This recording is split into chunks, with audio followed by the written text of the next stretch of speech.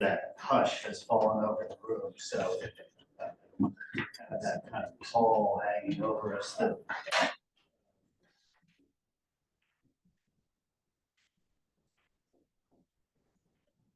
So my name is Lloyd Axworthy. It's nice to have you all here. I'm director of the Ralph Bunche Institute for International Studies. It seems that some of you, Walter Dorn, at least in one instance, have been connected to the Ralph Bunche Institute since long before I came to the Graduate Center, and it was in another building on 42nd Street, which I never set foot in. So some of you have been connected, in other words, to the Ralph Bunche Institute for a long time. And of course, historically, it was basically an institute that studied and worked on the United Nations.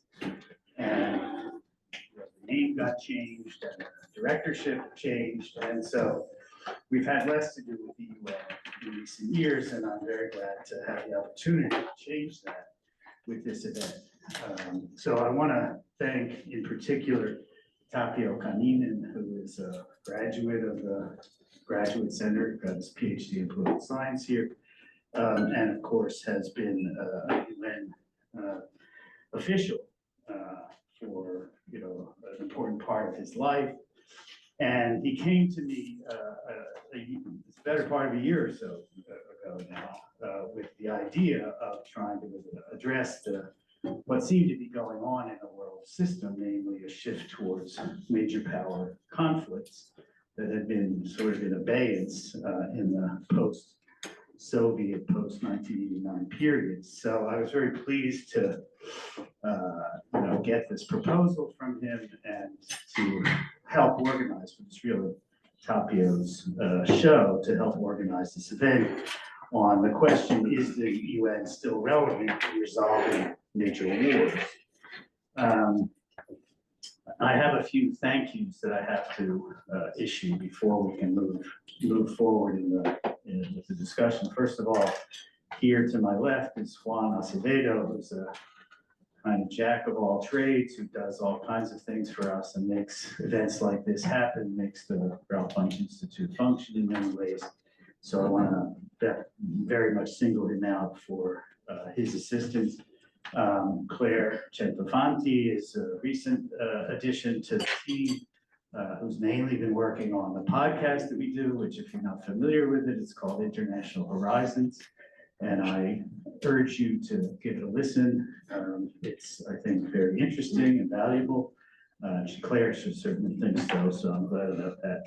So on that note, let me turn it over to our friends at the Friedrich-Ebert-Stiftung, who, when we went to propose this idea and this event to them, were very supportive and have kicked in a little support for the food and coffee that we're having. So we want to thank them for that. Let me turn it over to Michelle Burning, who is the director of the New York office. Thank you, John. I was just trying to frantically finish the FES participation list here. Sorry, this is our regulation. Very good morning. My name is Michael Koning. I'm director of FES here. And first of all, of course, let me add to the thanks by expressing my gratitude to the Bunche Institute for hosting us to the best breakfast in a long time. Thank you. And of course, thanks to all of you for being here. Thank you, John and Tapio.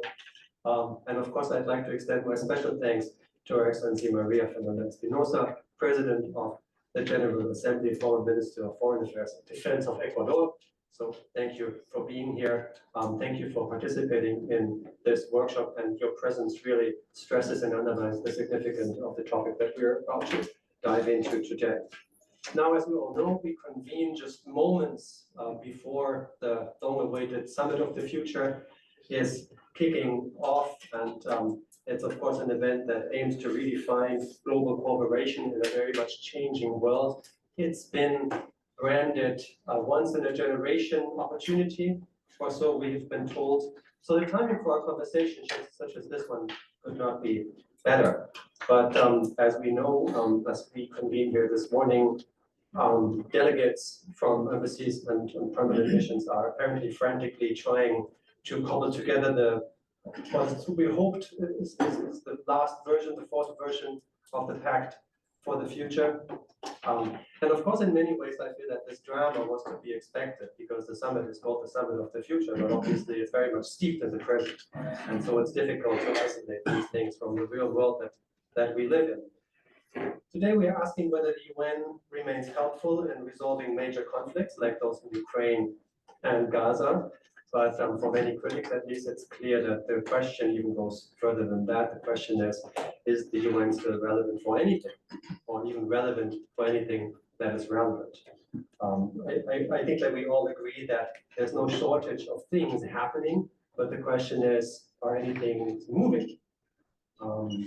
And at a time when multilateralism is under strain and international cooperation often feels like it's unraveling, it seems to me sometimes that we are having either the right conversation with the pact at the wrong time or the wrong time for the right conversation. But it seems that these two things, the discourse that we are having often at the UN and the world that we are actually confronted with, there just seems to be a mismatch. Now, of course, we believe in multilateralism, and it's crucial to manage expectations with regard to the summit. Also, just because we should not fall into the trap of negativity, or we could call it perhaps, the analytical defeatism, where we have a self-fulfilling prophecy of doom. That would not be helpful. And so I think it's important to understand that at some crucial junctures in time, even just to have a conversation and an informed debate is what matters. So without further ado, and with this kind of setting the stage for the conversation that we are having today, I hope that we're having a wonderful time today discussing sometimes terrible questions. We are a very particular group that brings together expertise from a lot of different angles. And once again, I'm very grateful to all of you for joining us here today. And I'm very much looking forward to the discussion that we're going to have. Thank you. Great. Thanks, Michael. So it is indeed my privilege and pleasure to introduce our keynote speaker today, who Michael has already mentioned. Maria Fernanda Espinosa Garces is an Ecuadorian linguist, poet, politician, and diplomat. She was Ecuador's Minister of Foreign Affairs twice from 2007 to 2008, and then again from 2017 to 2018. She also served as ambassador and permanent representative to the United Nations in New York in 2008, 2009, and in Geneva, 2014 to 2017, as well as Ecuador's Minister of National Defense from 2012 to 2014. She's also a proud alumna of Rutgers University, I learned in our conversation just a few minutes ago. In June 2018, she was elected President of the United Nations General Assembly for the 73rd session by a 2/3 vote of the member states, becoming the fourth woman in the 73-year history of the United Nations to be elected President of the General Assembly. Please join me in welcoming her to our gathering today.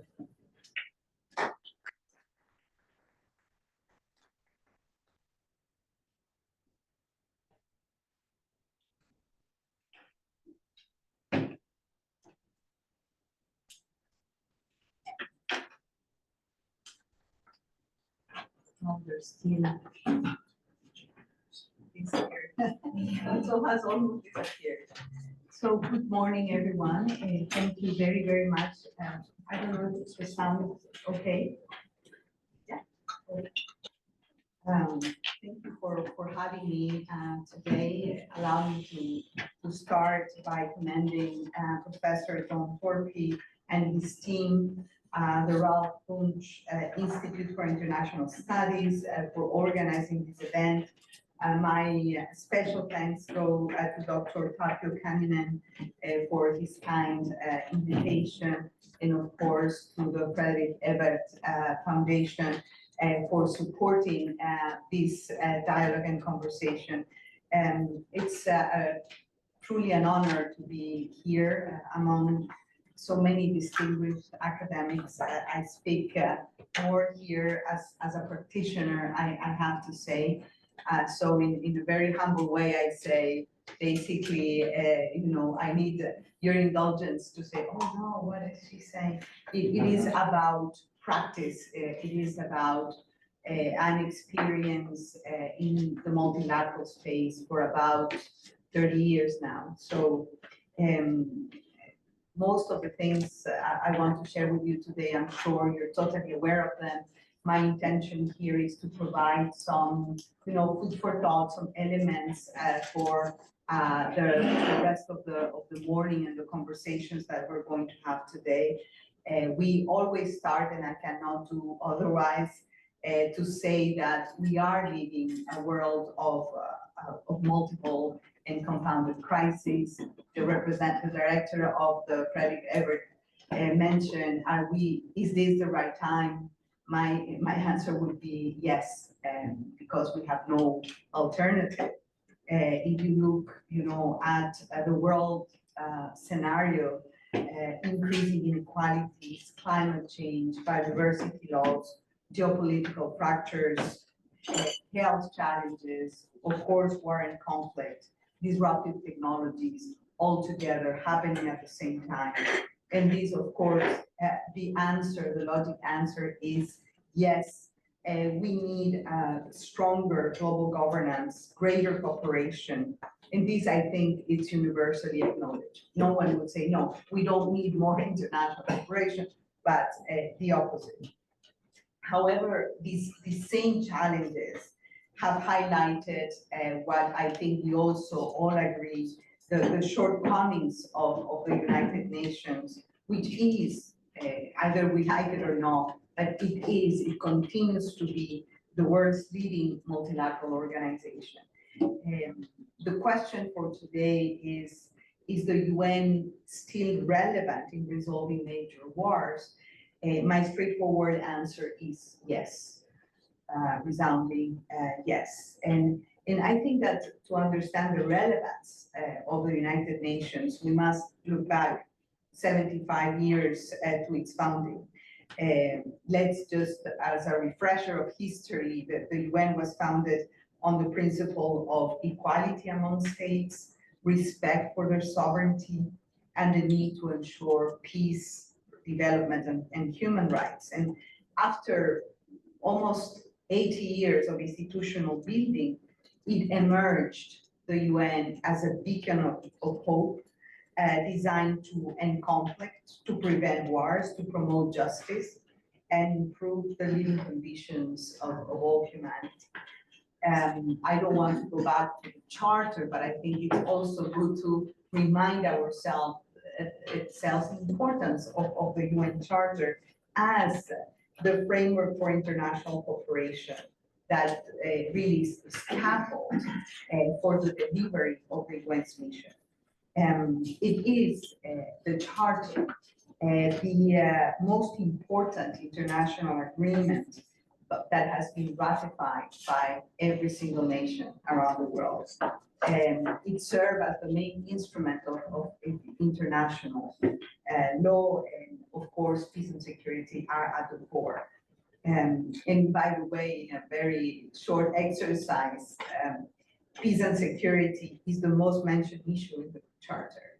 It's mentioned 33 times, and compared to development, 7 times, human rights, 9 times, just as a very small exercise.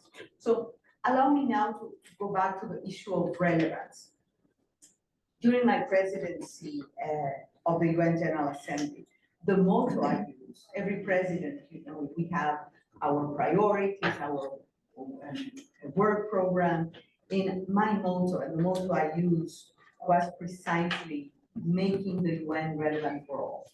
That was my phrase. So I'm obsessed with the issue of relevance. Not only relevant, but relevant for all. And basically, by all, I meant the people the organization is meant to serve. The poorest, the disenfranchised, the victims of conflict and war, people forced to leave their homes, and the list is long, and unfortunately it keeps growing. And today I would like to invite us to reflect on 3 issues. First, the UN, to reflect about the UN as an irreplaceable platform, we don't have a plan B. And that's, I think, the first idea. The second is to reflect upon the changing definition of conflict and war. And third, the need to unpack the concept of relevance. What do we mean by relevance? And basically, our impulse, and this is common among us, among UN nerds in a way. When we say, the UN is failing in not solving, major wars, and the impulse is to say, okay, we need to reform the Security Council. Well, yes, we need to reform the Security Council, but not only that. I think we need to retool the entire system, and that's basically why I believe we live a unique time, a time of opportunity. Let me go to the first question I addressed. The UN as an international universal platform for conflict resolution, conflict prevention. Again, it's the only one we have, whether we like it or not. So beyond discussing its relevance, of course, it is crucial to remind ourselves that the United Nations is the only functioning body, with its flaws, of course, able to intervene almost anywhere in the world backed by international law and with a hardly gained and always disputed legitimacy. The UN apparatus and the humanitarian international law are existing frameworks which resulted from past atrocities. And that's what humans have come up with. So the UN itself is the result of two major wars, as we know, which almost led to the nuclear wipeout of humanity. I recall vividly in 2022, Guterres reiterated the crucial importance of not committing what he described as a suicidal mistake, and recalled, and I quote him, "We need the Treaty of Non-Proliferation of Nuclear Weapons as much as ever." So this is not an issue of the past. So looking back, we can assert that historically, the UN has had a long track record in addressing conflicts and their humanitarian consequences, from disarmament to combating terrorism, conflict prevention, peacekeeping, peace building, etc. It has also contributed to disease prevention, gender equality, education, humanitarian assistance, the rule of law, etc., etc. We have seen in situations of conflict where the UN delivers supplies, shelters for those affected by wars and natural disasters, looking after generations of refugees worldwide. It has a network grounded in regional offices, etc., etc. We all know how the UN works on the ground, and I would say no other international organization has the structure or the capacity to respond as fast as this regional office. We only count the lives of UN staff that that we have lost during the current war in Gaza, for example. So basically, the other issue that we really owe to the UN system is a robust legal framework that addresses war crimes, that looks at the issue of impunity, etc., that has the tribunals, such as the International Tribunal for the former Yugoslavia and the International Criminal Court. So there is a scaffold out there that is supposed to be delivering in situations of war. The issue of arms control, disarmament, which is not an easy topic again, because we have seen many failed negotiations, many unachieved, such as I was ambassador in Geneva, the Conference of Disarmament. I don't need to tell you, how worn out it is, how dysfunctional it is, but the structure is there. So I think that, and we have seen the UN work on new issues like outer space, et cetera, the issue of new technologies, artificial intelligence, et cetera, et cetera. And we have seen that one of the outcomes, expected outcomes of the Summit of the Future will be the Global Digital Compact. So some things are here obvious of what I said, but I think that we have to remind ourselves that the UN has acted and still acts as a forum where diplomacy can reduce the likelihood of war. It has established the legal frameworks to guide international law, and it has the capacity to mobilize governments, raising public awareness and political pressure. Just like Churchill's famous quote on democracy being the worst form of government except for all others, the UN, if you allow me to be colloquial here, is what we have. And of course, we cannot, como se dice, resignarnos, we cannot just give up and say that's what we have. Of course not. And you can tell me, and I would say yes, but the UN is failing in solving Ukraine, in solving the Middle East, and so many other wars and conflicts. I sit in the Board of Trustees of the Crisis Group. It's our, everyday bread and butter to look at the 100 conflicts, the 90 conflicts, the wars that are going on. And there are many more. Of course, headlines are on Ukraine and on Middle East, and rightly so, but there are many wars taking place as we speak. And these, of course, as I mentioned, are indicators of greater challenges. And not only we need one more seat, permanent seat at the Security Council, this is not going to solve the situation. We are talking about an outdated institutional scaffold for an ever-changing geopolitical reality, a new multipolarity, new forms of influence and actors in the power space. And that is the starting point, I think, of all of this. My second point, as mentioned before, is the issue of the very definition of war, because it has dramatically changed. Contemporary conflict dynamics should consider cyber warfare, environmental related conflicts, hybrid warfare, beyond traditional interstate disputes. There are emerging threats such as climate change, pandemics, the migration crises, resource scarcity as new forms of conflicts and drivers of war, and threats to peace and stability. So the question is therefore, what do we mean by major wars? How do we defend nations against enemies who are undefined, non-territorial, and global? If most of the wars are hybrid, which framework should we use to go beyond the states and their armies? Because it's nation state, army, war. It doesn't work like that anymore. And here I'm speaking about military factions, hackers, and other hard to define entities. There is a new nomenclature of who are the actors involved in wars. And that includes, for example, the privatization of security and international mercenary groups operating in ongoing international conflicts. And this is yet another challenge that the UN has to face when rethinking itself.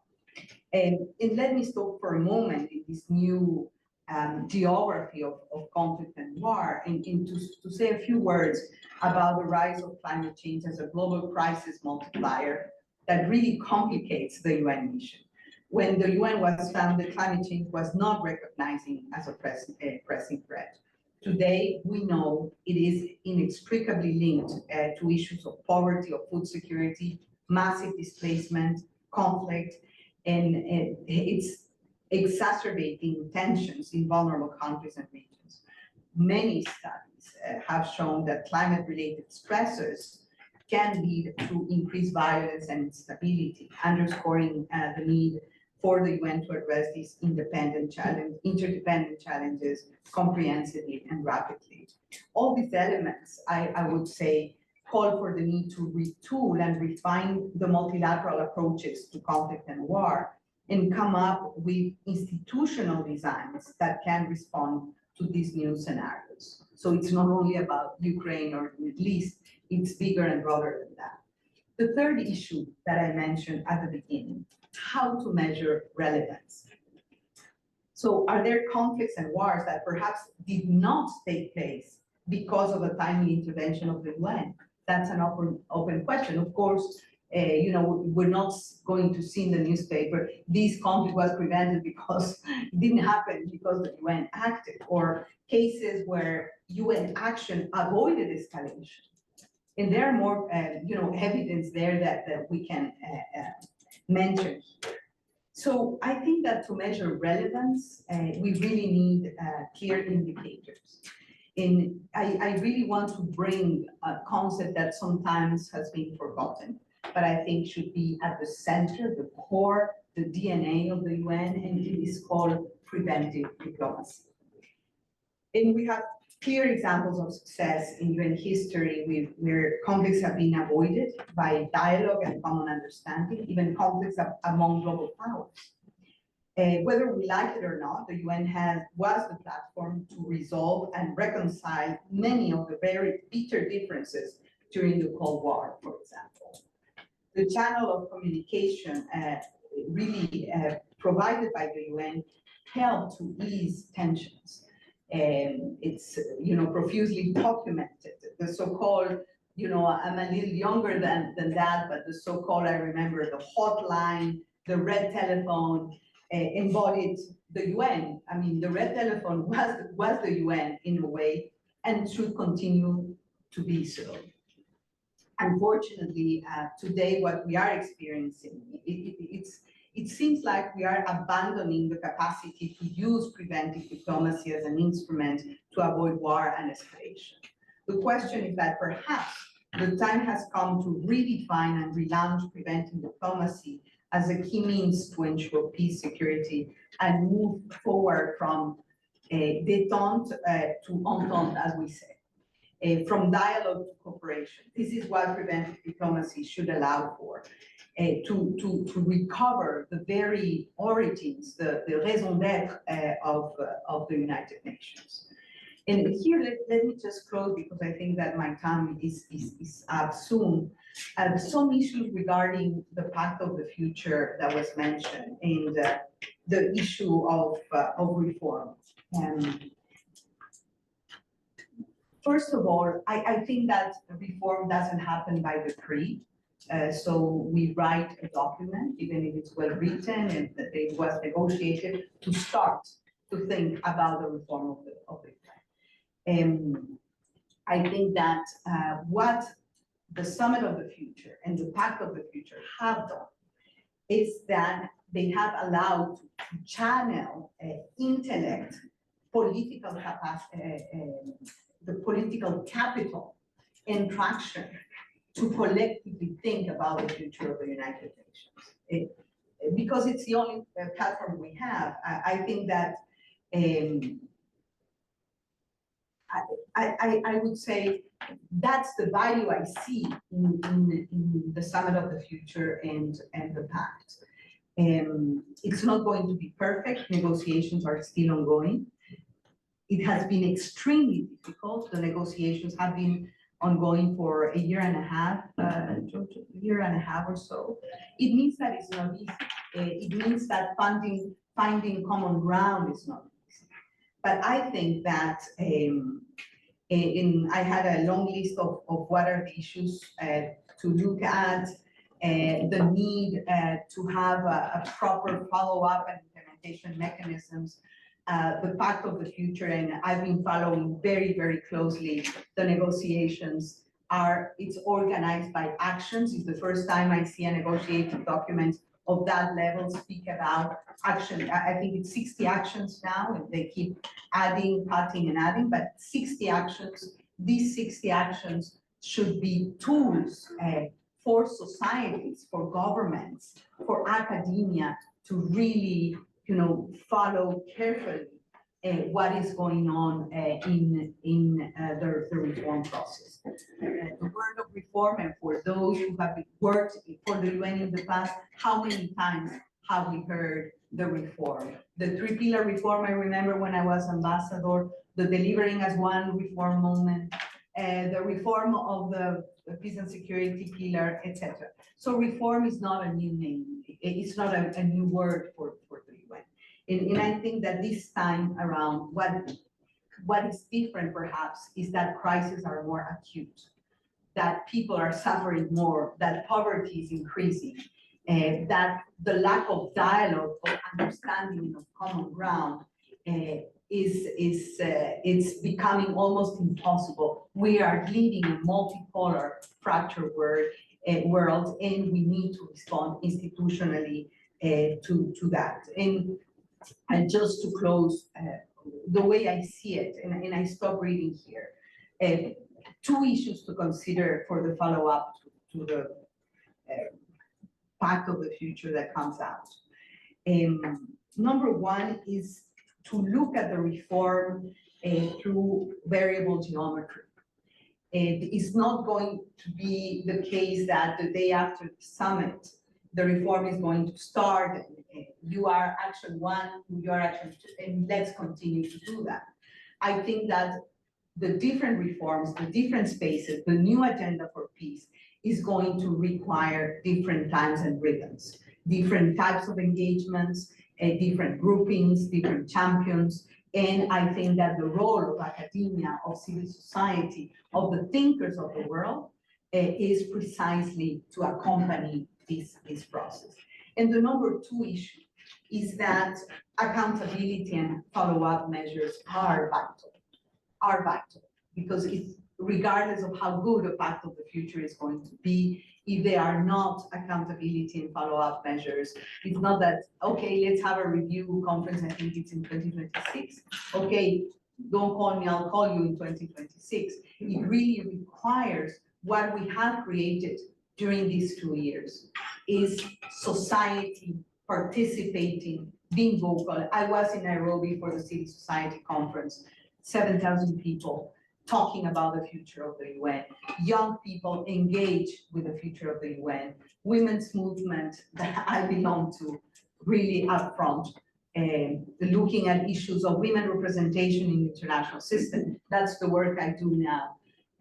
We need a female Secretary-General next time. We should need, to look at the most representative body of the UN. In 79 years, 4 female presidents, not good enough. And so there is a lot of groundwork that needs to do. Some is more on the symbolic front, some is on the quality front. And here, I would like to use the words that the director of the Frederick Ebert Foundation mentioned at the beginning. Every time, every conference, every space say, oh, the UN, useless, no, bad, no, this is not going to work. Oh, why the summit of the future? Words, words, words. First of all, we need words. We need the narratives. We need to understand where we are and where to go.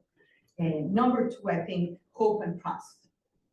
These are the most precious and necessary ingredients in the fractured world. Hope and trust, which is not naive. I would say that hope and trust are political tools, are catalysts for building a fairer and more effective multilateral system. So these are the two political categories that I would like to leave you with, hope and trust.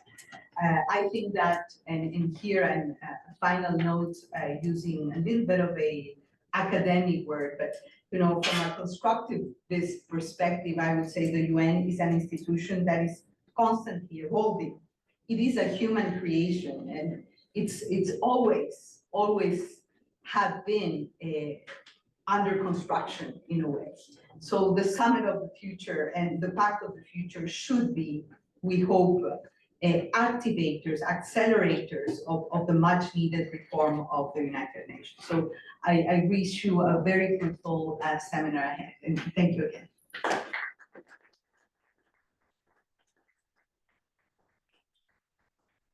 I'm reluctant to deviate from the agenda so early in the day, but Her Excellency did offer earlier to take a question or two. So if people can be brief, maybe we can do that. But brevity is the soul of wit, so. Walter. We have to say, being solutions oriented, what do you think about expanding Uniting for Peace on the Security Council's deadline in your one? Well, I think in my experience, it was extremely useful. It's a tool that in the past perhaps wasn't used as much, but now it's been used more and more frequently. This was a resolution of the 1950s, as you know, but I used it myself a few times when I was president regarding Hamas being declared a terrorist group at the time, and other situations where when the Security Council was deadlocked, the Assembly was very, awake when there was a veto on a resolution on climate change and conflict. We brought the issue to the discussion of the General Assembly. Now we have even a complementary and better tool, which is called the Liechtenstein resolution. I was going to speak about that, but I didn't have the time. And I think it's working. It's being used, and unfortunately, more and more frequently, because we see that the ability of the Security Council to agree on very fundamental things is not happening. And here again, there is so much hyper on the Security Council reform agenda for 20 years. I was ambassador in New York when we passed the resolution creating the IGN, selecting the first chair, and at the time, perhaps with less experience, said, now is the time, the negotiations are going to start. And several years after, we find ourselves where we are. The problem is that for me, the issue of the composition of the Security Council is a very tiny part of the puzzle. The working methods of the Security Council, the accountability mechanisms, the follow-up spaces that are designed for the Security Council to operate and work, the role of the relationships between the principal bodies of the UN should change. The power balance between the General Assembly, the Security Council, ECOSOC, and the justice system, the international justice system, the International Court of Justice. So this should be seen as an entire institutional ecosystem that needs to be refurbished, not only the Security Council. Madam President, thank you for. Can you introduce yourself briefly? I really thought I didn't need to introduce myself. I've come down to the world. Madam President, I had a long career in the United Nations. May I ask you to repeat for the benefit of those around the table, the answer that you gave to me at the beginning before the conference started. I ask you, did you as president have occasion to exercise your good offices in relation to a dispute or a situation between two countries? And you answered in the affirmative. So if you would just tell our colleagues, because I think that the answer you gave is very relevant to the discussion we will have later today about the possible role of the President of the General Assembly. Thank you. Thank you for your question. Again, I think number one, we tend to downplay the role of the President of the General Assembly. And I soon realized that 1 year to preside the General Assembly, it's a design because you really do have power to make things happen. And once you realize the power you have, the next president comes in. And the truth, and I think this is an issue again of power balance between the Security Council and the General Assembly. Yes, as I said, it's not that I use my good offices to prevent a war or something. It didn't happen, fortunately, but I think that the President of the General Assembly, protocol-wise, is the number one, is the person that represents the organization. And that embodies the will of the 94 members of the United Nations. That's a fact. And then the relationship with the Security Council, which is sort of a prime minister, and there are tensions there as well that this is not the space, but bilaterally I can mention, even though, my working with the Secretary-General Guterres was a gift for me. very concretely, at some point, I had to intervene between Armenia and Azerbaijan for a negotiation on a third issue, but the energy was brought by the two member states to make things difficult on something that we needed to approve. Or I had to do some groundwork when the idea of bringing peace to the Korean Peninsula started to emerge during the Trump era, quite honestly. So the silent diplomacy of the President of the General Assembly is extremely important. Believe me, if I told you all the unlockings that I had to do, all this quiet diplomacy work to approve the Compact on Migration at times when the issues of migration in Europe, in the United States, and many other parts of the world were so complicated. And we were on the verge of not having an international instrument on migration, which in the 21st century, I think would be extremely complicated. So it's a constant, it's a permanent work. You know, to kickstart what we are experiencing now, the 75th anniversary process, only the modalities resolution for the 75th process that led to our common agenda and then led to the Summit of the Future. I was obsessed to start, not to organize a party for 75 years. I tried to organize a sustained process of reflection that would lead to where we are now. And I was desperate to start the process because you don't know, it's so short, the presidency is so short. And the truth is, it took us 6 months and a half to negotiate a modalities resolution for the 75th anniversary, because it was to kickstart a process, for what we are experiencing now. So I would say the office of the president, the role of the president of the General Assembly is extremely important. And I know a person that is doing a PhD research on that particular issue. And I will put you in contact with the person. Gracias por su razón. Thank you. Gracias a usted, Excellencia. Thank you very much. Okay, so on that note, we should move to the first panel. We're not actually going to change seats, I don't think. I think we can stay where we are. The first panel addresses the question, could a UN transitional administration or other UN tools be used in resolving or freezing the Russia, Ukraine, and Hamas-Israel wars? And we have two presenters and a commentator, and we'll start with Dr. Jean Krasno, who is a colleague here in the CUNY system. She's a member of the faculty in the Department of Political Science at the City College of New York. At CCNY, she teaches courses on international law, international organization, peacekeeping and negotiation, and nuclear security and non-proliferation. She's also a part-time lecturer at Columbia and at Yale, where she teaches broadly about the UN. She is another proud CUNY PhD.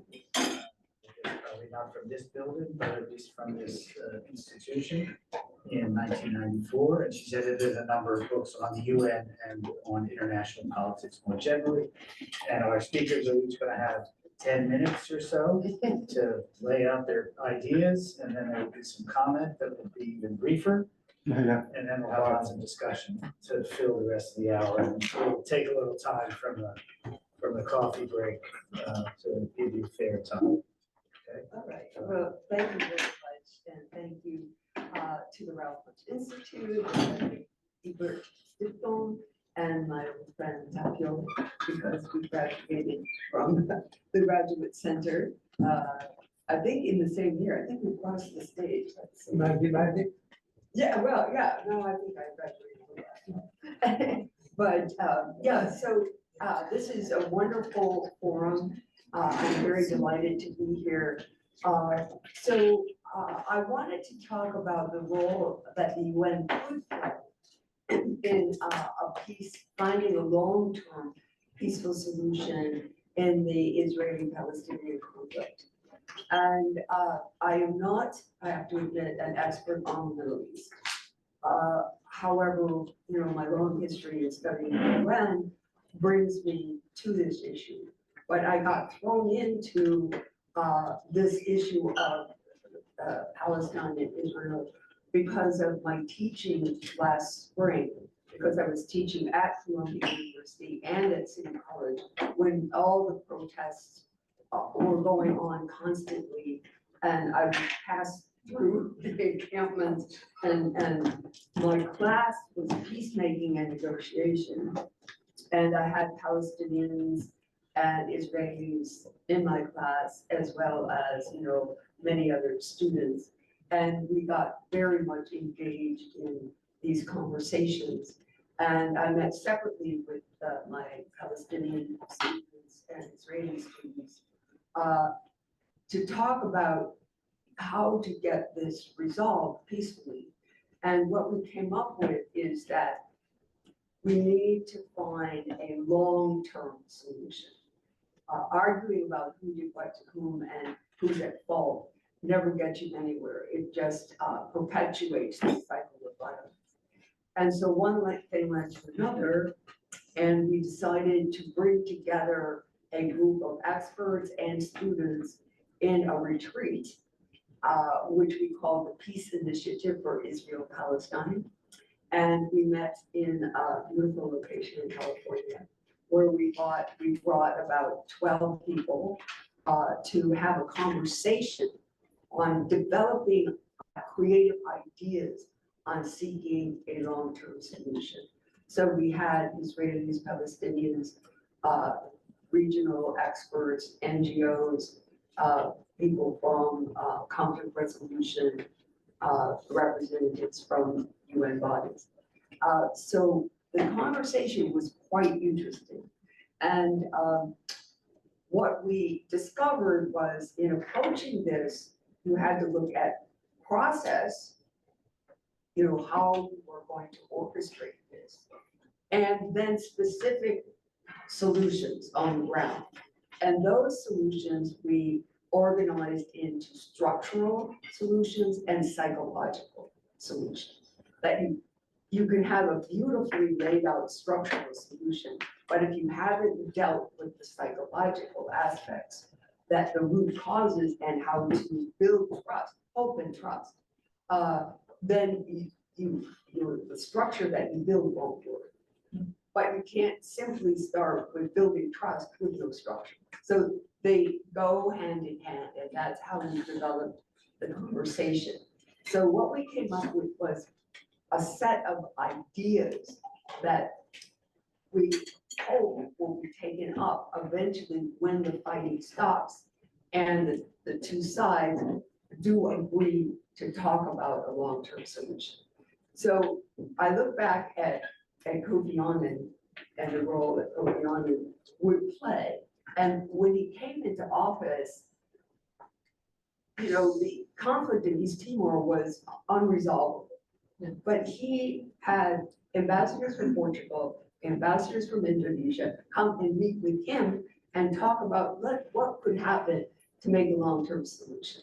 Then the government fell in Indonesia, and you had President Habibie, and Kofi Annan already had this platform to the window open, and he moved right in. So that's what we were trying to do. We know it's very difficult to imagine now, but we also agree that without a long-term goal, then you just say, oh, it's hopeless. Yeah. And then you don't think about what could be done and the details that you have to put in place to make something happen. So that was the goal. So in the process part of it, we looked at, I hope somebody's timing me. Okay. 5.5. Oh. All right. But in the process part, we looked at who, in terms of governments, countries, international organizations, NGOs, would support the creation of a two-state solution. And we actually came up with this concept that in order to find a long-term solution, you really do have to start with creating a Palestinian independent, sovereign state governing itself.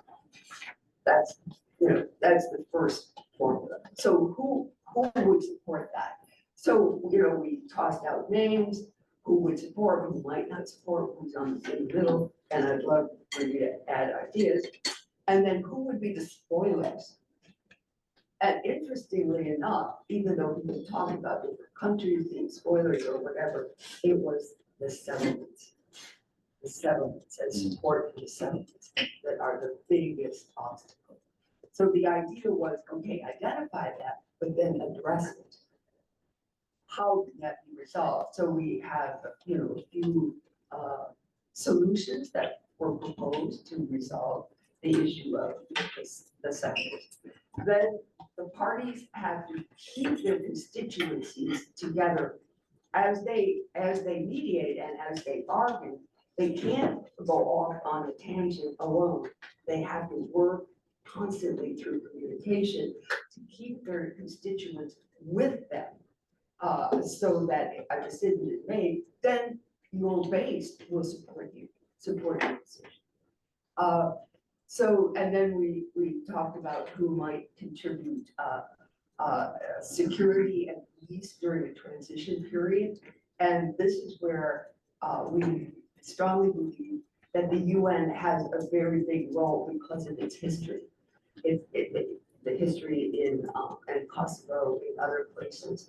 And for the legitimacy of this moving forward, we suggest that it should be authorized by the UN.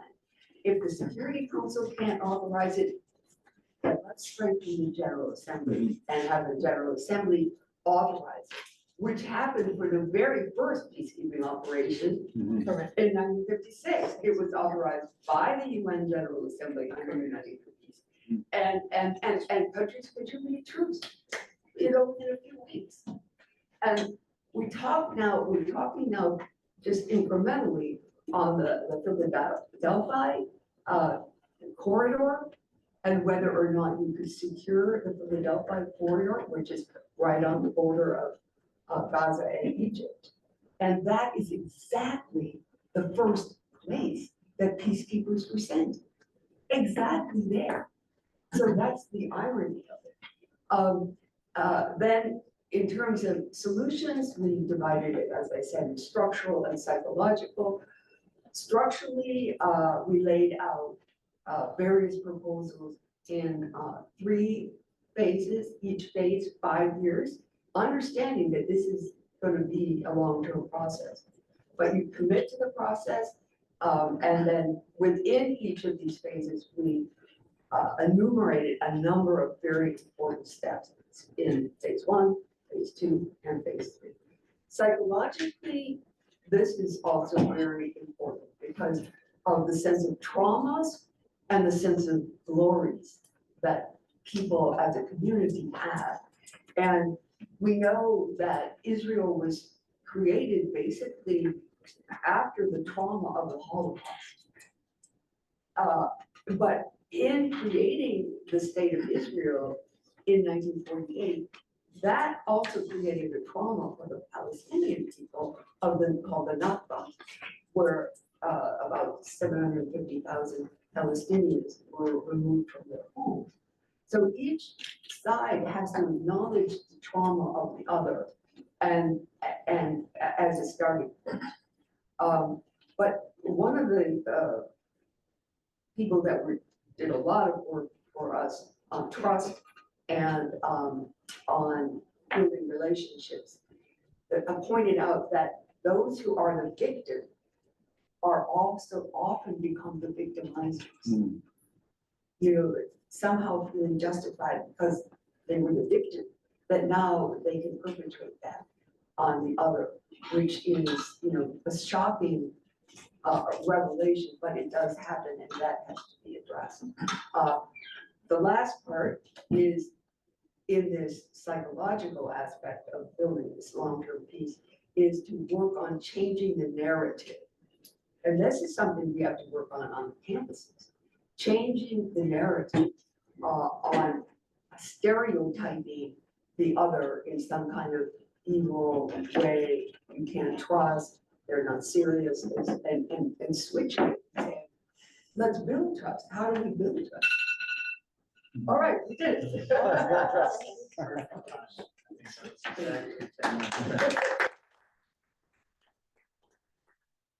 Okay, now we have from afar, from London, I believe, Jesse Barton Bronisova.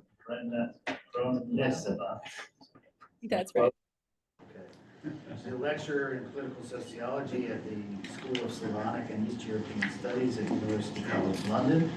Her work focuses on Southeast and Central Europe. She was previously a Marie Skłodowska-Curie Global Fellow at the University of North Carolina at Chapel Hill and at Ca' Foscari University in Venice, funded by the European Union. From April to August 2023, she was a visiting fellow at the Institute for Contemporary History of the Czech Academy of Sciences. And from 2019 to 2021, she was ESRC postdoctoral fellow at the Oxford Department of International Development. And she's going to speak to us today about lessons from the former Yugoslavia to Ukraine, about UN-run territorial administrations. Thank you for joining us, and we look forward to your remarks. Thank you so much. Can you just give me a thumbs up if you can hear me fine? I hope that. Excellent. Thank you so much. Thanks for the opportunity to speak, and many thanks to Tapio and John Torpy for organizing this timely event together. And I'm really sorry that I couldn't join you in person, but the term's starting here in London, so there's lots of teaching and generative AI discussions that we're having right now. So as was already said, my remarks are directed at drawing out some lessons to learn and especially unlearn from the former Yugoslavia with relevance to Ukraine. And I especially want to focus on international territorial administrations, but I also want to say a few words about transitional justice. This is also something I should say that Dirk Moses and I worked on a couple of years ago when any type of discussion of peace negotiations and the inclusion of international territorial administrations into the recipe for peace in Ukraine was rather taboo. I think the discussions have moved forward somewhat since then. I also first want to stress that although the two cases dramatically differ, notably in the fact that Yugoslav wars were part of a breakup of a multi-ethnic states and did not involve a UN Security Council member, the similarity is certainly in the engagement and involvement of various international actors, not only the United Nations, but many others. Indeed, as most of you are aware, as some of you were even part of this, the former Yugoslavia saw some of the most far-reaching international engagement of various actors in Europe after the Second World War. Not only the United Nations, but also organizations such as OSCE, EU, NATO, ICRC, but also the establishment of new institutions that have become part of our international governance landscape. I want to stress the role of the International Criminal Tribunal for the former Yugoslavia, or the current chambers for Kosovo, but also the important International Commission for Missing Persons. When we get to international territorial administrations, I think it's important to stress that they typically serve one of two purposes. They can manage conflict and sovereignty claims over a territory leading to a future resolution, or they can provide governance where there is none or is lacking. I think we could argue that Ukraine, they could fulfill both of these functions at different times. So what are the lessons that I think we can draw from Yugoslavia? I think there's many, but for the sake of time, I'll focus on 5. So the first one is that the time needs to be right, and that's an obvious one. And ideally following some sort of what sometimes conflict scholars would call mutually hurting stalemate, and are usually part of some sort of a peace package. They can be extremely useful trust building and security building roadmaps, especially when military solutions have run their course or after some sort of a military operation that was successful for either of the parties. Of course, the lessons from the former Yugoslavia we have are that the battlefield, but also domestic stability, directed the appetite for negotiations of any sorts. Slobodan Milosevic agreed with negotiations during the Dayton Peace Agreement in Bosnia only after Allied military strikes and only after Operation Storm and Flash in neighboring Croatia, and when he was domestically weakened due to hard-hitting economic sanctions that really brought Yugoslav economy on its knees. He also abandoned separatists in Croatia and led Eastern Slavonia in Croatia to be run as an international territorial administration when he realized he could not effectively control the local Serb leadership, separatist Croat Serb leadership, I should say, and that was already during the war. So Dayton to him, so the peace agreement to him, was a way out of an increasingly precarious situation where he could still score some victories. And I think many people would argue that the biggest victory that he scored in Dayton was the creation of Republika Srpska and the fact that it still exists to this day in Bosnia and Herzegovina. But I think it's Eastern Slavonia in Croatia that I find the most instructive case for the discussion today.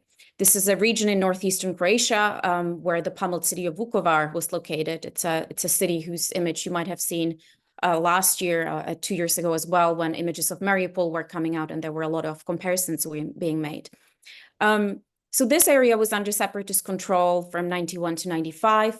And although Belgrade never officially recognized it or annexed it in the way that Russia did with Donbas or Crimea, it did supply it with weapons and it supported it. And Eastern Slavonia remained at potential very explosive points because it had a large Serb population. But an agreement was reached, a UN-mediated agreement in 95, which formed the basis of one of the most successful UN missions ever run from 96 to 1998, the United Nations Territorial Administration of Eastern Slavonia. The reason why it was so successful was that it worked in close cooperation with others. It had a clear mandate and it worked closely with local groups. And it had a very focused mandate on security and local governance as well. And the fact that Eastern Slavonia was peacefully reintegrated into Croatia, despite everything that happened before then, is all but forgotten today. But I think it really deserves a lot more analysis than it's been given. Related to this, the second lesson, which I think this case also shows, is that the best international territorial administrations that we've seen in the former Yugoslavia had clear, enforceable peacemaking mandates with clear sunset clauses and left governance to local institutions in particular. Much of the problems that we see today in Bosnia and Kosovo are generally down to contested legitimacies of the created ITAs, unclear timeframes linked to changing conditionalities, as well as imposed legislation that could not translate onto the local context well. We see many cases in Bosnia where German laws were taken over and were not well translated into the Bosnian legal system. It's also suffered the problem of various duplicating efforts of international actors whose priorities changed over time, leading to various types of dependency syndromes and parallel governance systems. So it's become a bit of a joke in Bosnia these days that Dayton is the original sin of everything. It's currently blamed for all wrongs in Bosnia, from potholes to secessionist threats, which is obviously undeserved, but it has become a bit of a scapegoat, if you like. But it was a stunningly successful effort in stopping the war. And I think, again, people forget that actually violence of any sort went dramatically down in Bosnia. Is one of those cases where once the agreement was signed, violence basically stopped completely. So I think what lessons this brings to Ukraine is that I believe ITs should be part of any sort of peace negotiations, if that's possible, especially obviously for Donbas and Crimea. But it will be difficult to ensure that they have short mandates, they're very clear, they're very focused, and they mainly focus on peacemaking rather than stifling local governance by infringing on local sovereignties. I think the third lesson, which I don't think I need to talk much to this audience, I think it was already partially mentioned, is that legitimate and credible diplomacy is also built on at least some local public support for the negotiators. I think this is much more the case today, as policymakers are under a lot more public scrutiny than in the past. It is really hard to see President Zelensky negotiating a peace that Ukrainians would in any shape or form oppose or strongly oppose. But even in the former Yugoslavia, this was an issue and this was discussed. Various institutions gradually lost legitimacy, be it the Srebrenica issue with the United Nations, or the NATO bombing, and the fact that NATO is one of the most hated institutions today in Serbia, the 1999 bombing of Yugoslavia, I meant. So this has also led to the creation of various ad hoc contact groups and various efforts to negotiate a peace because no single institution had either enough capacity, appetite, or legitimacy to lead the negotiations. In Bosnia in 95, a modus operandi was found in having individual representatives from the most involved parties meet, locked down, and negotiated in Dayton, as you all know. Today, the way that most Bosnians would be looking at this retrospectively, obviously, is, but even at the time, it was called an unhappy peace. And it was seen as the peace that was negotiated about us, without us. But it's still a peace, and it fulfilled the function of stopping the war. I think the model then what could also learn from this is that the Peace Implementation Council, which oversees Dayton's fulfillment, and the Office of the High Representative's work in Bosnia, which still exists today, consists of not only 55 members, where there are many countries, including Russia, but also a large range of organizations. So I think for Ukraine, a similar model might also be considered, but obviously with varied membership of countries that would not be so concentrated in what we might want to call the global north. Now, finally, I know I'm running out of time, but just 2 lessons regarding transitional justice. I think the peace versus justice debate that is also now being discussed with the view of Ukraine has played differently and in a very complicated manner in the former Yugoslavia. In Bosnia, peace preceded justice, despite the fact that the ICTY was created in '93. It didn't really have any teeth until later. Dayton was, after all, negotiated with individuals who were only later indicted for war crimes, Milosevic, Tudjman, so on. Milosevic in particular did not fear or face prosecution in Dayton the way that Bosnian Serbs did, which made it possible for him to negotiate peace.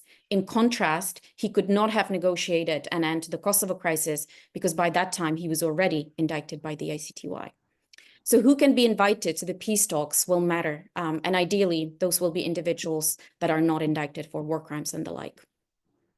And finally, and this is where most of my research lies, is that legal transitional justice, so by that I mean the ICTY, was highly symbolic, but it was also very costly and very slow in the eyes of the local population and was not generally backed up by any sorts of restorative and reparative justice. So international territorial administrations in the former Yugoslavia were closely tied to conditionality that was linked to the ICTY. This had too many problems that we can't really go into detail, but it is true that after 3 decades, some of the key orchestrators of the violence were locked up. But I think we have enough evidence to say that legal justice obviously did not bring positive peace or reconciliation. And obviously we could argue that wasn't even the aim, but it was certainly seen like that. But what was missing in former Yugoslavia were any sort of restorative and reparative approaches to justice and victim-centric mechanisms, which should be and should have been at the forefront alongside legal justice.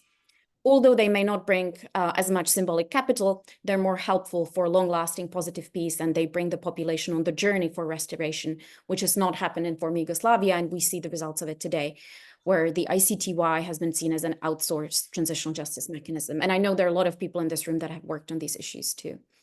So having said all of this, Yugoslavia was a different kettle of fish in terms of global repercussions, as there is a talk of Ukraine being a systemic war. It also unraveled in the context of a functioning Security Council and at a time when the trust in the world liberal order was on an upward rather than a downward trajectory as it is today. But I strongly believe that Ukraine could and should be part of the restoration of faith in international institutions such as the United Nations that really should be, in my view, at the forefront of the peace negotiations today. Thank you very much.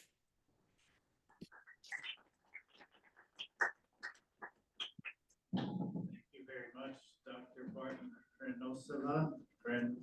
Kronoseva. Thank you very much. And now we have time for some comments from Walter Dorn, whom I've already said a little bit about.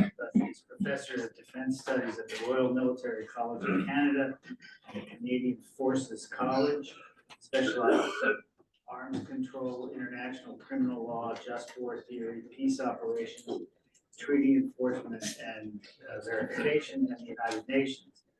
He's an operational professor, which means he participates in field missions and assists international organizations, such as having served as a consultant with the UN's Department of Peacekeeping Operations, including in 2014 as a member of the expert panel on technology and innovation in UN peacekeeping. 2 of his books are Air Power in UN Operations, Wings for Peace, published by Ashgate in 2014, and Keeping Watch, Monitoring Technology and Innovation in UN Peacekeeping, in UN Peace Operations, published by UN Press in 2011. So thank you so much for coming all the way from Toronto. And we look forward to your remarks. Well, thank you. Thanks for the book plug. It's really fascinating to hear these presentations at the leading edge of thinking about the UN.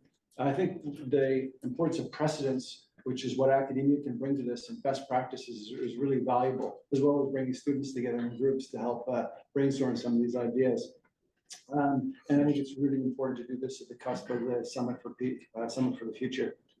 We have to admit that the conflicts of today are not quite right for solution, but that's exactly the time we should be thinking about the solutions, get them in place so that when the openings do come, you can be ahead of the curve and be able to come up with ideas when they're most needed, because they're usually in a flash.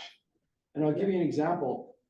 Lester Pearson had been thinking about implementing Chapter 7 provisions on a UN force to be able to do enforcement action. And it was a collective measures committee at the end of the 1940s.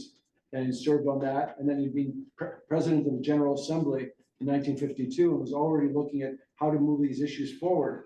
So when 1956 came, he had the opportunity to say, we've already thought about how you put countries together. Then there was a lead nation, Canada, and a general working with Ralph Bunche, who helped to put the first force together. And Ralph Bunche, of course, had all the experience of being in operational control of forces in Palestine, because when his boss was assassinated, the role came to him as being the deputy. And in fact, it's a quirk of fate that the Secretary-General of the UN has operational control of military forces, operational control in conflict areas on named operations, probably the second or third most forces under deployment is under the UN Secretary-General.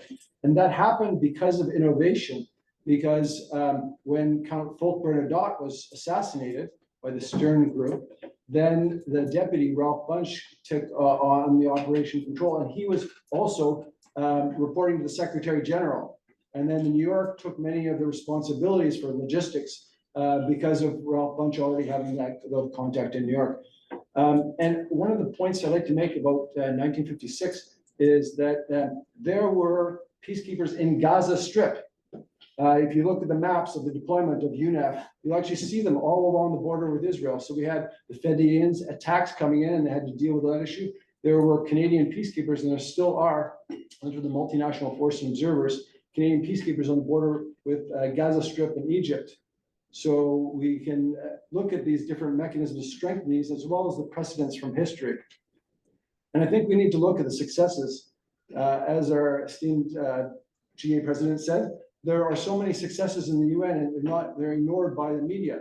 But if you look in Timor, I worked as UNIMET for the referendum, they call it popular consultation in Timor. I was deployed in Suez.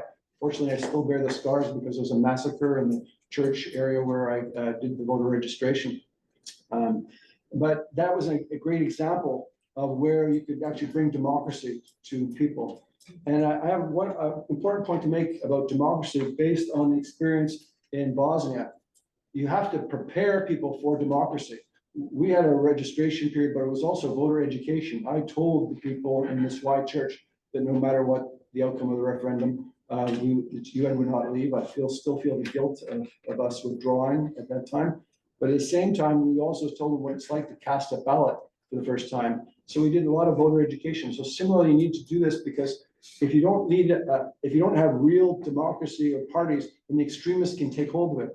So I think that in Gaza and obviously in Eastern Ukraine, you will need some sort of democratic action, because you'll need to do a period of transitional period so that people can get used to real political parties can start, and the extremists can't take advantage of their structures, which are reinforced by the violence mentality that they could impose that on this territory. So I think there are really good lessons to learn from Timor, from Kosovo, early UNTAs, with Jacques Klein Ambassador Klein playing an important role there as a benevolent dictator. And even further back, those of us history buffs, West Irian Jaya, West New Guinea, where the UN actually had 6 months transitional period. The Dutch turned it over to the UN, then the UN 6 months turned it over to the Indonesians with a request for a consultation later on.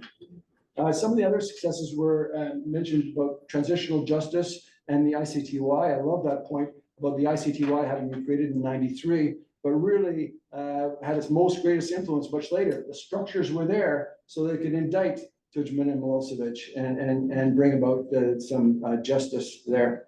And also the ICTR, when the Rwanda Tribunal was created, I never thought that it would have all the success it did to get all the main perpetrators of the Rwandan genocide, and a tremendous success for the UN with this institution of criminal tribunals. And now, of course, we have the ICC, which who would have thought would indict Benjamin Netanyahu and Vladimir Putin. It's just rather incredible. Okay. I just make the final points that I do think we can start to think about a UN transitional administration for Palestine, untapped. And it'd be really interesting to explore that. The slow option is expanding UNRWA, and the big option is going in big and having a transitional administration. We would primarily have to have Muslim troops deployed there, but there are Muslim countries that can do that, not only Arab countries, but Malaysia and Indonesia. And in Ukraine, you can build on the work of the OSCE. The Special Monitoring Mission had great experience. And I met with Alexander Hug, the head of the operation, at the operational level earlier this year to look at what the options were. There's just so much that we can learn from past practice. So this is really a great meeting to be able to think about these ideas and share inspiration. Well, thank you for those comments. And we now have about 45 minutes for discussion. And that was really intentional to leave lots of room for discussion. So the floor is open and I invite your questions.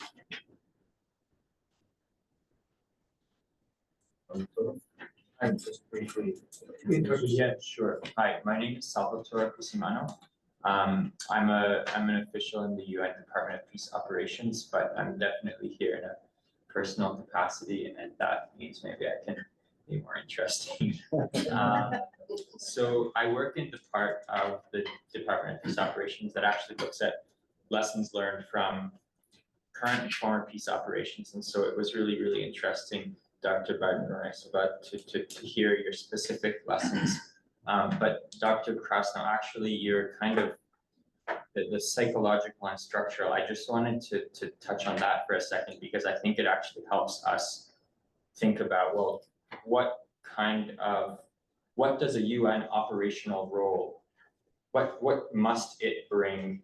And I think that the 5 lessons kind of actually could be meaningfully structured into psychological and structural. But on the psychological, I think from where I sit, I think there's a real sense right now that attacks on the UN's impartial image have really undermined the ability of the UN to provide psychological safety and a sense of psychological possibility to move forward in resolving conflict in conflict zones. And I was working in Yemen last year. I previously worked in Central African Republic, and the image of the UN, even in wars that you might call less than major wars, but are not less than major for the civilians living there, is unquestionably less than it used to be even 20, 25 years ago. The fact that we're having a conversation about the UN's relevance is proof in the pudding, I think. The second part is structural. I think the UN is still capable of living up to the structural demands of a situation like the one in Eastern Slavonia, for example, but also Gaza and Ukraine. But there is a trend, and it's come out during discussions around the Summit of the Future, the Pact, for a peacekeeping that is much lighter in footprint, that is more realistic and streamlined in its mandates, less ambitious overall. And that comes from, I think, some of the challenges we've had in mounting and concluding multidimensional peacekeeping operations in the last 15 years. But here's the other question that I would ask, in addition to the psychological one. What kind of size, what kind of weight does a UN operational presence need to have to be able to provide both that psychological and structural product? So those are the 2 questions I have. Is the UN at a point where it can provide the psychological? And if we're trending in the direction of smaller footprints, can we possibly mount the structural?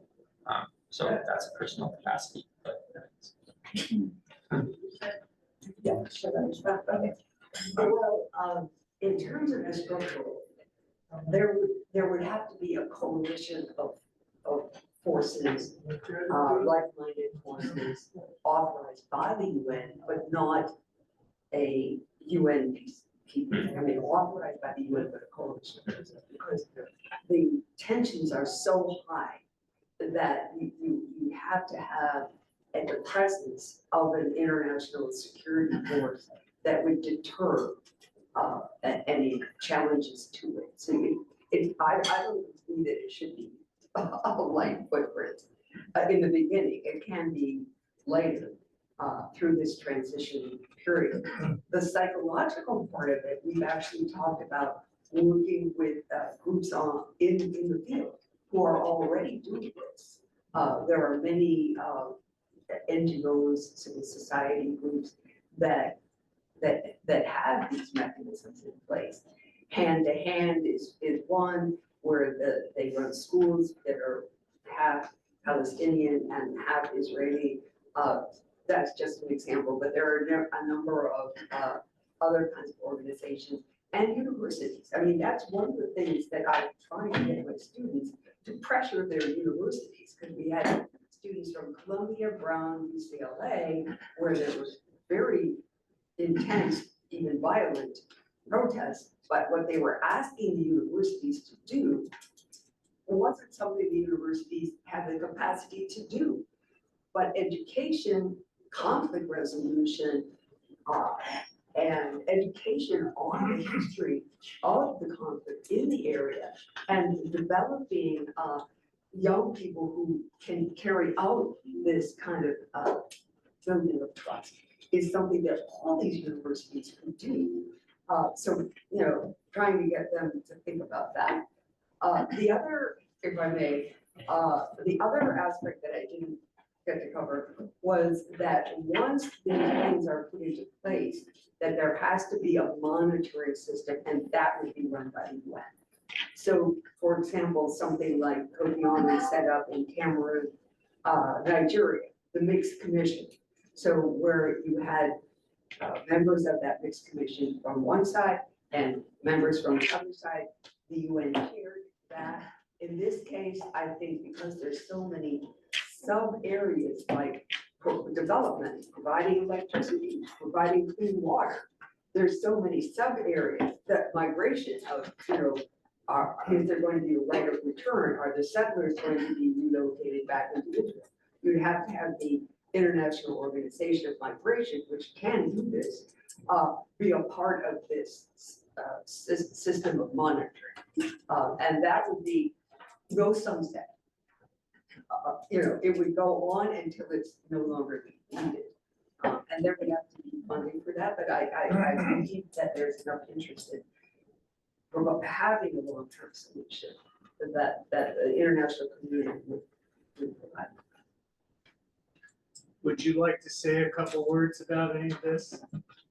Yeah, if I just may, about the image of the United Nations, I think I look at it as a little bit of a Maslow's pyramid. And so the fundamental need is in a way security and safety. And I think this is where it went slightly wrong in the former Yugoslavia, where there were quite a lot of failures with blue helmets, and we all know the stories, right? And I think that's where the image has kind of unraveled for the first time. But I think I just want to reinforce what I was saying, but I think it was just also mentioned by Professor Krasno now. I think it's the cooperation. I think UN has a lot of institutions within its system.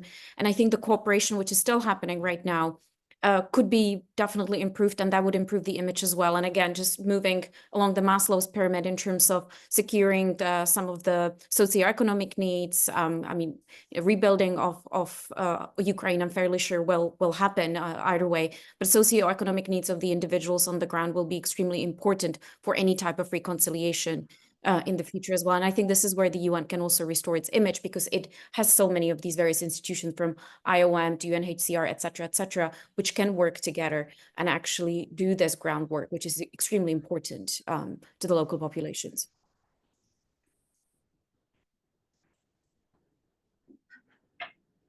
Okay, go ahead. Your Excellency. No, I've spoken a lot already, so, but I raised my hand, but it's not that I'm going to. say. Yeah. You had your hand up. And as I well. keep my hand up, but I saw many others raising hands. Okay, go ahead. I need to argue a point of view in the discussion. And I hope you will give me some space to argue this point of view. I have heard so far that in situations like the ones we are discussing, it is important to make the UN feel relevant. And I think that this issue is the role of the Secretary-General and the role of the President of the Assembly in helping to make the UN relevant is something we need to keep in mind. And then secondly, I heard in the discussion, Walter, you mentioned it, the concept of rightness. That even if a situation is not right, we can use the time to prepare building blocks for peace. And so I hold that concept. Having said that, I want to bring into the discussion three concepts that I think. There's an article in Foreign Affairs in 1994 written by a man named Sadia Tuval. And the title of the article is Why the United Nations Fails in Mediation. I spent 3.5 years in the Yugoslav peace negotiations, peacemaking and peacekeeping. And Sadia Tuval came to interview me for this article. And I invite you to read what Sadia Tuval has to say, because if you look at the Afghanistan peace negotiations that Diego Cordovez did, over a period of time, Diego Cordovez assembled building blocks that he could put into the final agreement. It took a while, but building blocks he assembled. First, if you look at the Iran-Iraq war, Tapio, who is here, he and I, we worked together. We were part of a task force supporting the mediators in the Iran-Iraq mediation process with Jan Ellison. I have a huge file of the papers we did. Well, now, it didn't matter what we did. The moment when the conflict came to a ceasefire was the moment when the parties were worn out. I had gone to visit prisoner of war camps in Iran and Iraq in 1988. And in Iraq, the legal advisor of the foreign ministry gave a dinner, and for some reason he sat me at his right. So during the discussion, this is relevant, I'm not telling tales, I'm talking about how the moment of rightness arrives. During the dinner, I asked him, sir, how are the talks with your foreign minister going with the Secretary-General in New York? And his answer to me was, they are going nowhere and they will go nowhere until your Secretary-General appeals to my president for a ceasefire. So that night I sent a cable to New York, and the Secretary-General made this appeal, and 2 days later, the foreign minister went back to Iraq. The point here is that the parties had worn themselves out. They were ready for. And then if you let me go to Jesse, if I may call you Jesse here, in 3.5 years, we couldn't bring a solution. Why? Because the United States was opposed to a solution until that point. I'm not judgmental about this. And the United States felt that the Serbs should be given a chance to defeat, the Muslims should be given a chance to defeat the Serbs, the other way around. So now into this discussion, I want to encapsulate it, comes issues of power, namely the distribution of power among the parties.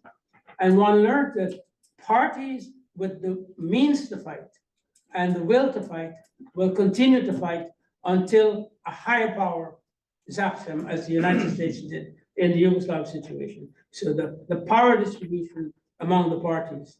Then secondly, the role of the great powers. And if the great powers are involved, you really can't, the United Nations really can't bring the parties to a solution until there is some measure of cooperation. I was at Dayton, and I met Milosevic several times. And at Dayton, Milosevic was already a weakened man. The power, because as you say, he had been beaten with sanctions, he had been beaten on the ground, etc. So that, and this agreement that you refer to, the Eastern Slavonia Agreement, I wrote the first draft of that Eastern Slavonia Agreement. And the reason for mentioning that is that when we put it on the table first, neither Tudjman, the president of Croatia, wanted it, nor Milosevic wanted it. When we went to Dayton, we went to see Milosevic. Milosevic told us, there will be no agreement here in Eastern Slavonia at this meeting. But while he was saying that to us, he was authorizing negotiations behind the scenes, etc. In other words, what, to encapsulate this, I want to say this. These three concepts, the power distribution among the parties, the role of the great powers, and ripeness. Until a conflict reaches the state of ripeness, it's very hard to solve it. But some very important things were said here today, that even while we're waiting for ripeness, we can assemble building blocks. Now, I want to conclude this by saying to you that, in my view, the United Nations does not have a role to play for the time being in either Gaza or Ukraine. You can challenge me on this, but I put it on the table and I stop there. Thanks very much. Okay, thanks very much. Anybody want? No. Volker, I think you. I'm not sure where, but Volker, Georgia. I waited so long with my comment that Bernie basically said everything that I had. That's good, because I do fear that I absolutely share your analysis that to me it's absolutely unclear what role the UN could play in those two conflicts based on the fact that none of the really important warring parties is interested in the UN to play a role. And that's a big difference from many of the positive examples that we heard before, where at least some of the warring parties agreed that the UN should play a role. This I don't see at all in those two big cases, Israel, Hamas / and Ukraine and Russia. And I know very little about the Yugoslavian war, but maybe Jesse, you can brief us quickly about the role that Russia played, the willingness to allow the UN to play a part.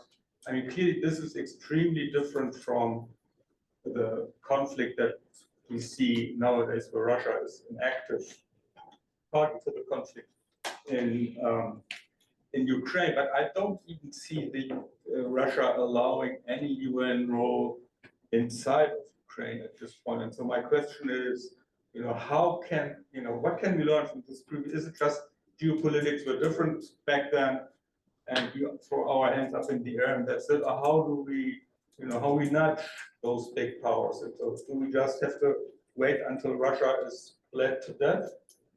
Do we just wait until Israel is either defunded by the US or, I mean, what are the other instruments of diplomacy or contact groups that was mentioned here as well to indirectly influence those stubborn war parties that apparently at this point have all the reason to continue and allow zero role for the UN at this point? This, by the way, is Volker Lehmann from the Friedrich Ebert Stiftung. But do you want to speak to his question, Jesse, if I may? Yeah, of course. Sorry about my last name. It's Czech. It's English and Czech. I'm guessing it's two last names. It's two last names. You're right. Just your point about what role, I completely agree with you. The role of Russia is the big elephant in the room, and it was already quite complex in the wars of the former Yugoslavia. Boris Yeltsin was in general siding with Serbs and Bosnian Serbs as well, and was blocking some of the efforts in one way or another, but didn't really provided any direct help. I mean, they keep continuing with the same diplomacy until today, if I'm honest. But they didn't necessarily block anything that was of any substantial importance. In fact, a lot of the resolutions that were then tabled were supported. I think the biggest, obviously, thing that to this day is being discussed is how much Moscow disagreed with the intervention in the former Yugoslavia in 1999. And we all know about what happened and the plane turning in the middle, and until today, the humiliation that Russia has suffered through that particular instance. And I think it was directly even mentioned in some of Putin's speeches. So I think one way, to your question about one way how to get Russia and being interested in the UN is, I think we must understand that a lot of Russian politics is about restoration of some sort of a grandeur and some sort of a symbolic capital that it's been losing, to be seen as a power that, for all intents and purposes, it's no longer recognized to be. And I think there the UN can play some sort of a role. It's obviously on shaky ethical grounds, etc. How do you negotiate? How do you bring them to your side? But I think really, if we were studying a lot of the discourse that's coming from Moscow, and a lot of it is there's a deep sense of victimhood, humiliation, and lost grandeur. And I think this is, someone was talking about the image and the discursive politics. There is a lot there to be explored. And I think this is something that needs to be borne in mind. And this is probably in the realm of diplomatic speech and diplomacy that is well beyond my pay grade. But I think there is something to be explored there in terms of how to bring Russia to the table. Yes. I haven't forgotten. One anecdotal element is I was in Bosnia after data with the United Nations with UNMIP, and there I saw the construction of that Holbrooke created, right, which is not working today, especially for Bosnia, as I think you said, because you have Republika Srpska very strong, the federation is very loose in a way, and the UN had only the police. We didn't have the peacekeeping or whatever administration there. And you could see that the Europeans that took over the office of the High Representative have also been making a mess in a way. So let's feel better about the UN if you want to feel bad, if others should also be feeling bad. The other thing is for who are the powers that also support, because if we narrowly interpret the UN as the Secretary-General, certainly we may not have a role in these two conflicts, but the Secretary-General should prepare the ground. In the past, it was with Lester Pearson, with Portugal for East Timor and others. So there is always a group of friends or a contact group that has to be created, and the Secretary-General should be working on that. And who will be in the future the ones who may be brokers like that? It used to be Canada and the Scandinavians. Now I think it should be middle developing countries and some middle powers from the north, hopefully. We'll see who are not in NATO, maybe for, I don't know, Ukraine and Russia. So, I mean, there is work to be done. And for the implementation, you certainly need the UN for something. But to achieve the peace and all that, probably you need countries that can be coordinated with the UN. So the lessons learned cannot be only for the UN to achieve, I think. And there, finally, for the Middle East, we had the quartet. What happened to the quartet? They're out of tune completely. But it was Russia, the US, and trying to balance each other. And then you put Tony Blair on top, and of course, there it goes. There it goes. All right, maybe we'll go around and collect some more comments and questions, but go ahead, Peter Hoffman. Great. Hi, Peter Hoffman. I'm based at the New School, just about 20 blocks south of here. And I was affiliated with the Ralph Bunche Institute many years ago when it was doing projects on like responsibility to protect. And I'm also a CUNY PhD. So I just wanted to say a couple words, actually, some of them build on the comments of Fernanda Espinosa about the new types of warfare. And what I wanted to suggest is that part of why I think the UN's role is so difficult in a place like Israel, Palestine, Gaza, is that it's not, the organization is not fundamentally engineered to address these types of conflicts. I mean, it makes much more sense with regard to Russia, Ukraine, that type of unabated aggression. But for, I think what we miss, one of the things we struggle with about Israel-Palestine is that, yes, there is a conflict between those two polities, but within each polity, there seems to be civil strife, maybe even of a higher magnitude. It's not World War I, it's not World War II. I think the historical parallel, if we need to draw one, would be something like the 30 Years' War, because you have so many different sort of proxy forces and different types of actors. So the UN, I think, has a hard time trying to recognize and resolve it on that aspect. I think in some ways, there's some obvious pressure points that have been revealed, such as the role of the moderate Israelis whether or not they feel that there is a future for them in Palestine should the conflict be resolved. And that addresses the aspects of Netanyahu and leadership and spoilers that Jean had mentioned. I also want to sort of pivot in a slight way and talk about how I do feel, though, the UN sees an opportunity here. And I think where we always identify a strength of the UN is its comparative advantage in addressing global public goods. And I think there is something here that hasn't been talked about enough in discussing the Israel-Palestine conflict, and that's environmental issues. The Jordan River is one of the most overtaxed waterways in the world. As we know, the conflict over water resources is really important in that area. Under the Golan Heights are water resources, there are aquifers in the West Bank. These are part of what drive the sort of strategic calculation of Israel. This is something that I think where the UN could sort of stake a claim where they're operating in terms of more of a global public interest for both polities addressing environmental aspects into some sort of peace building work. The other, I guess, the final piece I wanted to mention, and this also picks up on a comment made by Ms. Fernanda Espinosa, regards, she used the phrase relevant for all. I think that's a really, really elegant way of putting it, because I think one of the drawbacks that the UN faces in both Palestine and Ukraine is you're damned if you do and you're damned if you don't. If you don't do something about it, obviously the UN looks irrelevant, it looks weak. If you do something about it, there is a lot of concern around the rest of the world. Well, why not us? You know, why not Myanmar? Why not Sudan? These are also very large. I mean, Sudan's even a magnitude larger in terms of displacement. And this gets into questions of how the UN has performed. When we talk about sort of these glory, golden moments of UN peace operations resolving it, it's a very, very different international political moment. Several people mentioned multipolarity, right? The type of multilateralism you get under conditions of multipolarity is going to be very different. And I think I'd be curious actually to hear from our colleague who was in Mali, because I think when I talk to missions from the global south about peace operations, what looms for them is the case of Mali. And in there, you see almost an eclipse of the UN with Wagner, the Russian private military company, coming in. And we're seeing sort of a gears of change about how we address these types of conflicts. And the UN seems to, I don't know, be eclipsed, but seems to raise questions of relevance. So I'll stop there. Thank you. Okay, now I'm not sure who was first, but No, please. okay. And there's definitely a lot of food for thought here, but perhaps two or three comments.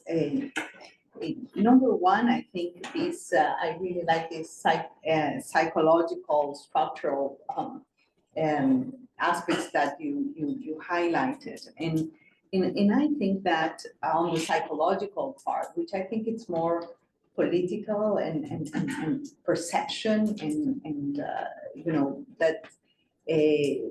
There is a lot of better communication work that needs to happen regarding the UN. I have seen great improvements in the last years, I have to say that, great improvement. But there is an issue of communication, not only with people suffering, you know, on the ground, but the public opinion. The public opinion understanding the very diverse and multiple UNs that we have. You know, one UN is the humanitarian UN, you know, the humans being at the front lines of conflict, losing their lives, you know, right now in Gaza and all of that, which I don't think it has been enough, you know, documented on that front. But there is also not only the communication part, but also the way we're talking about the past. It's very important to learn from the past, but we're talking about a completely different geopolitical scenario. This means that I believe that we need to refresh the narratives to describe the problems and the wars and what we are facing right now. And you know, even the decisions on budgets at the UN, how they're taken, $6.1 billion for peacekeeping operations. And all the rest of the UN operates under a $3.5 billion budget. No? What are the budgets? Why, the decisions on budgeting are taken that way? Believe me, people here sometimes don't know why is it? Why is it that the UN operates on an 80% earmarked budget? In 20% assessed contributions budget. All these things, all these issues, I think do matter because budgets are instruments of political will. To start by that. And then there is a lot of effort and the new agenda for peace, there are efforts that we see there. It's, how let's choreograph better, our peacekeeping structures.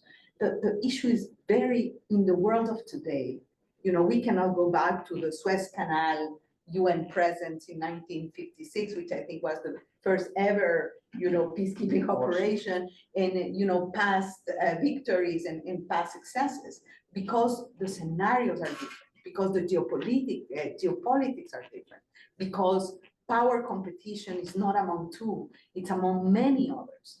The role of regions are critical, especially when we're speaking about, the peacekeeping role of the UN.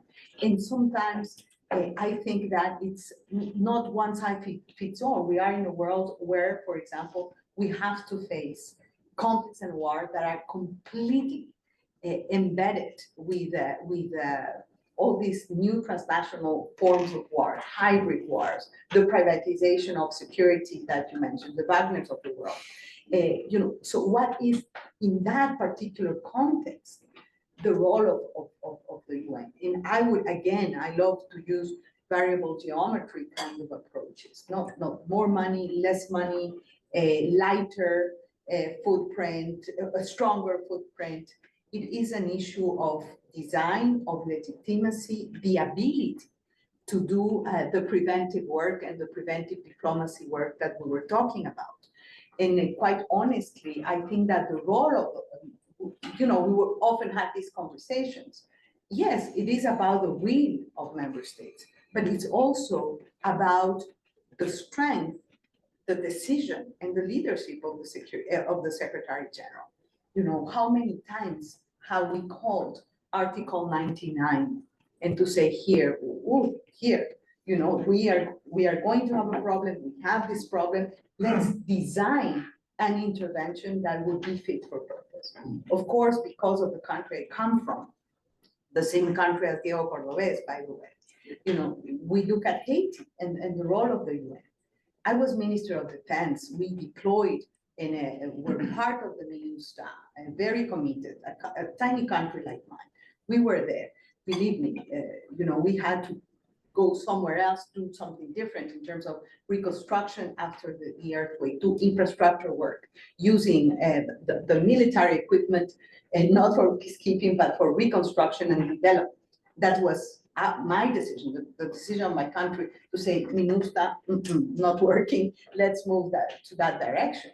And when I visited Haiti many times, I had to be very far away from any branding of the UN there because of the was it cholera or the cholera situation, etc., etc. So I think that each region, each particular context requires different approaches. So the issue of flexibility,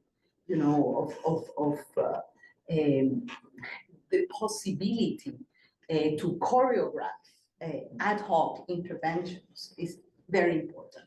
But for that to happen, we need good prevention, good scenarios building, good understanding and knowledge of what are the things that, what is happening on the ground for the prevention work, but also, to intervene on some of the hardest parts of the world. I remember with desperation, the situation of Chad, and here again, seriously look at the environmental drivers of war and conflict, especially in some parts of the world, such as Sub-Saharan Africa, for example. So different understandings, variable geography, the role of regions is absolutely critical. There are more regions that are better organized and better equipped for this, like Africa. You know, Latin America, my own region, you know, look at Latin America, Haiti, for example, situation. You know, the regional configuration hasn't helped at all, but the UN configuration hasn't helped at all either. So we have to learn from the experience and be more flexible. The possibility to refrain. And just to close to say, well, the issue of the psychological part, there is a lot of groundwork to do. And not only for the public to understand, for societies to understand, but also to unlock the animosity that we see in the UN right now, the mistrust we see in the UN right now, the double standards we see in the UN right now. Don't quote me on that. You know, it's true. As we speak, you know, we have a Rev 5 that came out, which was, Rev 5 of the Pact of the Future that has been negotiated for a year and a half. No more, I mean, for the first time I see, no more silence procedure, because every time they put the document into silence procedure, the silence is broken. So now the whole package is in the hands of the President of the General Assembly, going back to the role of the good officers again. It is the President of the General Assembly that, you know, is called to take the final decision on that. But all this is a reflection that something is broken inside. How to restore the trust, how to restore the dialogue, how to restore, you know, the possibility of bringing the UN back, you know, as this convener, the possibility of good diplomacy as a space for interaction. I think that is a collective challenge that we have, not only there in First Avenue, but there too. I mean, everything we can do, I don't know, we have to be creative.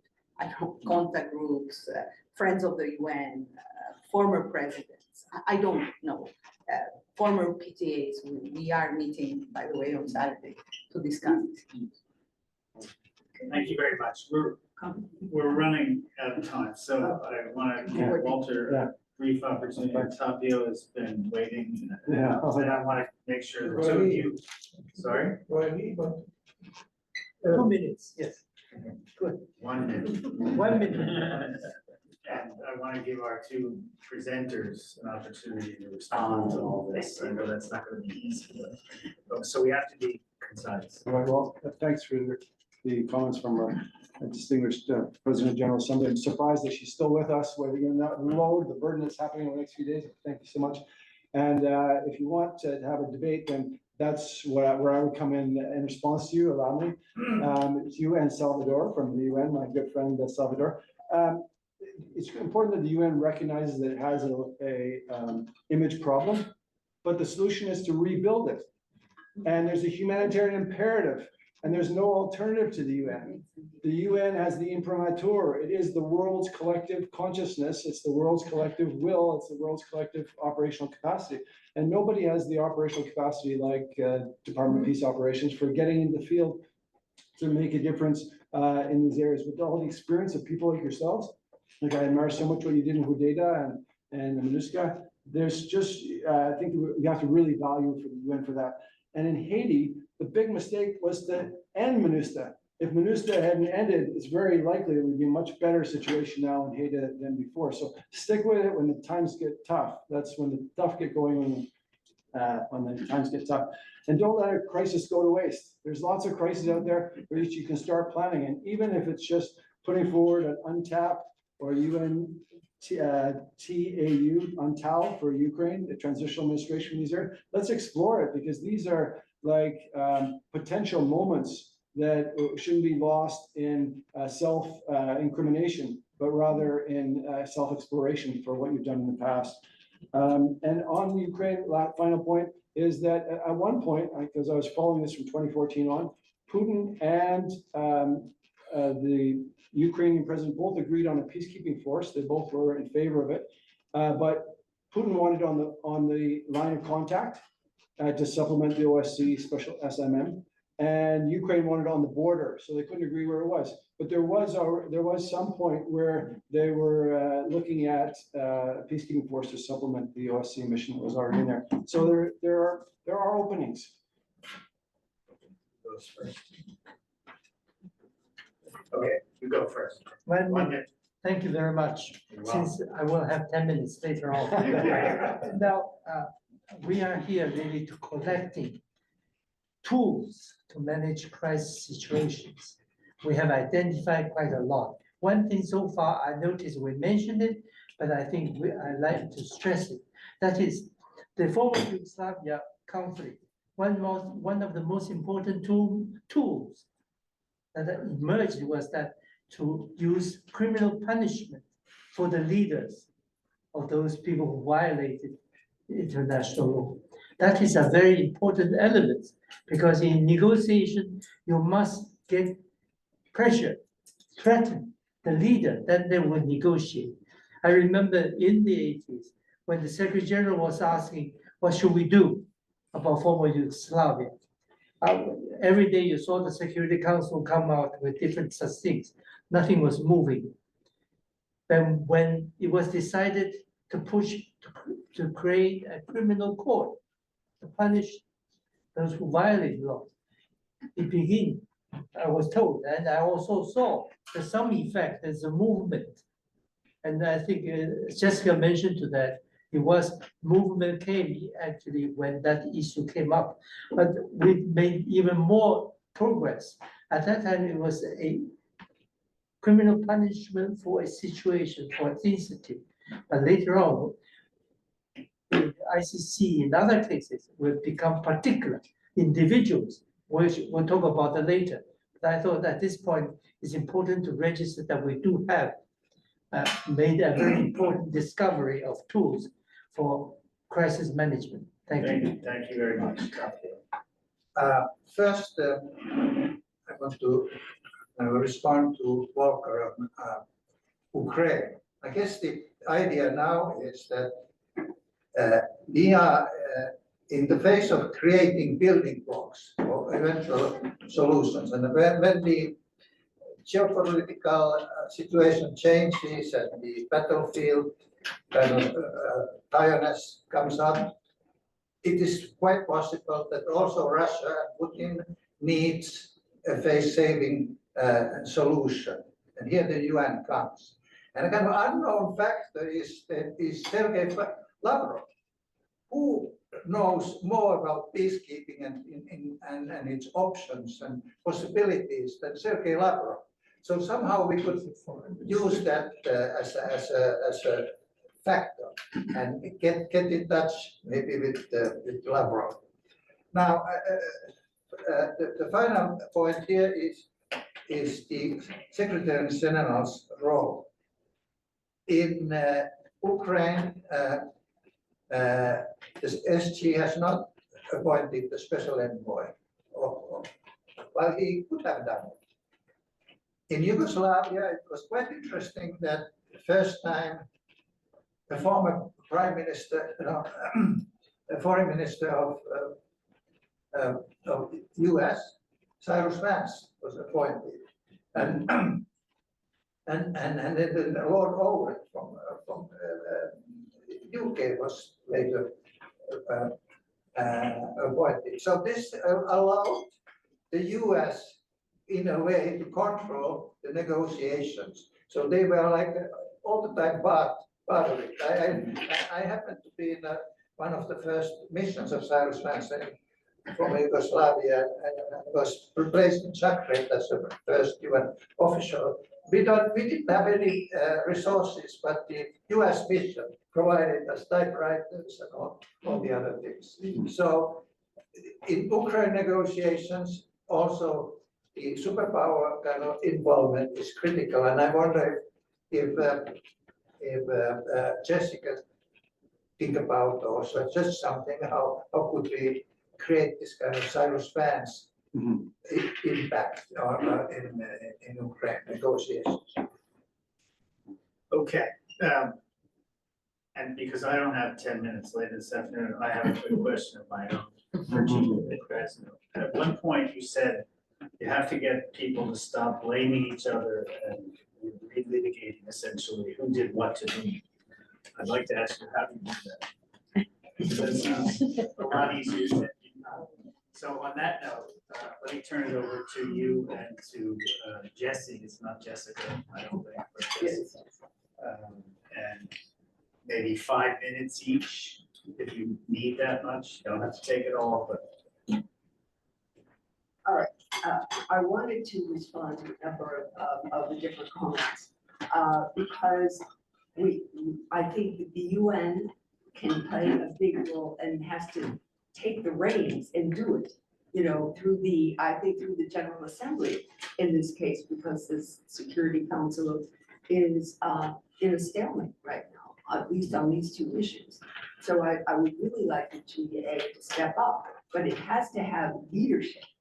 And I think the GA can step up on changing the narrative and using the members in the GA to work on changing the narrative. And we have the role of the major powers, obviously the US in the case of the Israeli-Palestinian conflict. And so we have to be able to enable the US to take a stand in changing the narrative, so that if the US wants to support Israel, which it does, then it can change the narrative to say that it is in Israel's best interest to have a two-state solution, that by resolving the tensions and the conflict with the Palestinian people, then it can resolve the defense that Israel is constantly presented with. So that narrative has to change, and I think the GA can help the US with that. If the US is, some are saying, calling for a two-state solution, help the US develop a narrative that can facilitate that. In terms of the role of the US historically, in East Timor, for example, where you had asymmetrical force, Indonesia having all the force and the East Timorese having no force. Finally, Clinton had come around to believing that the US has a major role to play in international conflict after the failure in Rwanda. You know, so stepping up at Dayton, and then with East Timor, he was at a APEC meeting in New Zealand when the Indonesian militias started burning Dili, the city of Dili, and he had his Secretary of Defense call Rwanda, the head of the Indonesian military, saying, we're not going to give you any military help. That's it. It's going to be the end unless you stop this. And then he had people within the World Bank and the IMF call Habibi and say, no loans, no financial assistance, and until you stop this. So you have to get an important player motivated to be able to take that role. And you know, so we need to facilitate that in some way or another. Okay, Jesse, you get the last word. Well, thank you. No pressure. Try to be as quick as possible. On the point of international justice, I think we shouldn't have a rose-tinted glasses view of international justice and ICTY, ICC, and the other institutions at all. And I know you will have a discussion, we will have a discussion later on about this as well. But it is a bit of a double-edged sword in peacemaking in particular. And I think in the case of the former Yugoslavia, you know, there's a lot of people that would argue that the arrest of Milosevic was essentially the end of democracy. And the reason for that was that the fear of arrests coming from the ICTY and the conditionality that ICTY imposed on Serbia radicalized politics to the degree that Zoran Đinđić, probably the only truly democratic leader that Serbia ever had, was assassinated by paramilitaries that were fearing arrest themselves. So it's a problematic tool from this perspective, because it can in one way or another also radicalize politics if the fear is too high. I think the other thing to bear in mind is that the ICTY had, I think its effects we will be able to evaluate from a long-term, much longer perspective than now in terms of the evidence gathering, et cetera. Because right now, for example, as of, I think it was yesterday, the two people that were found guilty of genocide, Ratko Mladic and Radovan Karadzic, genocide in Srebrenica, are actually in the new curriculum for Republika Srpska at schools being described as national heroes. So, you know, there's a legal procedure now, so hopefully that's going to be removed, but still, it hasn't necessarily changed the narrative. And really changing the narrative, you know, that was discussed in view of Palestine is now the main issue in the former Yugoslavia, how to change the narrative so that it is at least a little bit more similar to the fact-based ICTY narrative. And that really hasn't happened. So I think, you know, the international justice is still problematic. On the question about, you know, the role of Cyrus Vance, I agree with what was said before in terms of there were multiple peace plans in Bosnia in particular. The Cyrus Vance plan, Owen plan, the Kutulero plan, there was, you know, 4, I think, in total that were reasonable plans, and most of them were better than the ones that followed. And the Cyrus Vance plan, one would argue, was probably better than what was in the end proposed in Dayton in terms of the territorial administration of the country. But what was great about these plans was that they were already in existence and one could build on them, one could assess them, one had something in their hands when coming to any type of negotiations. So I think that is something to learn in terms of Ukraine as well. If these, and there were peace talks, and you know, I think that was discussed as well, already happening right after the start of the war in Ukraine.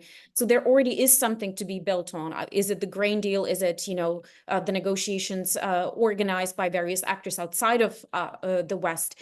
There already is some groundwork, and I think this groundwork needs to somehow continue. There's various options that we've seen in terms of parallel tracks, parallel discussions and negotiations. So I think these Yugoslav cases can also show us that even diplomacy that doesn't result in peace per se necessarily doesn't go to waste itself. Thank you very much. I want to thank everybody for their thoughtful contributions and for sticking to the time. And so we're only 5 minutes late ending this first morning session. I think that's a major achievement personally. We have 15 or so minutes for refreshments and to do whatever else you might need. This session is entitled, "If the Security Council is in stalemate, can the General Assembly or the Secretary-General resolve or freeze major wars?" The first presenter will be Professor Dirk Moses. It says here on the program, he has a chair in international relations at CCNY, and he is a specialist on issues of genocide, and he has written rather remarkable works on the history of genocide. So I welcome him. Tapio and I work together. We are close friends. Tapio, you heard earlier today, is a PhD from this institution, and he has written books on sustainability. And the one thing I must say about Tapio is that Tapio is always looking for openings so that the UN might be relevant and might be useful. So Tapio, that's a friend acknowledging your historic efforts. And then we will have Dr. John Cockle, my good friend. He will be a discussant. He will appear on Zoom a bit later on. My clock says it's exactly 12 o'clock. And from what I understand, this session goes until when? Help me there now. Until 1:15 p.m. So, and I'm now going to give the floor first to Professor Dirk Moses. Dirk, tell us what you want to tell us. Thanks very much for the introduction, for the invitation, Tapio and John and the Friedrich-Ebert-Stiftung for putting this together. I've become a local New Yorker, teaching at City College up the road. As you can hear, I'm from Australia. Now, I'm actually not an expert on UN peacekeeping. I've been slotted into this session after I swapped with my colleague, Jean, on Monday. I was originally going to talk about Gaza, but then Jean informed me of her project with his students. I thought we should chop it around. And rather than talk about the UN peacekeeping since Suez, as it says in the program, I'm going to go back a bit earlier and talk about ITA's, International Territorial Administration, from the League of Nations, where I think there are some more apt analogies. But let me preface it by just going back in history and also explaining why Jesse was here on the program. So nearly 2 years to the month. So in October 2022, I wrote an article in the online magazine, The Hill, on proposing an international territorial administration for Crimea. Because I saw already, only several months after the beginning of the full-scale invasion, which began in February, we recall, of 22, that this was eventually going to turn against Ukraine. Because anyone, and I'm a historian by training, anyone who studied long-term armed conflicts knows that, especially ones that are wars of attrition, knows that without air cover, air superiority, and against an opponent which is 3 or 4 times your size, that you're going to lose. And so we need to give both sides an option, an off-ramp, as American journalists like to say. We'll get to the circumstances and the issues of the 3 principles that you mentioned, Bertrand, which I agree with shortly. Yeah, I agree with those entirely. On Twitter, which was pre-Musk, so it was actually quite a lively democratic space. The piece was savaged by Ukraine specialists who were still very much hoping for a military victory and a recapturing of all this territory. I was sympathetic to that, but I thought, this is somewhat wishful thinking. And I saw we needed a broader approach, not just the analysis with Jerusalem as a internationally administered territory, as an idea after the partition by the United Nations, which of course failed, but it was an interesting idea. We needed to look at a range of options. So I brought in my friend and colleague, Jesse, who was then a postdoc at the University of North Carolina, Chapel Hill, where I was teaching at the time, before I came to Sudcol. And we co-wrote a longer piece, a 4,000-word piece, and we offered it to all the usual sources in the Beltway, foreign policy, foreign affairs, those kind of places. Absolutely no interest, for reasons I wonder. Eventually, we landed it in December 22, so it took a month or 2, in Noema, the new journal of the Gowan Institute, and they allowed 4,000 words. Then we updated it in December last year and extended it in the Journal of Genocide and Research as part of a special issue on Ukraine, and I'm the editor of the journal, so that was a little easier. And I'll send those around to everyone if they're interested via the group email that Tapio has organized. Now, let's go back a bit in time. International territorial administrations come into place precisely at a time when military solutions are exhausted, as you said, and when leaders are politically weakened. So the context is important in each of these ITAs, and they're all different in different ways. Certainly on their own, ITAs don't bring peace.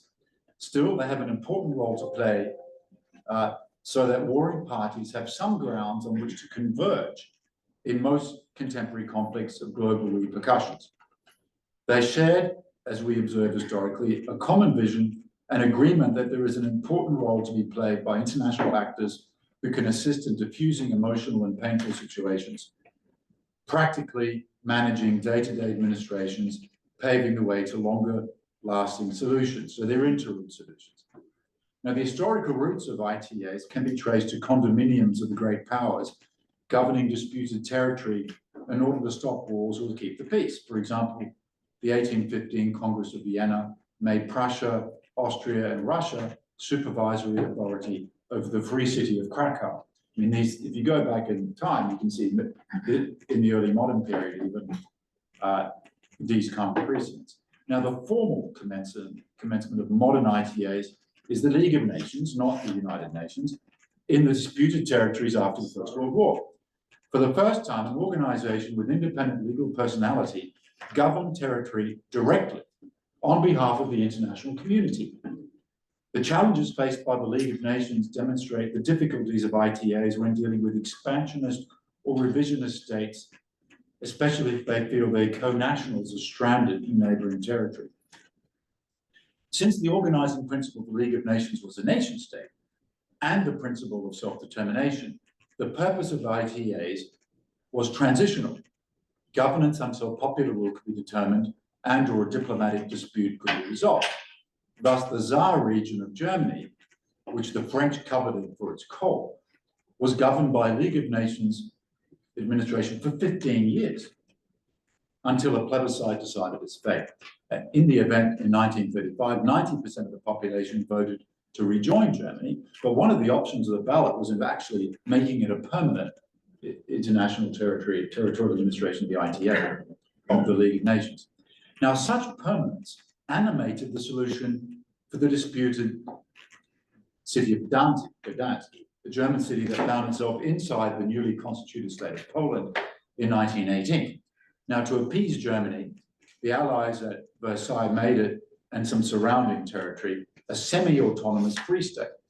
Because of its location, there could be no question of union with Germany. And because of its population, largely German, it could not be incorporated in Poland, at least then as realistic. Now, however rancorous the feelings between Danzig and Poland, it was, let's not forget, governed peacefully by a League of Nations High Commissioner for 19 years, until the Nazi invasion in 1939. I mean, some things are beyond the control of the League of Nations or the United Nations when you have revanchist party powers like that. As these examples suggest, such experiments were unsuccessful in the long term when the League of Nations lacked the political will or the means to enforce it, against a Germany or a Russia. The Treaty of Versailles established the former German seaport of Memel.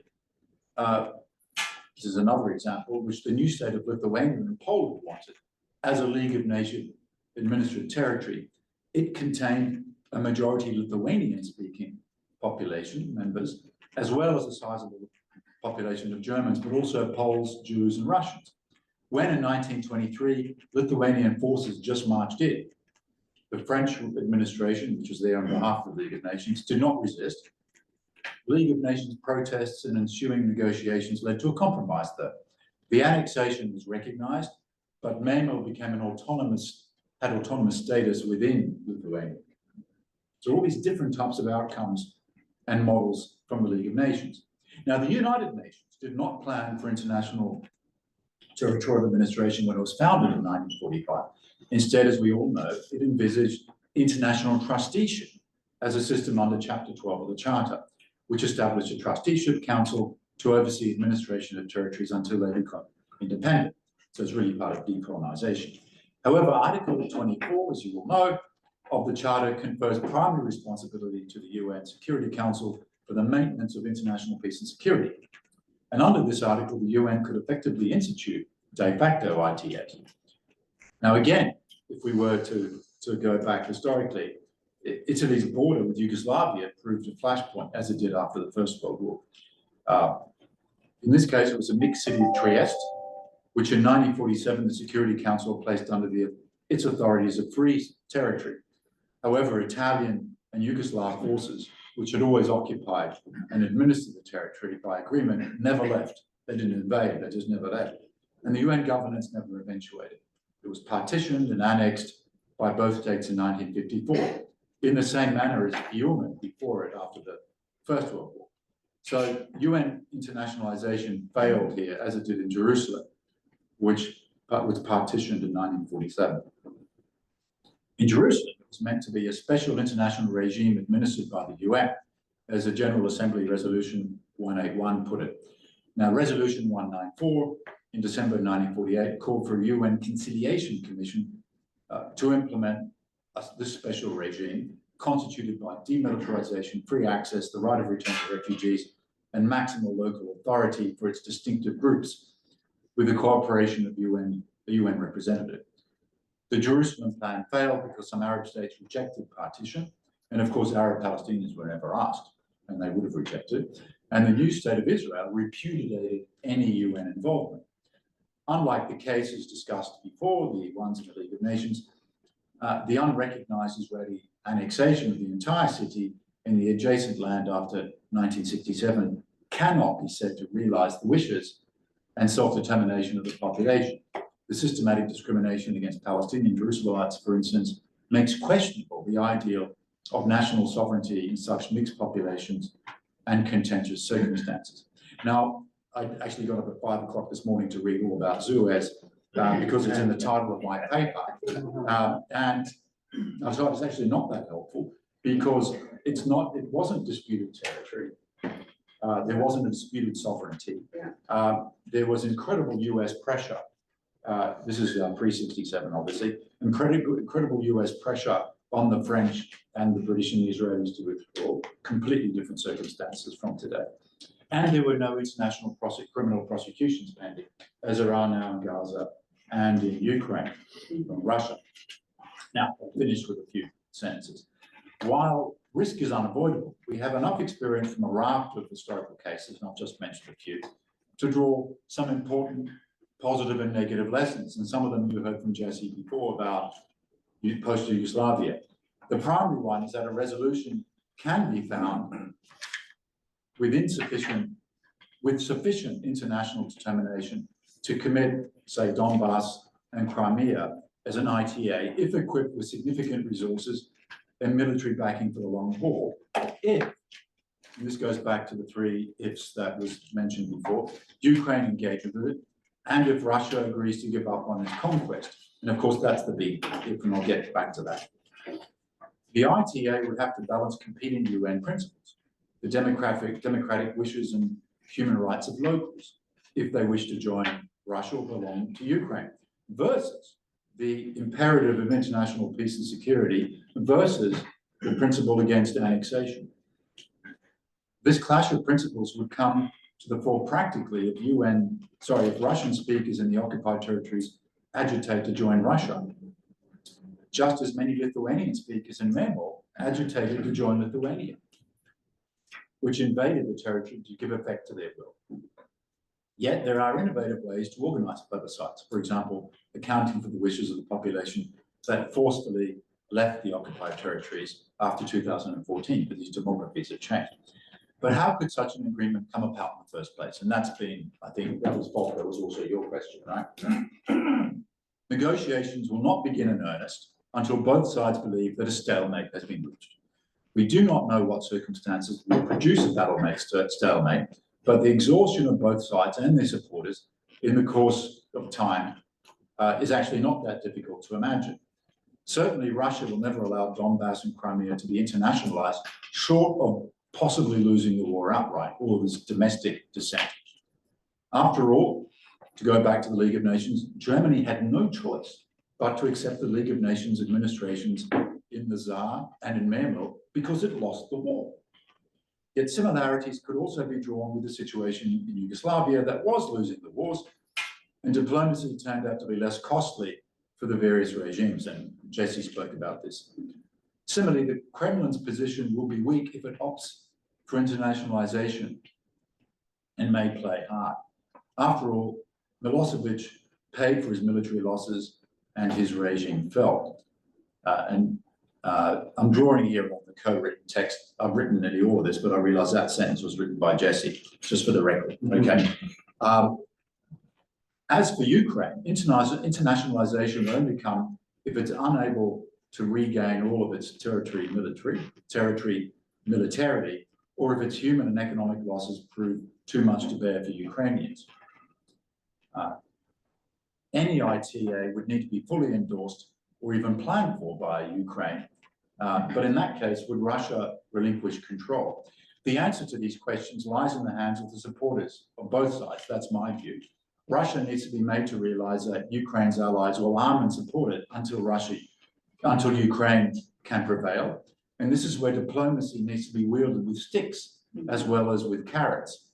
For the Russian party could well have recourse to nuclear weapons at that point, especially for Ukraine, so for Crimea rather than, I think, Donbass, partly because they have a major naval base there, and it's regarded as historically the Russian territory. Just as premature peace talks are likely to be seen as naive, I think so is some wild talk we've had, even in the Beltway, of total defeat of a nuclear-powered state and its dismemberment. I mean, it's not like Germany at the end of World War II. Germany would have used nuclear weapons if it had them, right? But it didn't. To be sure, it's unlikely that Putin would readily agree to an ITA, interpreting it as weakness. But the point is that, and I think you mentioned this in the discussion already, Tapio, ITAs become thinkable precisely when Russia is weakened. the international community needs to give the Kremlin, any Kremlin faction seeking de-escalation, an option that does not entail handing over Ukraine territory to the Ukrainians, and that the majority regard as national patrimony. If Russia relents, Ukraine allies can then signal that the arms fall silent and the UN can step in. So there's a lot of moving parts of this scenario, but it's just one possible scenario we need to put on the table. So it's about not waiting till the guns have fallen silent and then coming in. It's about actually influencing actors behind the scene to give them ready-made options, as Jesse said, so that their preference structure is altered, even if it's behind the scenes. Such a plan needs to be developed by UN agencies and then fully endorsed by all parties behind the scenes before it's brought to the Security Council. And then, for example, the Chinese go to the Russians and say, I think that's enough. This is an honorable no-win, no-lose, no-win solution. And let the United Nations administer this for 20, 30 years, and then we'll see. But we need to end the war. Grain exports can then proceed to Africa. Once again, this may be seen as highly utopian. No one's denying that, but there's a utopian dimension to the UN as such. Otherwise, we're living in the world of the great powers and the concert of Europe. Thank you.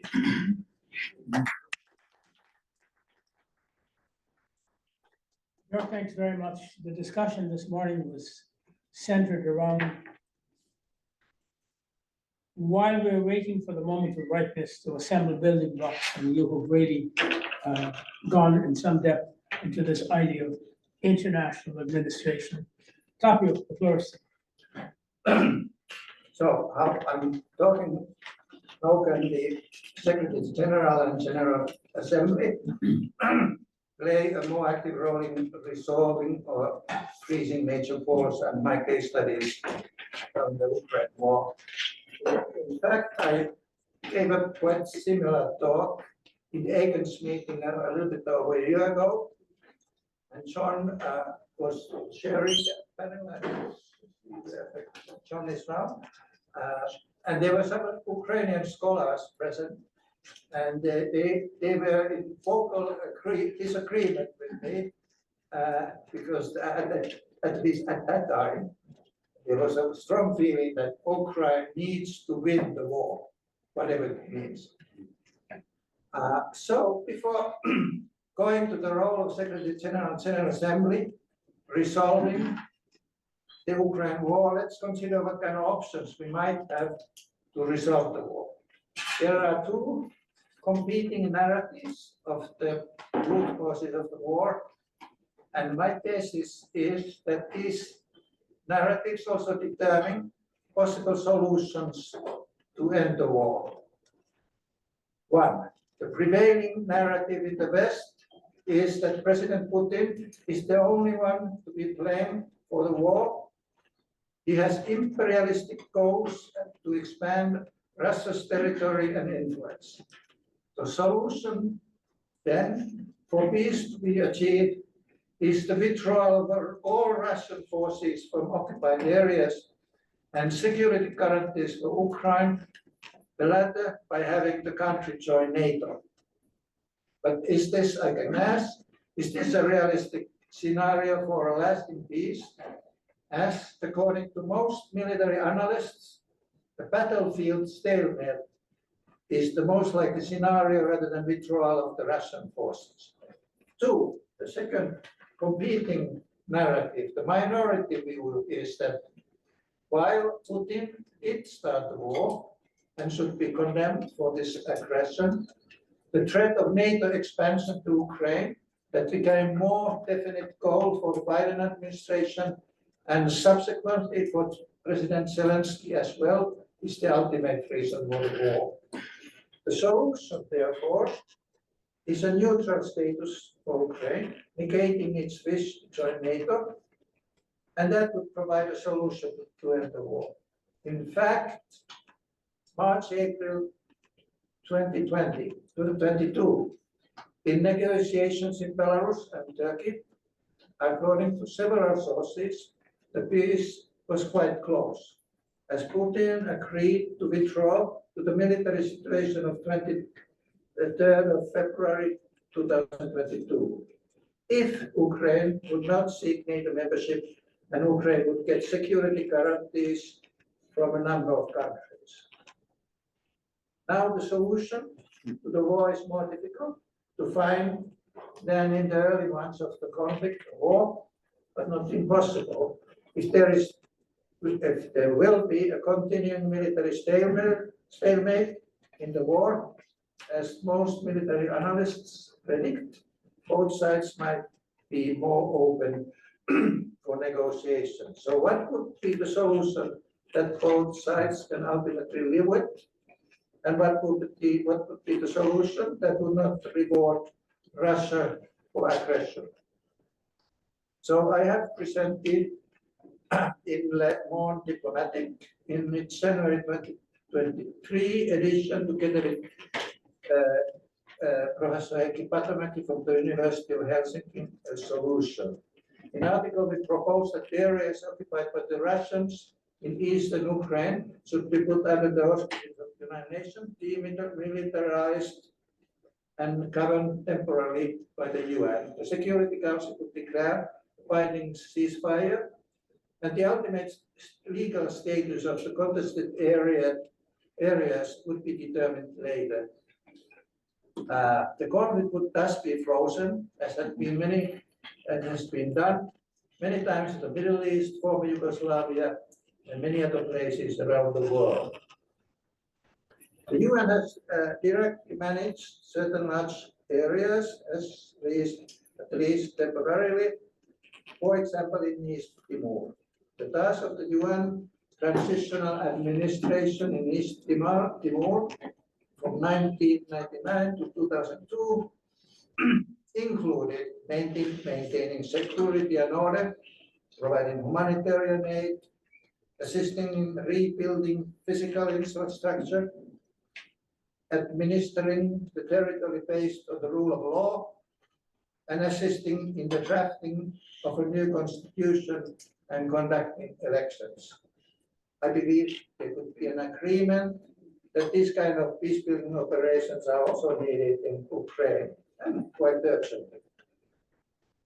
It would have been easier to achieve a ceasefire in the early days of conflict, as I said, before positions between the parties and within the UN Security Council hardened, but still, all conflicts could be resolved through negotiations, as my compatriot Martti Ahtisaari used to say.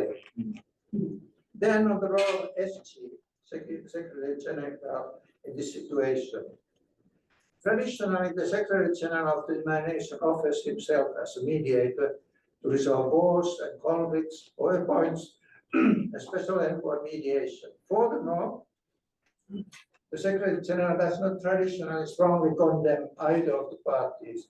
If this were the case, he is unlikely to be accepted as a mediator.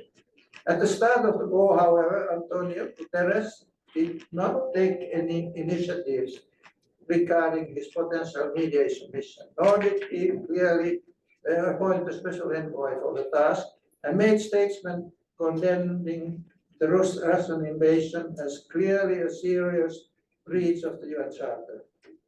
But although the Charter of the Nations has been violated several times over the decades by great powers and other states, it has not prevented several previous Secretary-Generals from presenting peace proposals and actively taking initiatives on mediation efforts. As the war continued, Antonio Guterres was increasingly criticized for passivity.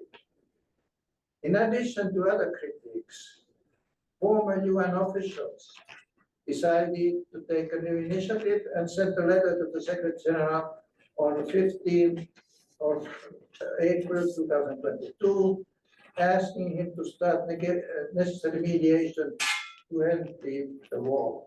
And Georgios Kostakos has a major role behind this initiative, by the way. A total of 283 former UN officials, including several former under and assistant secretaries-general, signed the letter. 2 days later, Guterres traveled to Moscow and Kiev for talks with Putin, Zelensky, and other heads of state. There were no results from this mediation attempt, however.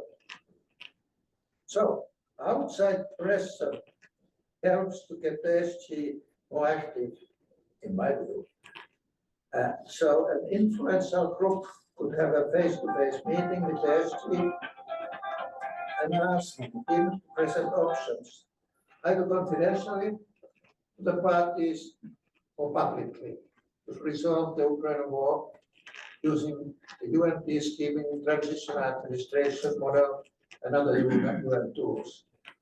This outside pressure group would be, for instance, Club of Metric, which is the coalition of former heads of state and government, or coalition of small and medium countries headed by Costa Rica, Brazil, India, and maybe Indonesia, because the president of Indonesia made some proposals, even using UN in peacemaking Ukraine.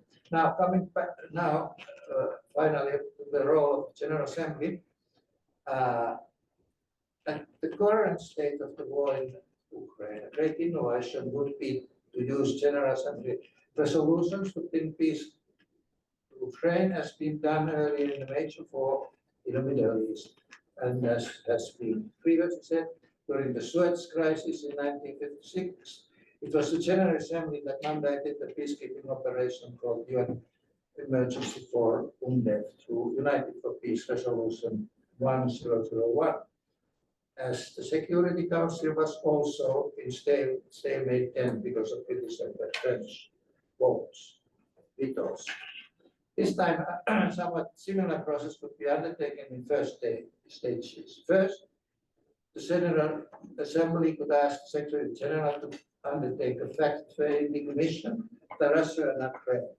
And the question is how we can get the General Assembly to do that kind of resolution. And ask him to propose various options for peacekeeping and peace-building operation based on the UN past and previous experience in the field. Yesterday with Yorgos, we heard that the President General does not like peacekeeping at all. So I don't know if that's true.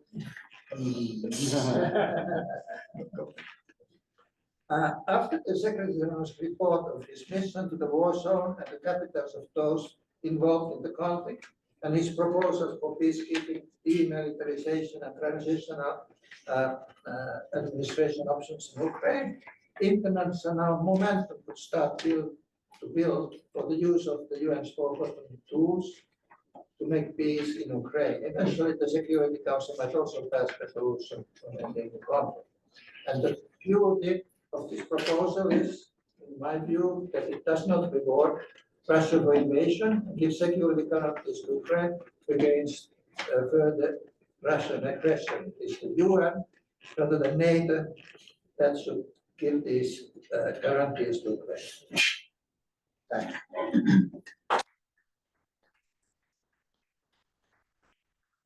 Thank you, Tapio. John Cochran, it's very good to see you on the screen. So the floor is to you. Tell us what we don't know yet. Thank you.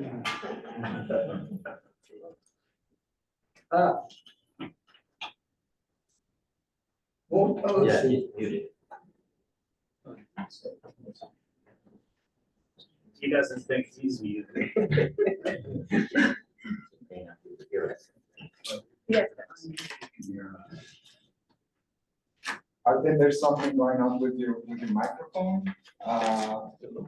They're unmuted, but there's something with your microphone.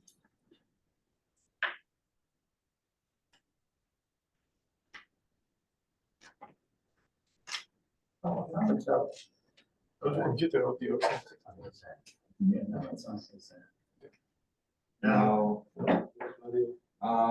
maybe if you try in the microphone icon in the upper, yeah, no. Pull it down.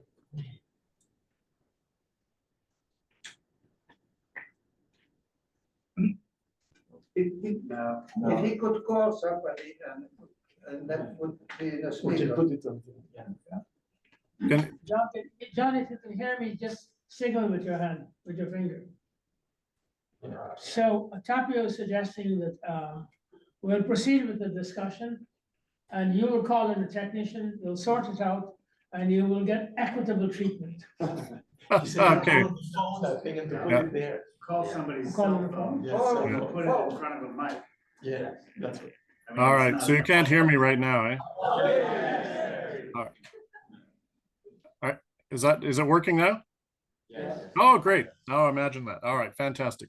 All right, well, sorry for the technical difficulties. I've actually, unplugged something here, so we'll see how long I last with the power that I have. Anyway, it's a really a great pleasure to be part of this super interesting discussion, and I really apologize that I couldn't be with you there in person today.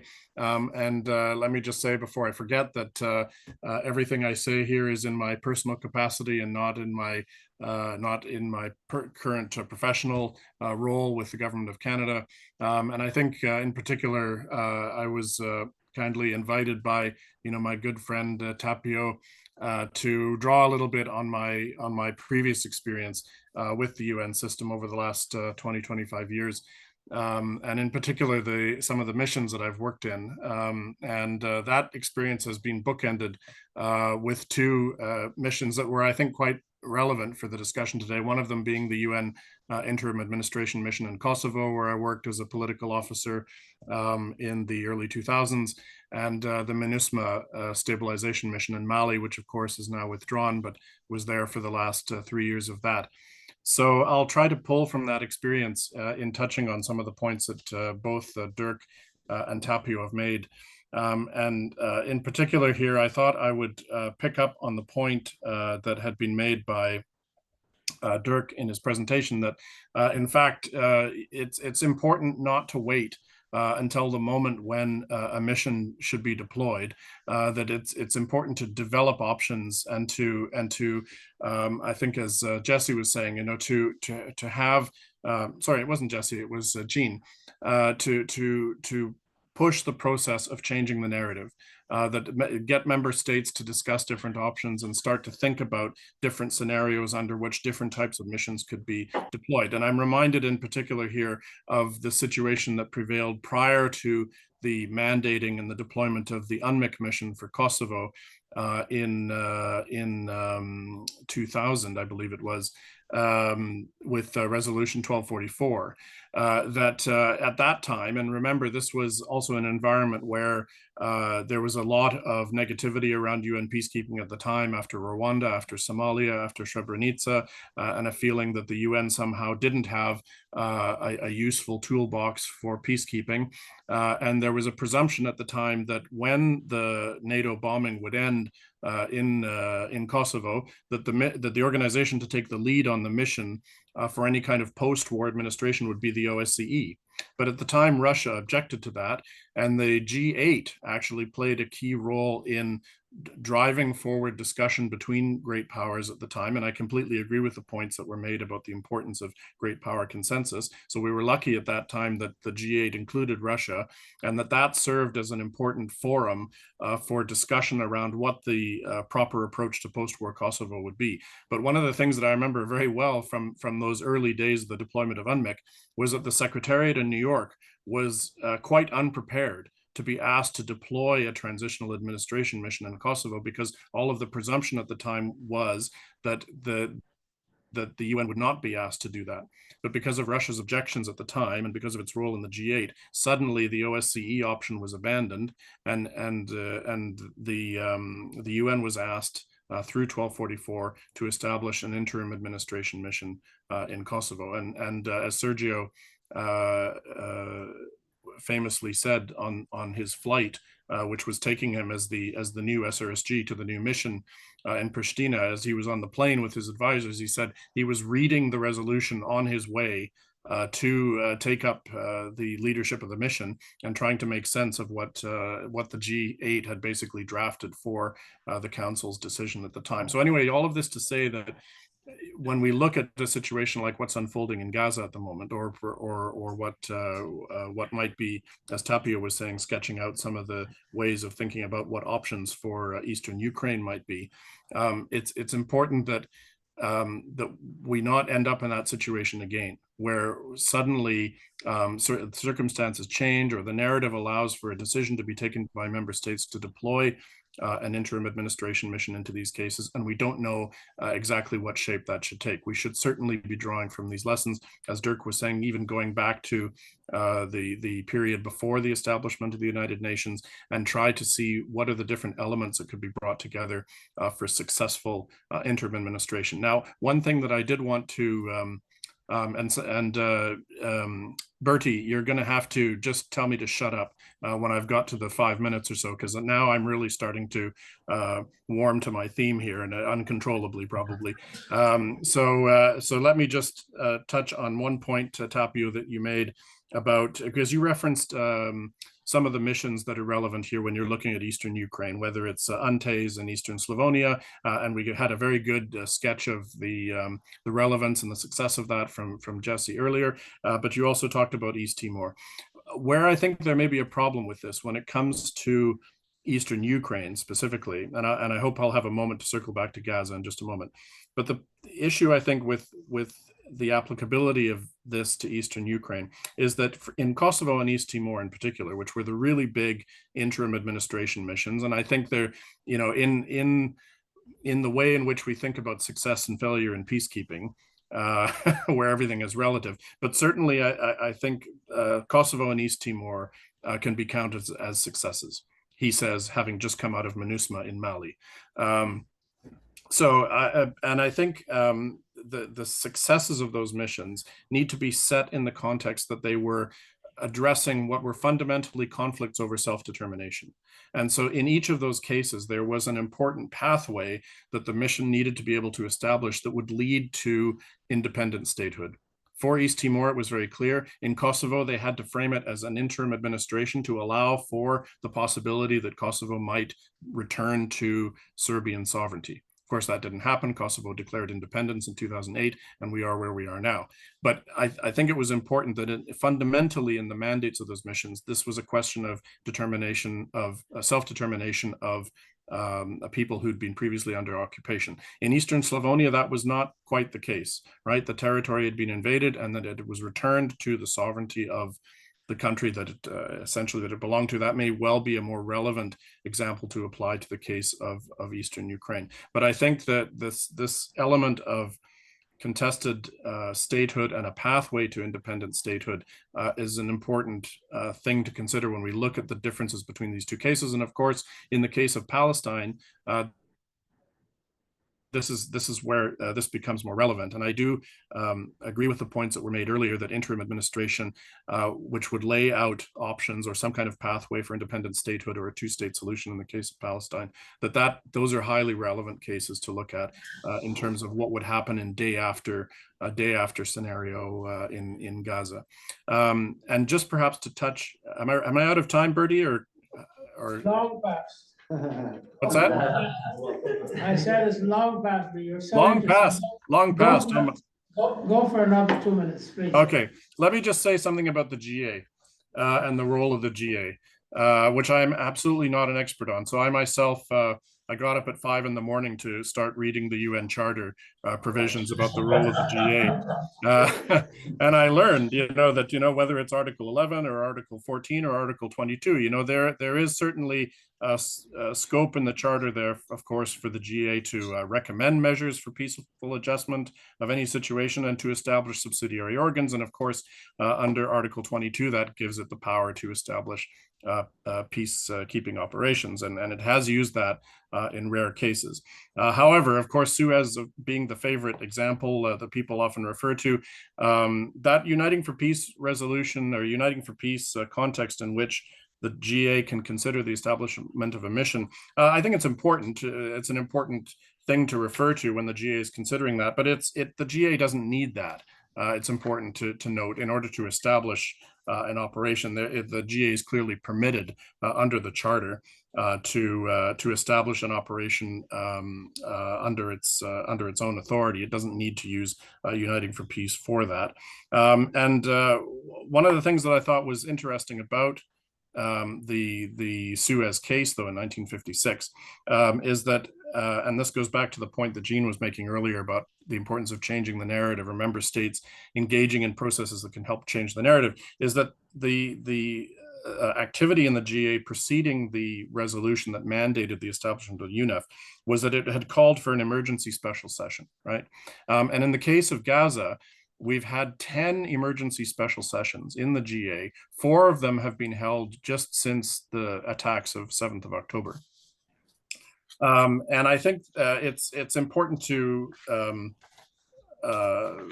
highlight this when it comes to the role of the GA in these kinds of situations, because indeed, in the case of the UNEF mission in 1956, that discussion, that emergency special session created the political, or helped to create the political circumstances for a successful mandating resolution to be passed.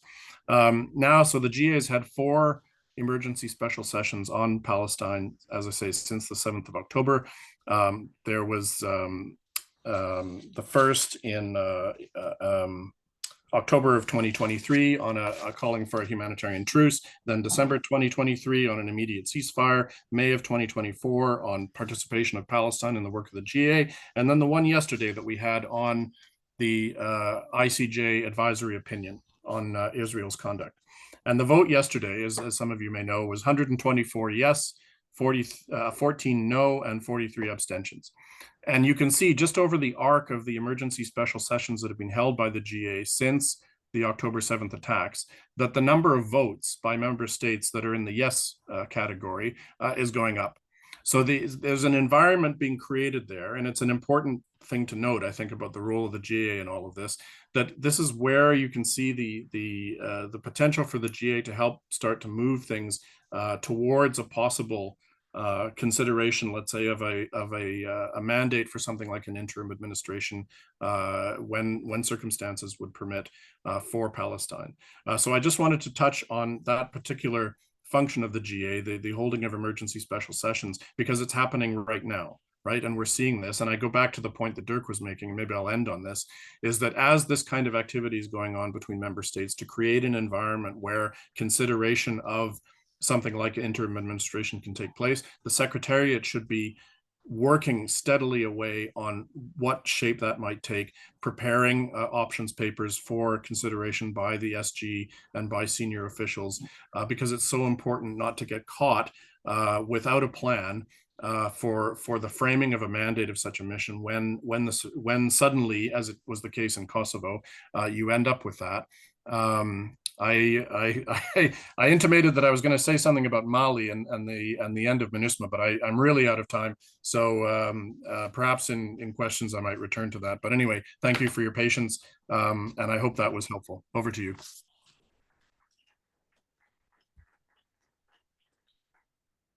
John, thank you very much. Walter Dorn, who was here, was referring earlier to the contributions of Lester Pearson. And since you're speaking from the Pearson building, we thought we must get all sources of wisdom from you.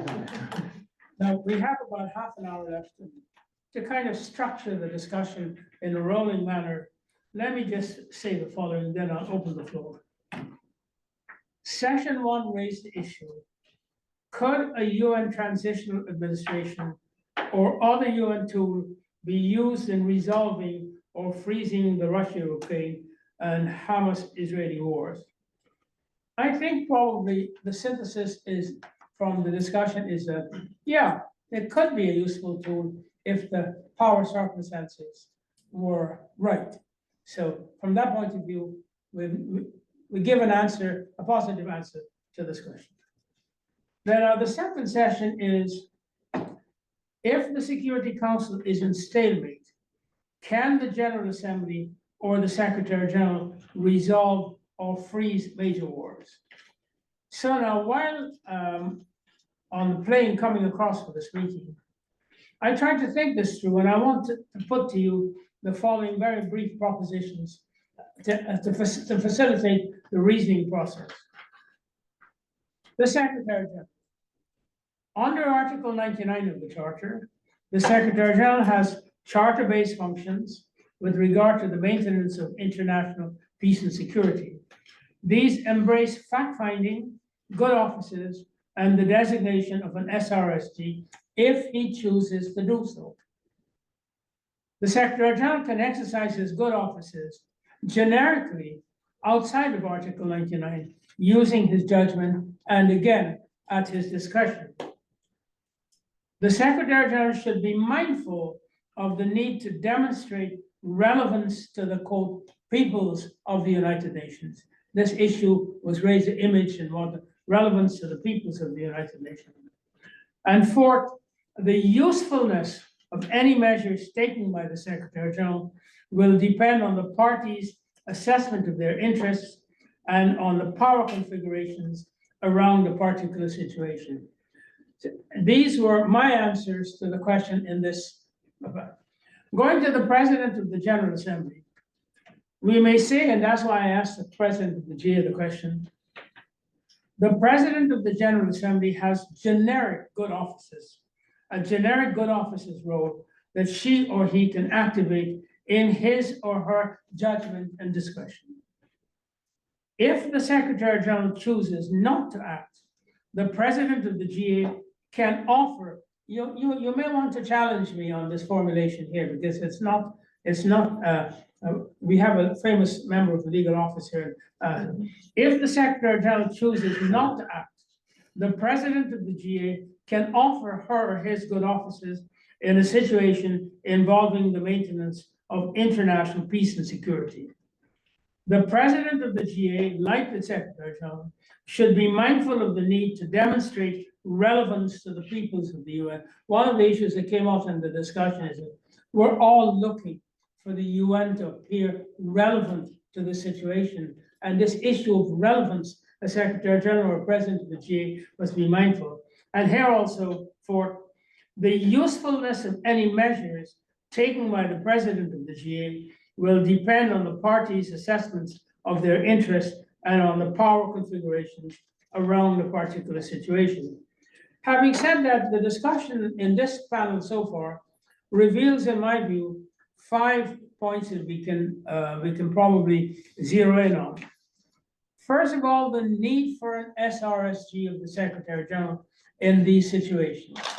And the SRSG can show relevance and can assemble building blocks in the period. Secondly, I'm not so sure about this, but I would push it. The President of the GA has a kind of honorific role. Might it be possible that the President of the GA, if the Secretary-General is not acting, would appoint a special representative of the President of the General Assembly? I learned one thing, in the expenses case, the International Court of Justice, it is in the first instance for an organ of the United Nations to determine its functions. So why can't the President do this? So anyhow, third, we have all agreed that in this situation here, even if it is difficult, the United Nations Secretary-General in particular must try to assemble the building blocks of peace. And fourth, I made the point already about making the UN relevant, and then of course, the relevance of the uniting for peace. That's the fifth point. On this, not related to uniting for peace, I happen to have brought along to this meeting resolutions. By the way, I have to give a little plug there. I have a brand new book that has just come out on the Security Council, and its protective function is on display there. But this is a resolution, 1515 of the Security Council, adopted on the 19th of November, 2003. And somebody was asking earlier about the quartet.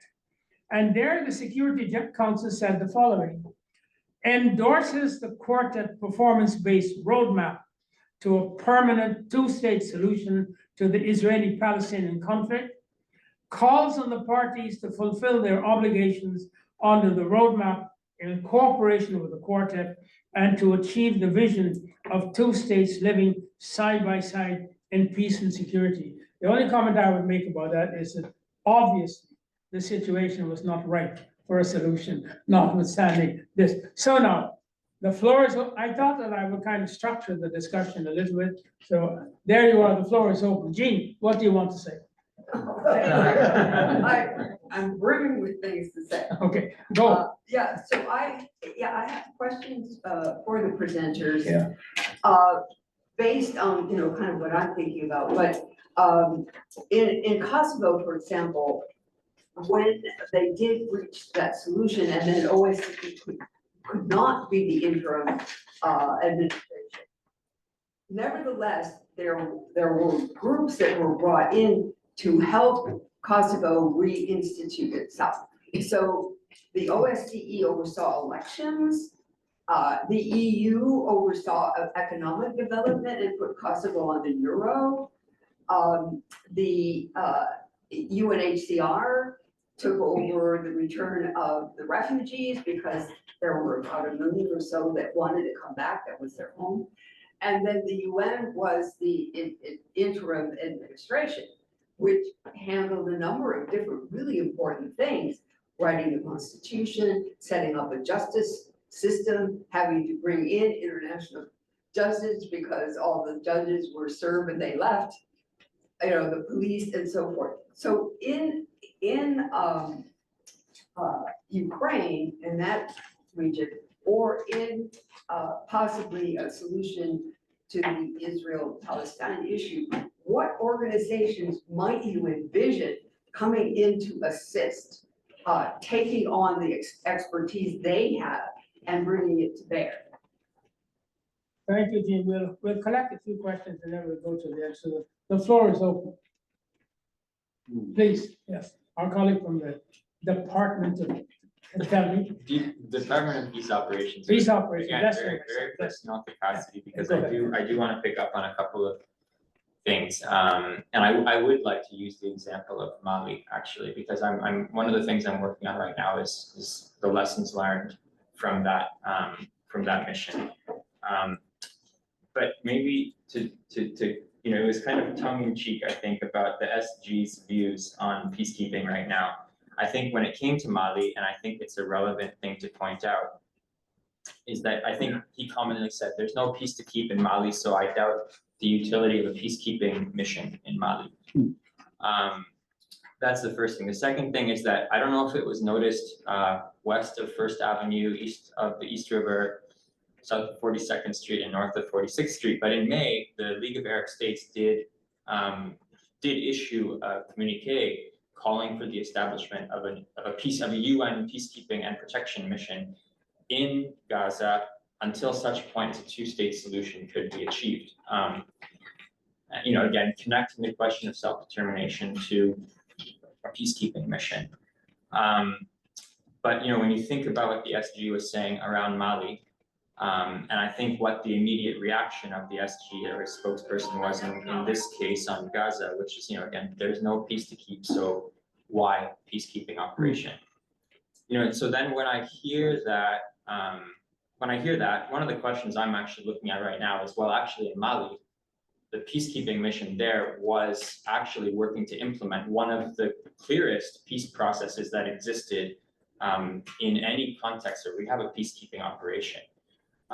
Problem was the point at which that agreement was signed and the point at which the peacekeeping mission left, the balance of power on the ground had changed for various reasons, one of which was raised a bit earlier by someone involving a private military corporation from outside West Africa. But the second thing I think is that, the question of a stalemate that keeps coming up here, I think is really important, because if we talk about the UN trying to come in where you have a stalemate, I don't know that the people who need to be convinced that a peacekeeping operation will work will feel that a military stalemate is a propitious environment for, ideally what peacekeeping would do is create a space for durable political solution to the conflict. So that's why I kind of want to put that out there, where you have this sense that we shouldn't have peacekeeping where there's no peace to keep. But in the cases we're talking about, we kind of see the most realistic scenario as a stalemate. What space is there for what people see peacekeeping's role being right now? And I think the case of Mali is really really relevant to that. So yeah, maybe that's space to talk about it. But again, personal comment there. But I avoided saying that the SG does or does not like peacekeeping, and I'll leave it to your imagination. Okay, great. Well, the pact for the future, Ref 2, is asking for an options paper on the future of peacekeeping. And allow me just to say this. I've always disagreed with the idea. I wrote with Tapio the first draft of Agenda for Peace. And I've always disagreed with the idea that the UN should be in the business of fighting wars, peace enforcement. Anyhow, who would like to take the floor? Please. Thanks. On the Pact for the Future, in the section on peace and security, it reminds the Secretary-General, the fourth draft, I've not seen the fifth draft, but I'm sure it's still there, that urges the Secretary-General to use good offices and other things, which are basic things that everybody should have told him. And whatever should have brought him there, anyway, in the first place, it urges him to do the basics that are foreseen in the Charter. So, I mean, that's interesting.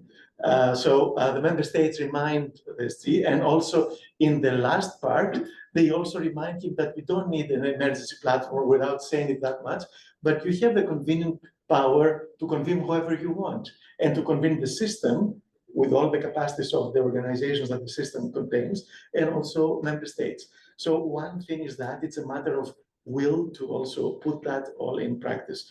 And also about the Kosovo case, when you have a multi-pillar mission like that, right? And then you have the fiefdoms, I don't know how well it works, but the UN was given the overall, let's say, mission, but then the Lex part was EU, I don't know, the OSCE was the other part. I don't know how well it works and how easily you can play these parts against each other, especially for a sensitive mission like, for example, Ukraine or Gaza. The Arabs, what they said about the peacekeeping mission of the UN was because they were pushed even by Israel, saying that they would allow Arab forces to keep the peace in Gaza, right? And they said, no, the UN has the legitimacy to do it. So we have to see what the parties are trying to get out by bringing whoever they want. Thanks. John, did you want to comment? Yes, thanks. I'll take the opening provided by our friend from DPO who's mentioned Mali, because it allows me to say something about current paralysis in the Security Council and how that impacted MINUSMA as a mission. As I mentioned, I was there for the last 3 years of the mission's time in Mali, and what 3 rounds of mandate reviews with P3 member countries revealed to me was that the peculiar mandate that the mission had, which was on the one hand, and this was mentioned a moment ago rightly, to help support the implementation of the Algiers peace agreement. That was the first part of the mandate that was given when the mission first deployed. But then the second part of the mandate, which came years later, was to somehow assist the government of Mali to stabilize the central part of the country. And this is where the fate of the mission, in a sense, was cast. Because between 2017 and 2020, when you had a rapid expansion of Islamist militant activity in the central part of the country, the mission didn't have a solid political strategy in order to pivot away from support to the peace process, the Algiers peace agreement peace process, and address the problem of spreading violence and insecurity in the central part of the country, which was month by month, year by year, undermining the confidence of the Malian government in MINUSMA's mandate in the country. And so by the time that Wagner deployed, once the 2 military coups took place and Russia had an inside track with the military regime in Bamako, by that point, I feel that the fate of the mission was already sealed, because you had this problem of widespread Islamist insurgency in the central part of the country, and the mission was no longer in a position to be able to operationally engage with that. But it was in that position in 2017, But the way in which the mandate was framed by the council, and then as the situation got worse, and this is what my mandate reviews with the P3 revealed to me, is that the environment inside the council was so bad that there was no question of revisiting what the political strategy of the mission was and how to reframe the mandate so that the mission could have better responded operationally. So all of this to say that the current problems within the council, the current geopolitical divisions which are preventing the council from agreeing even on the most basic things, even with existing operations, can have this fundamental impact on the ability of a mission to discharge its mandate effectively on the ground, and that hobbled MINUSMA. And led to its eventual led to the situation where it was asked to leave by the Malian authorities. But that was avoidable. I'm absolutely convinced that the fate of MINUSMA was avoidable, but the mission needed to be able to address the situation in central Mali much more fundamentally and centrally in 2017, when there were many opportunities to engage with Islamist groups and bring them into dialogue and to for the SRSG to use as good offices and so on. So I think MINUSMA is a great example of where the council failed a mission as the situation was changing on the ground. Sorry to blather on and on. Over. Thank you, John. The floor is open. Yes, Professor. So I have a question And then that's of a somewhat more academic nature, I suppose, because I don't really generally deal in these kinds of questions. But my question is really for Dirk, and it has to do with, well, really was set off by something that Peter Hoffman said earlier. So when I'm talking about the UN or the League of Nations, I think of them as institutions that ratify an image of the world as consisting of nation states. But Peter said a little while ago that we have to go back to the 30 years war to kind of make sense of the context in which we find ourselves. So the question basically is, in my academic experience, there's a general kind of story that's told about a shift from empires to nation states.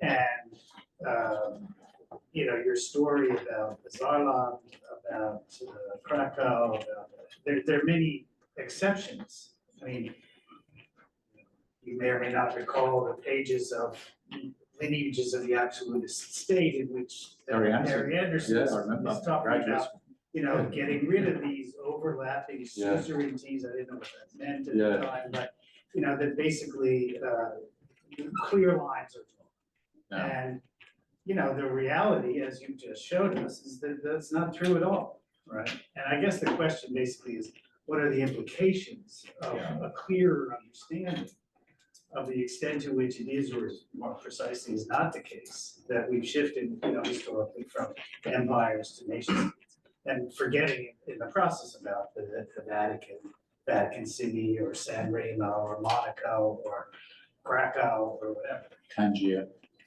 Or whatever. I mean, but there are many cases. Many cases, many exceptions. So that's a big question. The number of elements there. I mean, as many of you know, Pan-Africanism led to a vision for many national liberation leaders in the 40s and 50s in Africa to think of confederal arrangements, within the French Empire or with other African states. Egypt and Syria were joined for a little while, in a pan-Arabic vision. None of these worked out in the end for various reasons. So because of that, this narrative of empire and nation state has really been baked in to the analytical framework, but it was also the assumptions far more emphatically of the United Nations and the League of Nations, is the League had these minority protection treaties for these new states that were created after the First World War, which of course those states hated. And then they were done away with. They hated the minority. They hated the minority because it infracted on the sovereignty, right, which was a main game in town. And they were all nationalizing states. For example, the Polish state, a third of which were non-Poles, Ukrainians, Jews. I mean, they were citizens, but were regarded by the ruling elite as not really Polish, and many Germans. So the interwar Polish state was engaged in a process of colonization. And all these interwar states between the Baltic and the Black Sea were engaging in those projects. In many ways, Zionism is a product of that nation state model, and has implanted it, as Osama Makdisi shows in his recent book about the region, imposed a homogeneous ethnocratic nation state model into an extremely complex and variegated region in the Ottoman Empire, in which Jews, Christians, and Muslims actually lived pretty well together for quite a long time in that part of the empire, as in Lebanon. But when an ethnocratic model, a homogeneous model is imposed, you end up with what we have today. Now that leads me to want to sort of ask a question to everyone here. Why is it that even in the Arab states, which you mentioned the peace plan, right, that the two-state solution is still considered the default model when anyone working on Israel-Palestine realizes that the Oslo model died after the Second Intifada? When I lived in Jerusalem in 2007, I spent a year at the Hebrew University, and then from there went into the West Bank with the UN crowd that I got to meet, and traveled around the area and went to Lebanon and Jordan and Syria. You can do that with your various passports. It was pretty obvious to me that this is no longer, and you saw some of the settlements. This is no longer really an option, and we have to actually go back to these layered sovereignties, which don't fit into the model of empire to nation state. And these ITAs, which govern places like Tangier, which enable then a rich, multicultural, also apparently very gay part of North Africa for decades, provided kind of a model. But so people are talking about,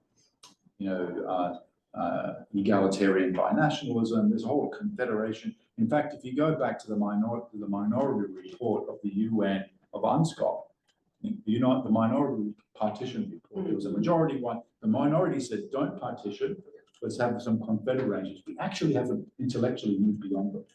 The minority report should have been the majority report, and we would have had a very different situation. And that's where scholars at other regions, experts in the region are moving towards, because there is no separation possible. Gaza is and the West Bank, Gaza is a slightly different situation. The situation with Gaza, which makes it difficult to contain as a and just give it statehood, make it a state level combined with the West Bank, is that it's an 80% refugee population. And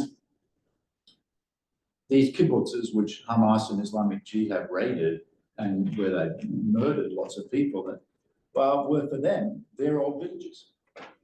And they regarded the people who were there and they murdered as like squatters on their territory. And there are people in Gaza who are alive now, who were born in those places, very old people. Right? So there is an inbuilt irredentism into Gaza, certainly in the Hamas version, which are, somewhat, substantial proportion of the population is sympathetic to, which has to be part of the equation. And that's why people are talking about complex layering of sovereignties, so that because the ideal that there is two separate states is to complicate things. Just let me remind you from the point of view of time management. It's now 10 minutes past 12, so we have 5 minutes left. So we have a request for the floor from Roy Lee, Walter. I thought I saw a hand there someplace. And then Tapio, you will have the floor. And Dirk, if you want to have the floor again. So how should we do this? Roy, give you the floor. Thank you very much. I think history does offer important lessons. They are very useful. And when we are dealing with crisis situations, all tools are important, past or present. What we need is to collect all those experiences and tools together, because these days, the difficulties we deal with are very complicated. This never can be resolved just by one set of tools or two or three specific tools. Now, here I just want to emphasize that the good offices is a very important tool, but maybe we have not given much attention to it. You know, you will know very well peacekeeping activities and so on, the fight in the Security Council. But do you know there are 30 Secretary-General appointed, more than 30 special representatives of different hotspots dealing with situations. They report to the Secretary-General as well as to the Security Council. These are the, if you like, they're the spies. They collect information, providing for the Security Council. Now, they are really doing the best work. What we have discussed today are the most critical major wars and conflicts. But a lot of these smaller ones, regional, sub-regional, or particular countries, they are being dealt with. We have not paid much attention, of course. Now, but this area needs further improvement. What you need is, when you think about it, after you have identified the root problems of a conflict, and you have identified all the ingredients that's necessary in order to resolve, to address the issues, you need some person to bring all this together, making a package that will go to the principals and say, here's the package. And that's what I think is the wider sense of the good officers or the negotiator or the facilitators to say, here it is. You get this and this, you get this and this. In exchange, is a package. Let's deal with it. And that's the way to resolve really a complicated situation of today.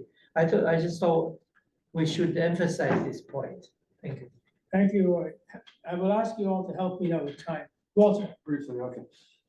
If international transitional administrations are like the ideal for us or for many of us, they may not be what's going to happen because of various factors. So a step down would be a kind of peacekeeping force in Gaza and Ukraine. And then I asked myself, well, is there some sort of middle ground between them? And I realized that, yes, there is. If you actually look at the buffer zones that are created, some of them contain populated areas. For instance, when I was in Anfasip, I went to Pila, a town. So, you know, the buffer zone that goes more than 20 kilometers wide at different points, 180 kilometers long.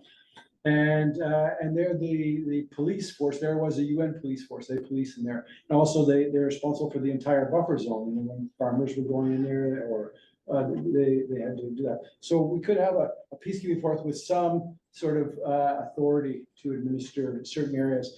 And then you ask, so where could we, you know, see that? And it could be that some of the hotspots could be deliberately put in that. Some of those places where it's very difficult for the sides to agree, then you could see that they would say, okay, we'll just hand that potato temporarily to the UN. In Ukraine, I don't actually see that Russia would ever give up Crimea, and I don't think the Ukrainians can take Crimea, but they could have some sort of agreement to for a long-term lease of that territory, so that they some of what they did with the bases for that, and then there's some agreement. So, and if we go down from peacekeeping forces, then the next thing I'm thinking about is what was mentioned now is fact-finding missions, and often they can be a door in. You want the fact-finding missions almost be there all the time, because then you see, okay, now is the opportunity to talk to the right person. And you're also getting situational awareness on the ground. So at least we should see fact-finding missions in these disputed areas. And I really do believe that there's hope for an accord in Ukraine. I published an article in the New York Times about it. The peace accord will make Ukraine stronger. And the benefits for peace would actually be tremendous. And I take heart from the Black Sea Grain Initiative that the UN Secretary-General can play a role. And it wasn't the UN's fault, and the implementation, the people who were doing inspection on ships in Istanbul, they were an important part of implementing what allowed 30 million tons of grain to go from Ukraine.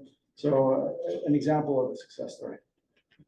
Right, if there was any other, did anybody want? If not, I'll go to, is there any other request for the floor? If not, I'll go to top, yeah, please. Just an objection to what you said before. I don't think that the Gaza people and the settlers can coexist in a state that is really smoothly operating in any way. They'll kill each other because they both have the claim on the whole of the territory, and because it's a God-given right. So I don't think, can discuss. Oh, a very quick point, you know that Ralph Bunche wrote both minority and majority opinion in that case.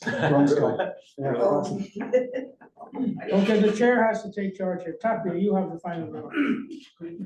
First, what is happening with the lunch? We're hoping it's coming soon. Okay, confident it will appear in the fullness of time, but any minute now. Well, Tapio, use up the time until. Yeah, I said him as a good officer's mission. Yeah. Apparently my offices aren't that good. Yeah, okay, my final statement is that I withdraw my statement that the Secretary-General does not like peacekeeping. Secretly a great admirer of it. That's sarcasm. He didn't notice. So. Doesn't have too much dead air. So, Jean was talking about Kosovo and there's this multi-organizational mission, UN mission, and then this was asking, would that apply to Kosovo also, but to Ukraine also? And I think that, yes, it should be something like that. OSCE might have a role. All the UN agencies have a role. The kind of interesting thing is that NATO countries are now talking about the peace building or reconstruction ideas about Kosovo, and there is nothing, no UN agencies, I think, or maybe there is some very marginal representation in the many meetings they have had on that. But there is a lot of UN agencies, like the Economic Commission of Europe, UNIDO, World Bank, IMF. There's a number of UN, and there should be some kind of collective effort to do that. But so far, I guess NATO countries, the European Union are thinking that they will do it on their own, but that's not really realistic. So that's all. Well, John says there's no lunch. We could use up the time in the meeting. Dirk, did you want to have some final remarks? Not necessarily. No, I think I've complicated things already enough. Well, we're getting time. Peter, what do you want to say? Oh, John, did you want to say something? I hadn't had a chance to address the Mali question. Yeah. No, I think I've said too much already, but just a great thanks to all of the presenters of the papers for such thought-provoking arguments, and thanks very much to Tapio and Bertie for inviting me. Back over to you. Well, we're getting time here now. So, Walter, you have an idea in your mind. What's it? Oh my gosh, put me on the spot. Well, give me a second to formulate some thoughts. Yeah. Okay. Gene, what do you want to say? Riley first. And I thought the former president put a very interesting questions, and she did not answer it. That is that at least she told us the former presidents are very useful, they play a role. I think I totally agree with her. Now in the UN, we have now formulated a council of former presidents of the General Assembly. They have also a secretariat. So presumably there will be institutional memories, and that each lessons learned by the former president will pass on to the future. And one of the ideas she had was to have 2 years president and have the Secretary-General's term extended to 1 term only, either 7 or 6 years. Well, that's part of it. But one of the key questions is that it's a financing situation. So it's important that we create a competitor to the Security Council, that is the General Assembly and the former president. All this will help to push the Security Council to act. So we need competitors. When you dominate, the Security Council dominates it, then of course, they will exercise vetoes and so on and so forth. There's no way to do. So this is a practical issue to deal with it, to create a competitor and force the other side, shame the other side to do things. I think that's a good idea. I just wondered, what do you think? Can I just comment on that briefly? So now, the Economist Intelligence Unit publishes every year a report on the state of democracy in the world. And according to the EIU report, there are no more than 55 democracies, if that many.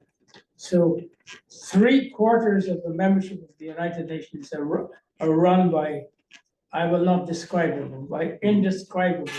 So now, are you seriously saying, colleagues, that we must give policy functions to the General Assembly in situations of war and peace, to this assemblage of representatives of the General Assembly? It deserves serious consideration. Uniting for peace, okay, fine, all right, but if you think through an idea, think about the composition of the body and what kind of function you think you can give to it. So anyhow, please. Yes. You want to speak first? Well, I'm just going to defend the idea a little bit, but not entirely, that the Uniting for Peace formula is a good one, because when your Security Council is deadlocked and the organization has to achieve its objectives, then you can look at the responsibility for the GA. I don't know that legally what the GA can create peacekeeping operations without a Uniting for Peace formula. And looking at Article 24, is it that primary responsibility? So the Security Council will push back. There's a constant debate between the two bodies about authority. But I really like the idea that the organization, the world, us, humanity, can find some mitigating measures to the Security Council paralysis. And so having the GA to create peace operations seems to me a pretty good factor. Other issues, saying the GA I would be a little bit less secure about, but with the president of the UN Emergency Force, I think we have a good model and example. G, please.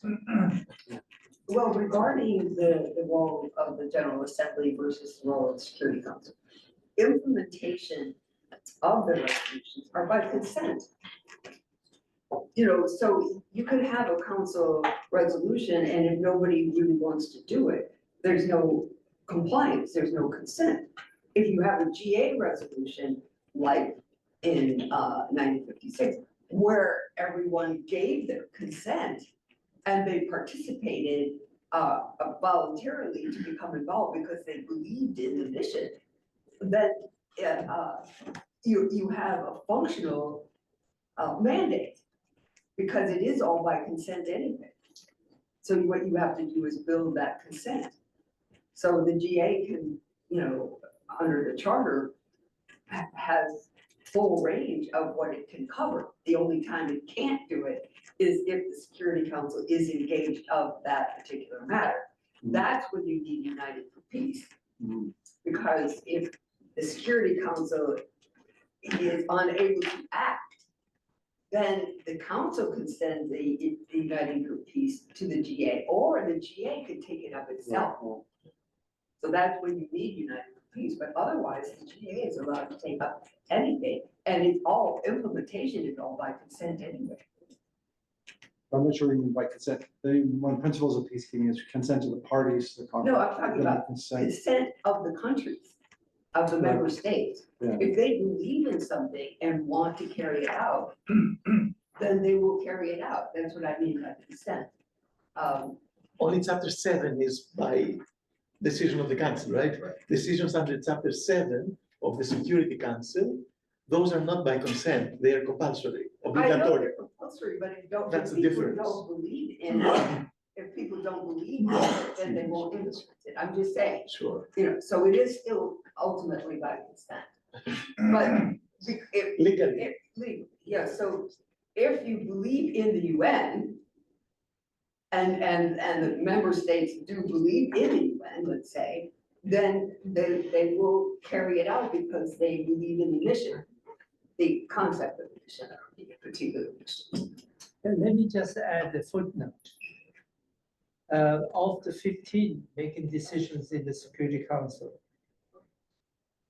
now we have interpreted that it's not a veto if you permanently abstain. Okay, that's improvement. Number 2, the elected members have 10 votes and 5 permanent members. But if they are united, or 9 of them will be able to control even when all 5 get together. They can't move things. They can make, the veto is to block things. Even with 6 or 7. They can't move things if they only have 5. So 10 can use a lot of power, but that's not used at the moment because they are clever. They divide the 10. Therefore, you never get the 10 to block them. What we need to think about is this one: how to use how the elected members, 10 of them, how they can get united together to bargain with the 5. That's the aspect that has not been used. I think that this is the moment for the president of this session to get the final comment and to take us into lunch. And the final comment is, when you have Russia a permanent member of the Security Council with the largest stock of nuclear weapons in the world, and we're thinking that either the Security Council can mess up this member state, or the General Assembly can mess up this member state. We need to think very hard about this. So this meeting is closed. Thank you. Lunch.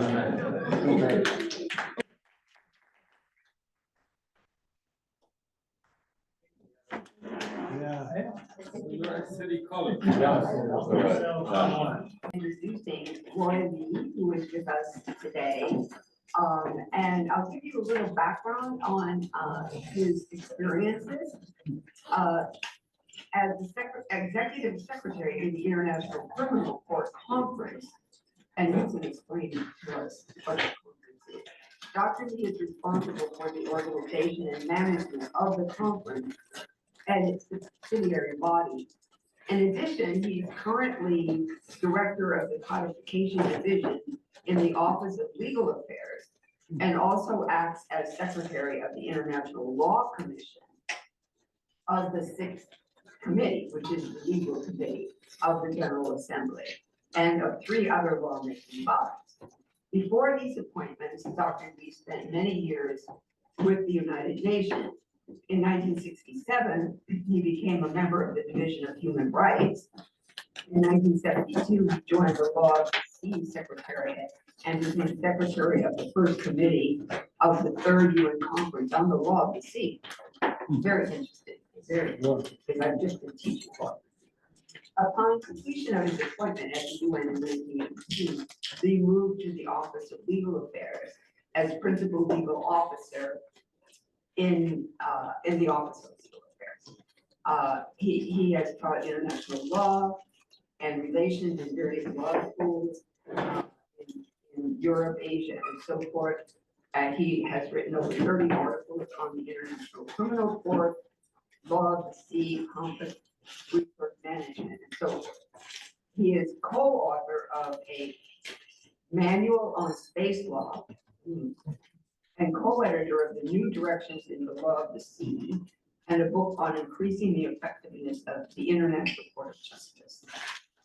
And so I'm very pleased to have the opportunity to introduce Lloyd to you and bring you the book. Can I have a minute, just let my food weight go down, go up to my stomach.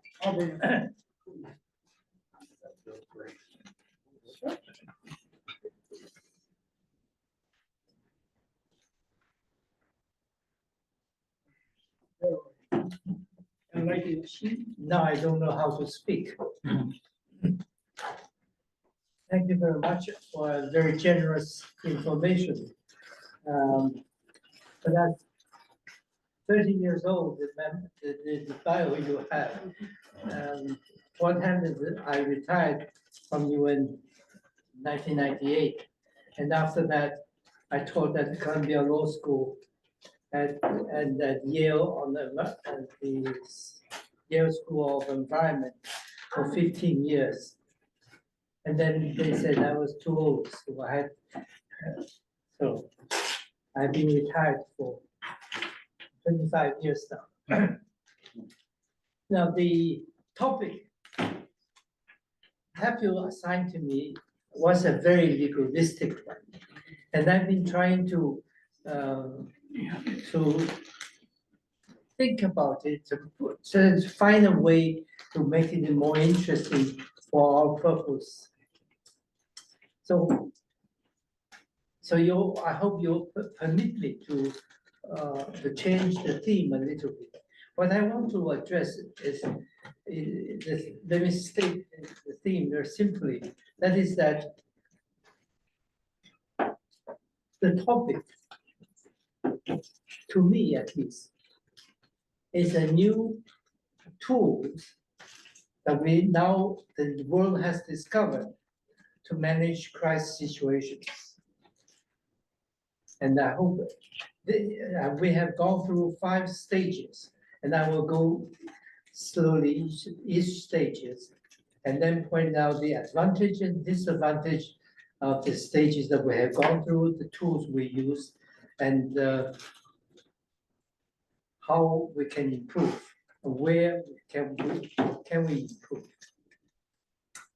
Now, it's the longest time in international law you have the adjudication of disputes. So as a principal judicial organ of the United Nations, we have the International Court of Justice at The Hague.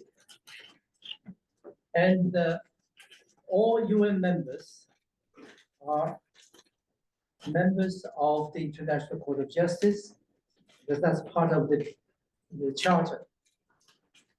And there, the focus was to settle disputes. That's what the idea.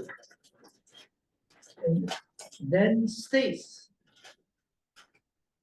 found a way to use it when they have conflict. Use the court.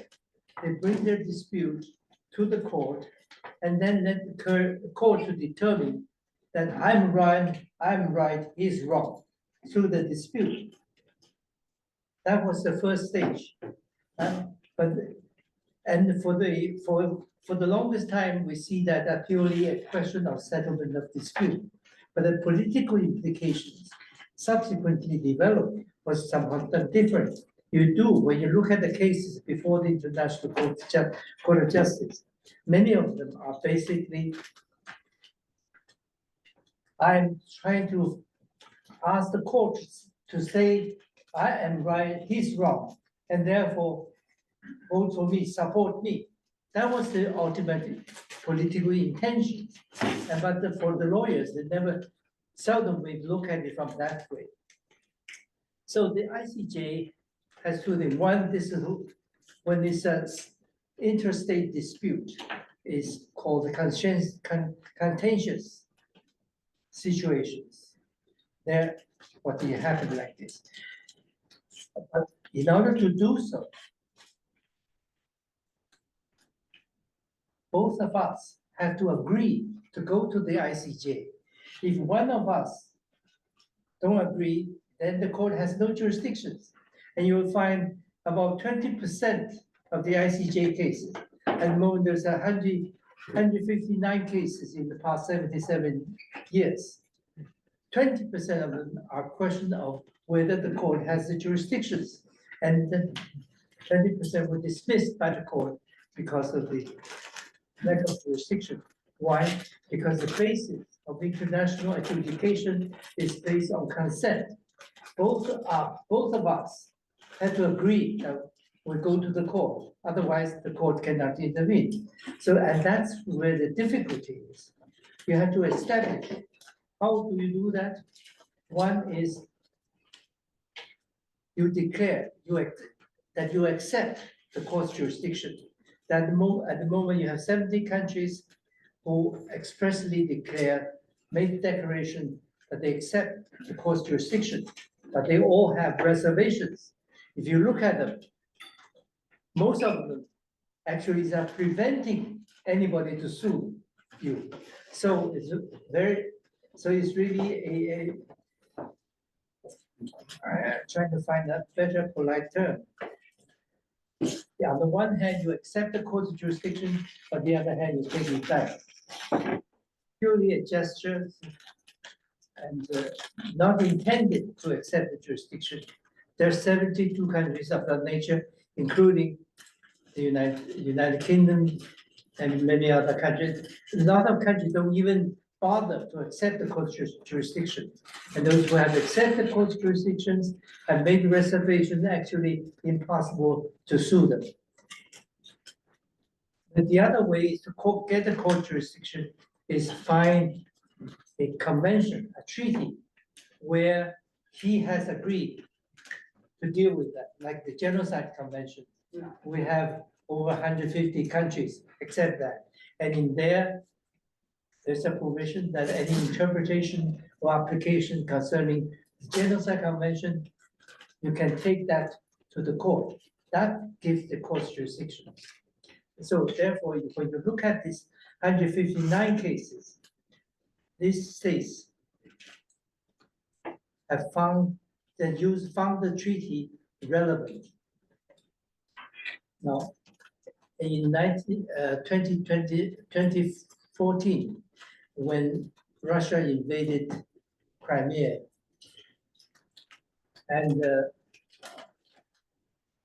on that day, I think it was 2015 or 2014, Crimea brought the case to the ICJ on the basis that Russia was strong in accusing Ukraine for genocide acts against the Russian population in Crimea. They found a treaty dealing with racial discrimination, and then used that treaty and brought the first case against Russia. But there, you see, it's obvious. They wanted to show to the world, we did not do this. And it does not justify the Russians' intention and its aggressive act in taking over Crimea. So this is the first part of it. Then the International Court of Justice also allow you to request for advisory opinions. The General Assembly, the ECOSOC, and the Security Council and Trusteeship, they all have the competence to request advisory opinion. No, the original idea of the advisory opinion is to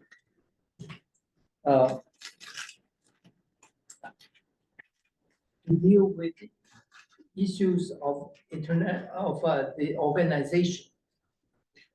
But slowly, states realize they can request the International Court of Justice to give legal opinions on certain legal issues that of general interest affects members of the United Nations. So they more and more we see the General Assembly using, requesting the ICJ to give advisory opinions on, for example, lately on the question of the war of the construction of a war by Israel, the legal consequences of that, and lately in 2024, the legal consequences of policy of the Israeli policies in Gaza and so on in occupied territories. All these are now also in the 1980s, were also the advisory opinion was also used. The small island states used that to request the view to justify that they should give compensations because of climate and so on. So this is a new development, a recent development using advisory opinion from the court to support their positions, but it's through a legal angle. Right?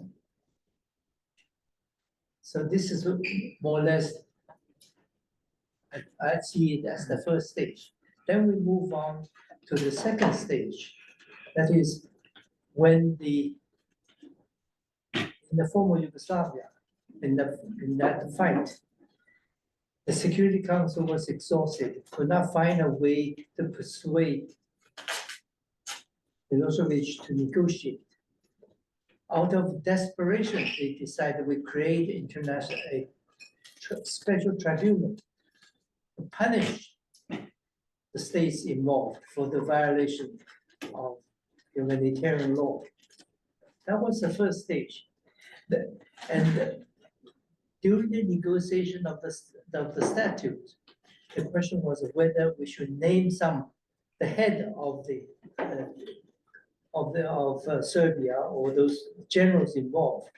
The trade-off was that no specific reference to the leaders, but focusing on the violation of the state or states. And everybody knows whom we were talking about. Now, this is the second stage. And then, so Rwanda followed suit. When there was no possibility of negotiating a deal, they thought we'll create a tribunal to prosecute the situation in Rwanda.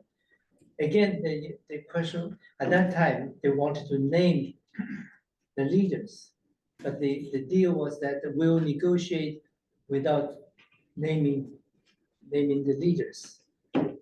This is the second stage. The third stage, which is not directly developed from here, is that UN assisted some countries to sorting out their after conflict internal situations. So the UN helped to create special tribunals in Cambodia, Lebanon, and Sierra Leone to help them to deal with the situation, what is called the transitional justice, or seeking for justice. But I'm looking at it now, trying to point it out to you, looking at it from politically, and also looking at it as a tool for managing crisis situations, not so much purely legalistically or academically thinking as achieving international justice. I think that is a goal really. When the statutes were drafted, we did not have that in mind, really. The intention was really to create pressure on the leaders, to force them to negotiate. Whether we succeeded or not, whether because of that, I'm not sure. But I can tell you my one personal experience in the case of Darfur.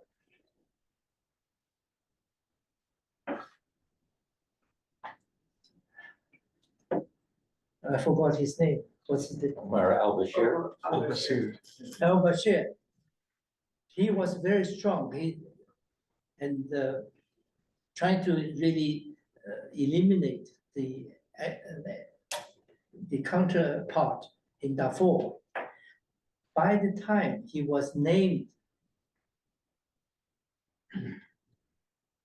as a violating the International Criminal Court, the fighting reduced.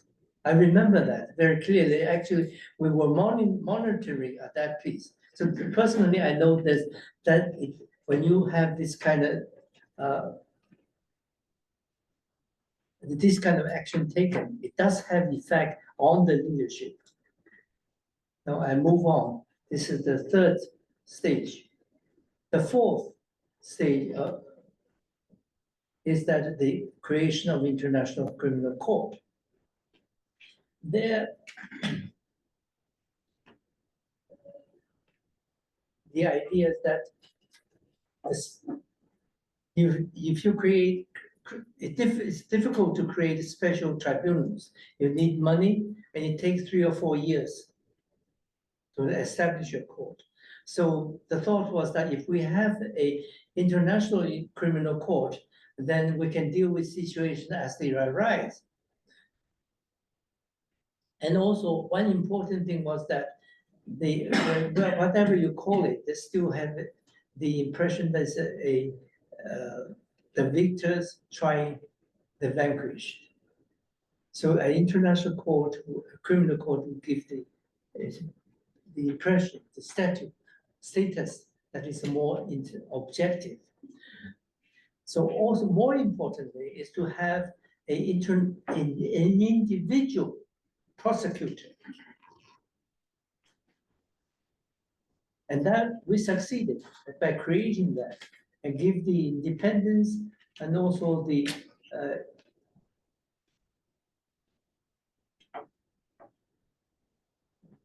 what is the word, another word, give the prosecutor the independence to prosecute.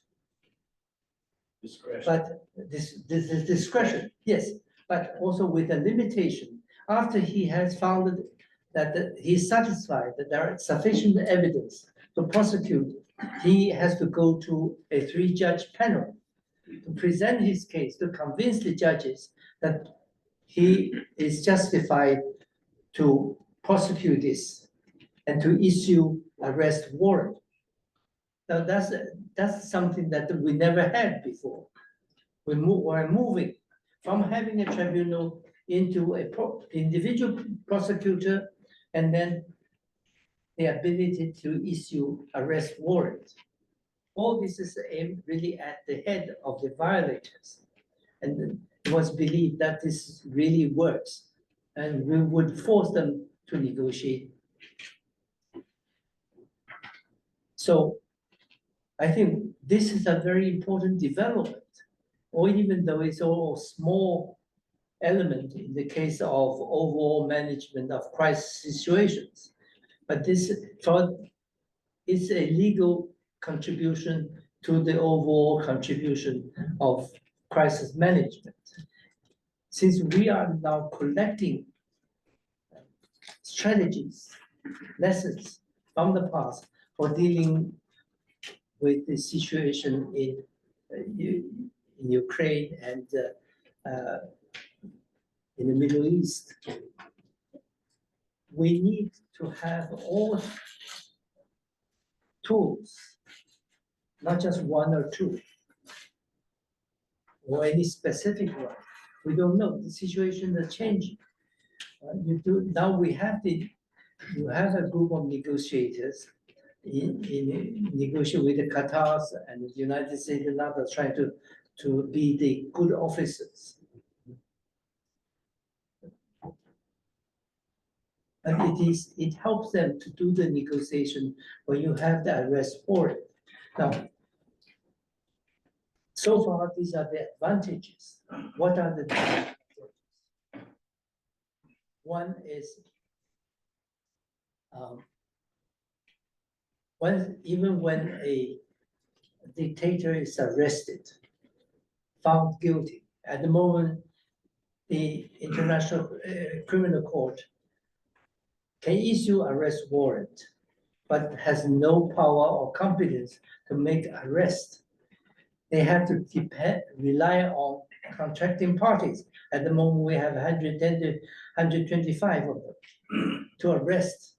Who will arrest Putin? Who will arrest Netanyahu or the Hamas leaders? That is the question. That is the weakest point of the whole system.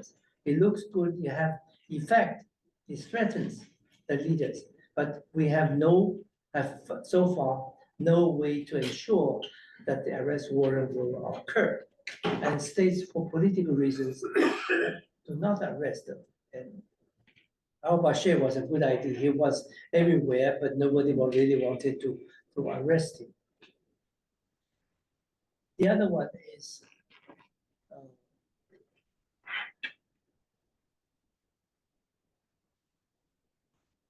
the politics among the contracting parties. Inevitably, they try to influence the prosecutor, even the judges, on whether they should endorse the prosecutor's request or delay it. And this happens because countries have different interests. Their interests are all divergent. So that is another factor. Even though we have created the system, there is there. The system is, I think, is very well designed because we protect the alleged criminals' legal rights, and the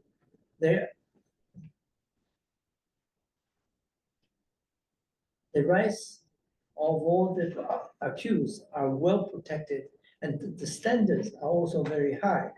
But the drawback, again, is even when these dictators were arrested, when it comes to punishment, there's no death penalty, and there's no life imprisonment either. And the prison conditions in The Hague is very comfortable.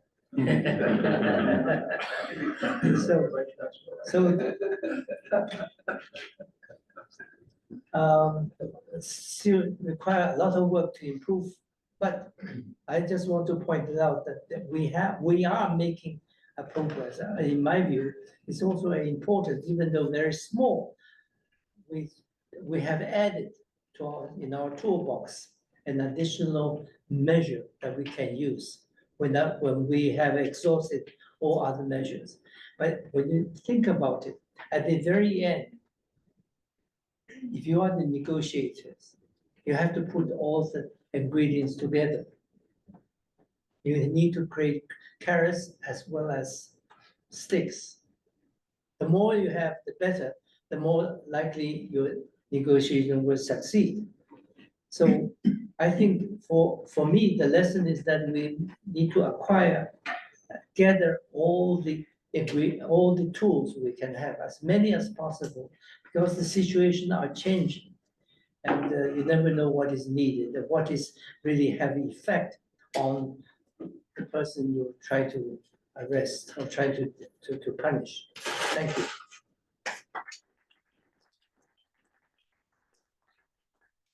So, Bertie, you're our discussant, so would you like to take the microphone?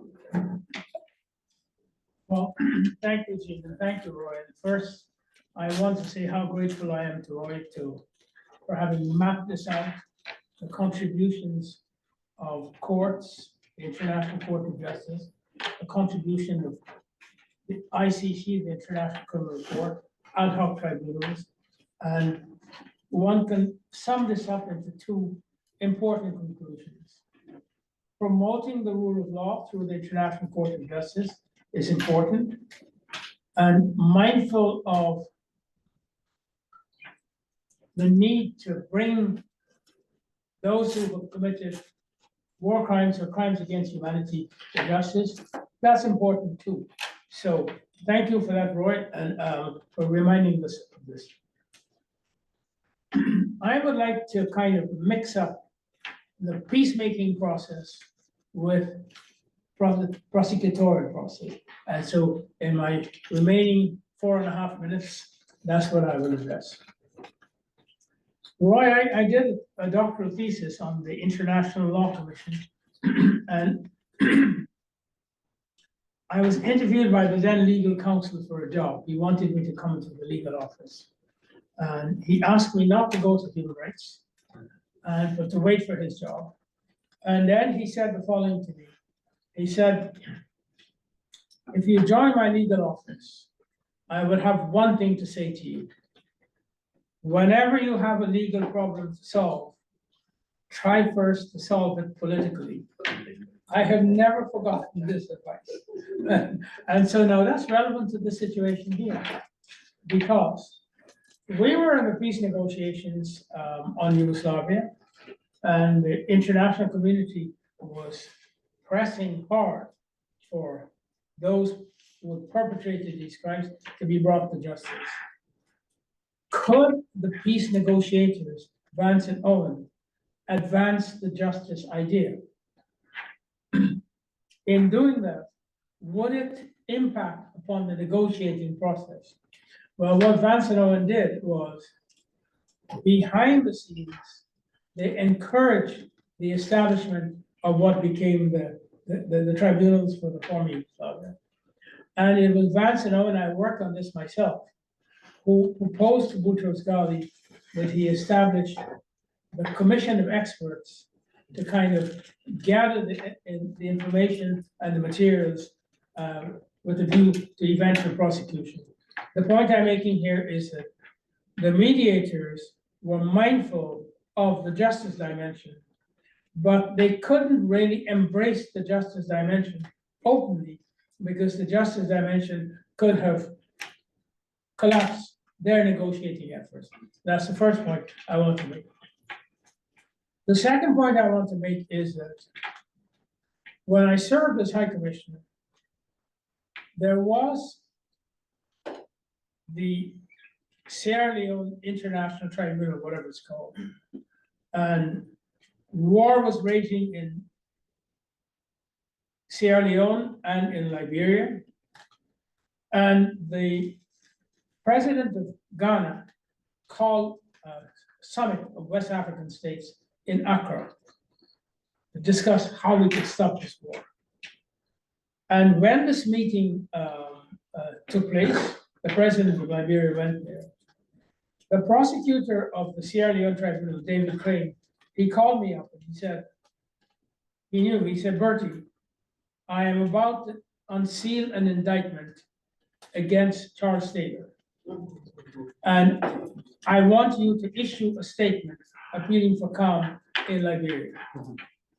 So now I said, David, I'm ready to do this, but it is something that I must consult the Secretary-General. So I sent to the Secretary-General a draft statement, and I gave him until midday, until midday their time, 6 p.m. Geneva time. Well, cut a long story short, the Secretary-General, through his aides, he was very annoyed with this, because he thought that here was a chance in Accra that perhaps the political process might have stopped the fighting there. And this prosecutor, what the Ghanaian had to do, the Ghanaians had to move out the prosecutor with lightning, not the prosecutor, move out Charles Taylor with lightning speed from Sierra Leone. So what does that tell you? It tells you that if you are in the peacemaking business, you have to be mindful of what prosecutions at a particular time might do to the political process. Then now, and I want to make one last point. When the prosecutor of the International Criminal Court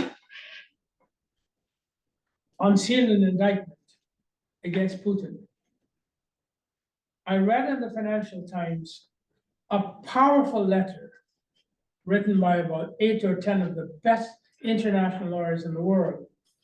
They had been consulted by the prosecutor, and they had supported this prosecution on legal grounds.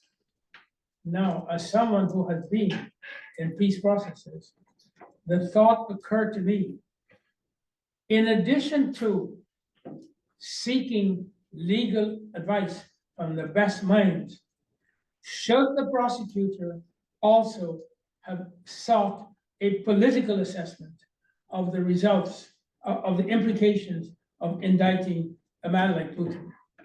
Now, of course, I'm for the law. I echo what Roy has said. My heart is with the law. And then here I am in a situation, you're dealing with, whatever we think about him, he's the president of the country with the largest supply of nuclear weapons in the world. And then now, our Secretary-General had gone out and criticized him.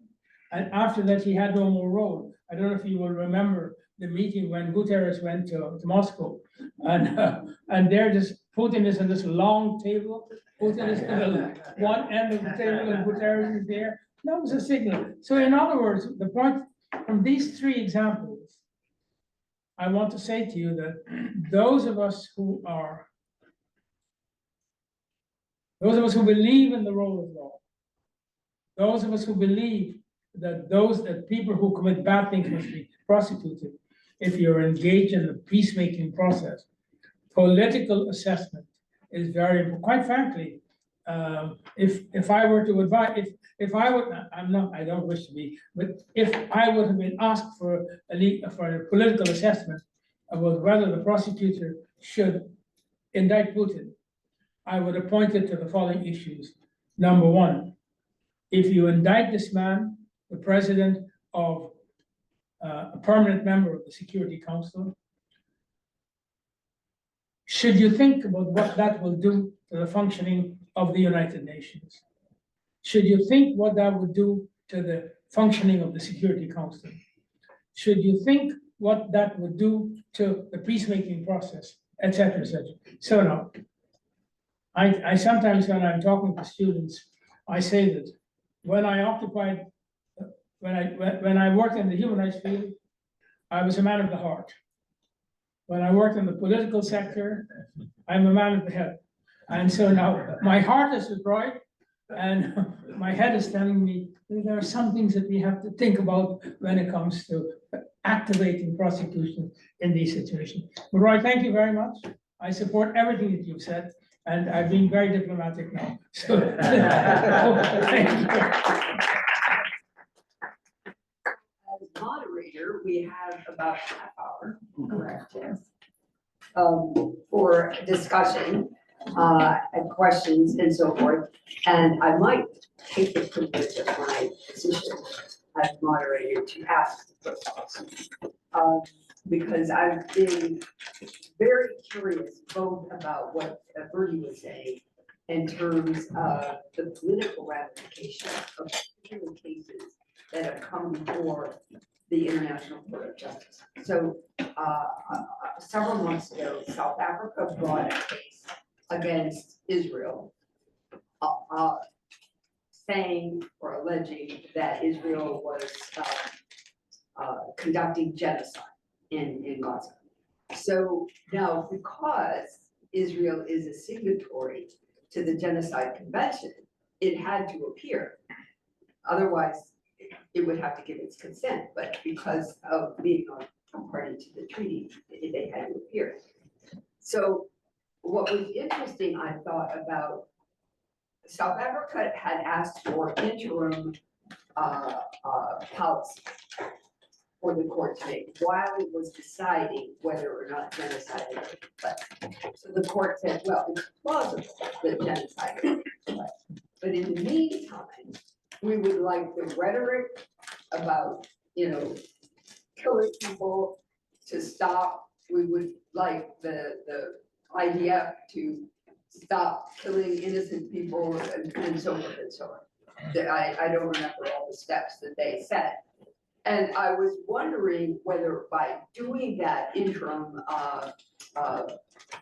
request that the court made, do you think that made a difference in how the Israeli government acted in terms of whether it made these kinds of blatant statements about getting rid of, they said, oh, we meant to say getting rid of Hamas, but many of the statements sounded very much like getting rid of Palestinians. So that was that question, trying to influence the political thing on the ground by using the court. The other question I had was the ICJ advisory opinion, because the UN General Assembly requested an advisory opinion from the ICJ on whether the presence of Israel in the Palestinian territories, so they call it the occupied Palestinian territories, which means West Bank and Gaza, is that legal? So you have to ask the legal question. And so the court in July, just a couple months ago, said that not only was it illegal, the presence of Israel in the occupied Palestinian territories, but it actually made steps to basically make some prescriptions for what the General Assembly must do. Because it said, the GA asked for the advisory opinion, and now we're gonna ask the General Assembly to establish the modalities of how you're gonna do this. And then it said that all settlements, no new settlements, and all settlers must be evacuated. They said all states within the UN, member states, must acknowledge that this is not legal, and then support the process of ending this presence in, and that all international organizations must do the same. And so they had a list of like 7 different things that the UN had to do. And now that is being taken up. I think was that taken up in the emergency special session? Yesterday. Yesterday, yeah. So now, what are the political results of that ICJ decision? They're really 2 key, very important cases. Are you calling me to respond? Yes, I'm asking you to respond. No, what you said is true. Any measure you take always have consequences, good and bad. And it depends where you are to judge whether it's good for you or bad for the situation. This is only natural. But what is important is that to have a legal advisory opinion will be requested from the General Assembly, which has to be endorsed, in other words, by majority of the General Assembly. That means on that resolution, whatever they said in there, has 2/3 member states support. That's the important message sending to Israel. The little things, maybe you're not happy with this or that, maybe so. Important thing is to send the message to the leaders, Netanyahu, all these countries are saying this. That is the important thing. What you said is true. And also, the drawback is that, they spend a lot of months to negotiate 2 questions from for answers. Yeah. But that not only legally has to be sound, you have to ask the right question and to get what the answer you want. That is highly technical and not easy. And also the small island states also has an advisory opinion on implication of climate change, sea level rise. They spent just within the AOSIS 75 meetings among themselves to formulate 2 little questions. Then they go to the 193 countries to lobby to make sure for them to agree. So then they modified and revised, and finally go to the General Assembly and vote it on, have the majority, and go to the ICJ. It is the process that shows the support. Rallying, really, not so much just casting the vote. That is another stage.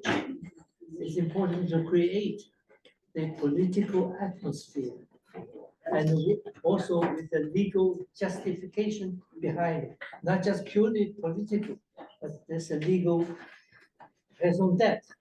behind it. Yeah. So that strengthens what we had in the past, what we had, purely a political act without legal justification. That is the improvement that we have made. Right, combining it, but very good, very good. All right, other questions on, the International Court of Justice? Or, yeah, please. I was wondering, a question directed to both of you.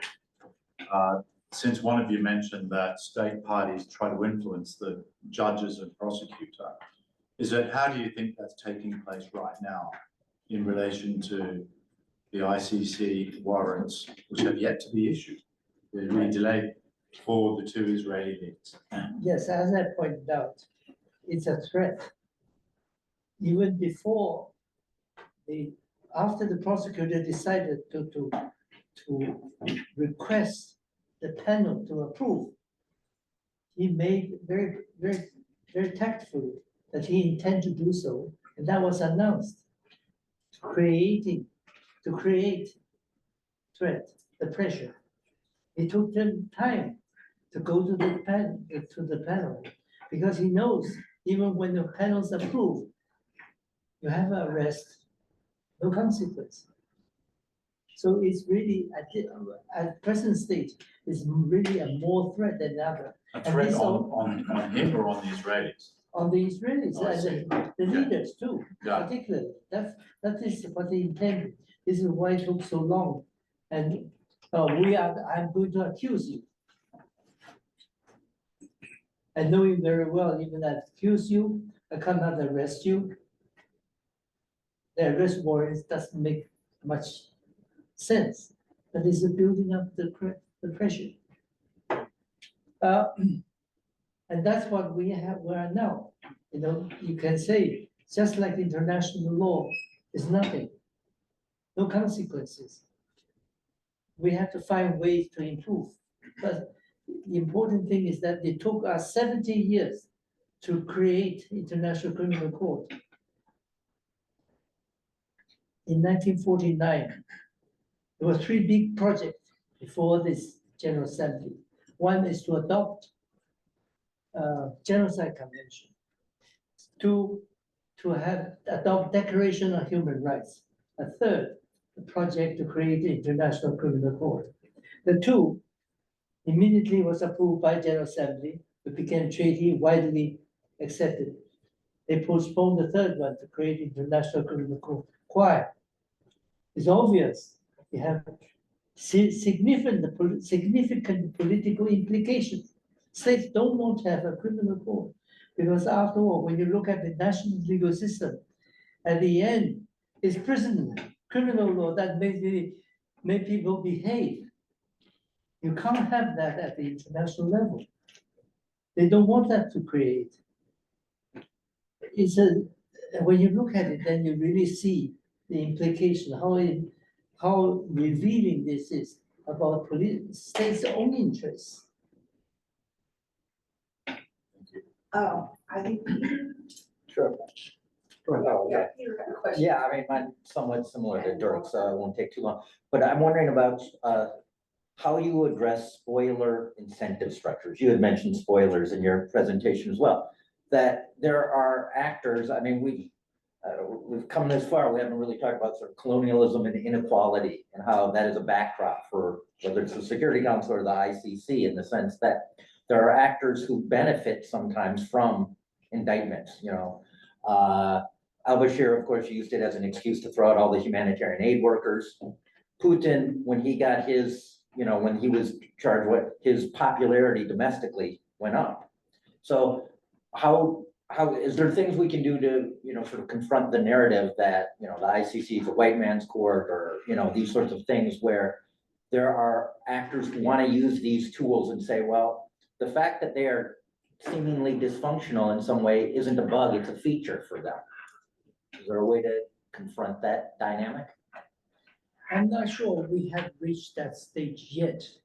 And this mechanism is just being tested and seriously present. At the moment, it has 25 countries supporting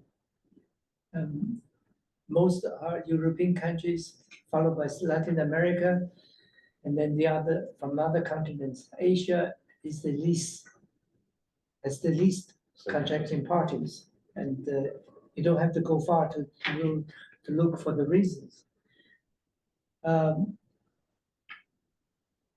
But money is another question. Fortunately, we do have the European countries supporting that. At the very end, it was very clear, US is not going to join, Russia is not going to join, China is not going to join. France submitted a lot of amendments trying to boost up the human rights procedure, due process, and so on and so forth. So the leadership in the conference is saying we must have Russia, because UK was at that time party to the so-called like-minded state. They support the creation of ICC. We must have France to join that party. So how do you do that? France said, well, I have several conditions. One of them is that we added other provisions that after seven years, you can withdraw and with no obligations. That's one. And there were some others which I will not mention in public, but a deal was made with the France said, okay, we will join you, we support you, but you do this and this and this. So every country has their own concern. Or even when they support something, they wanted something back. This is inevitable, they're political. So what you said is true, they are there. It's whether you are aware of it or not. And at the end, you have to balance it at the end. That's why at the end, it's a package. You get something, he gets something, you get something, I lose something, but I get this. How do you make international negotiations successful? That's the only way. Yeah, Walter and then Tatьяна. Sure. I have the same heart versus mind issue. And I also call it Heart versus head. Sorry versus head. Sorry. Yeah. I also see it as an issue of peace versus justice. That some people say that if you indict the people who need to negotiate peace agreements, you won't be giving them an exit. So then it makes it more difficult. But I'd say that my heart is winning more, partly because my head realizes that in the cases, it's been borne out to be not such an obstacle, that indictments are not such an obstacle. So I worked for Luis Moreno Ocampo during one of my sabbaticals, and I went down into the ICC courtroom and I saw Charles Taylor, because the Special Court for Sierra Leone was borrowing that courtroom. And in his case, it was entirely appropriate that man was indicted. And I'm really glad that we didn't say, well, we were worried about the peace process and that he might not come to it. So I think it was a very good thing. Milosevic's case, the ICTY was created in '93. He wasn't indicted until '99. I still remember that moment on the kitchen table when I saw the headlines saying Milosevic indicted by Louis Arbour.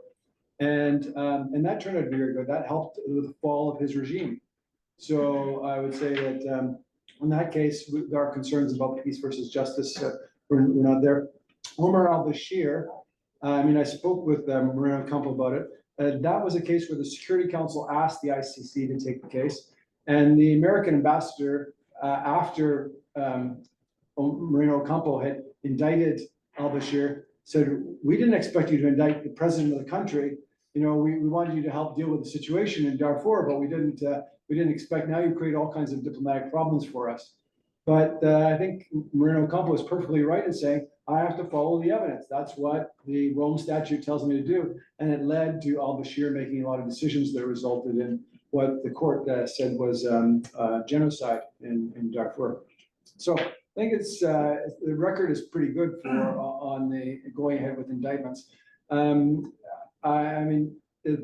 and Netanyahu, I do worry that they are going to use cyber attacks on the ICC, and there are all kinds of subterfuge. I remember the OPCW the Russians tried to infiltrate that by by mimicking their Wi-Fi system. Then, yeah, we said, oh, we'll do whatever's necessary to prevent that. So there were some really practical things, but in the end, I think the ICC will be stronger because of it, because it will know how to deal with these sort of major powers who have the capacity to take them on politically and using subterfuge and intelligence methods that are not accepted but properly practiced. So I think in this case the heart wins. Jim, may I just go back? May I comment on this quickly? Right. So, my friend, think hard.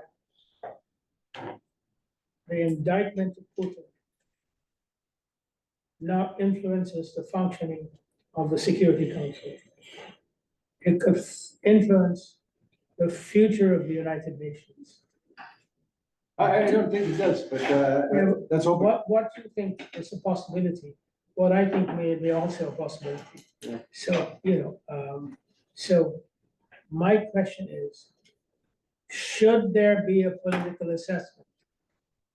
Should the way the prosecutors sought legal advice to indict Putin, should the prosecutor have invited a political assessment of the implication? I'm putting the question up for discussion. That's the prosecutor's job. They have to. They're criminal prosecutors.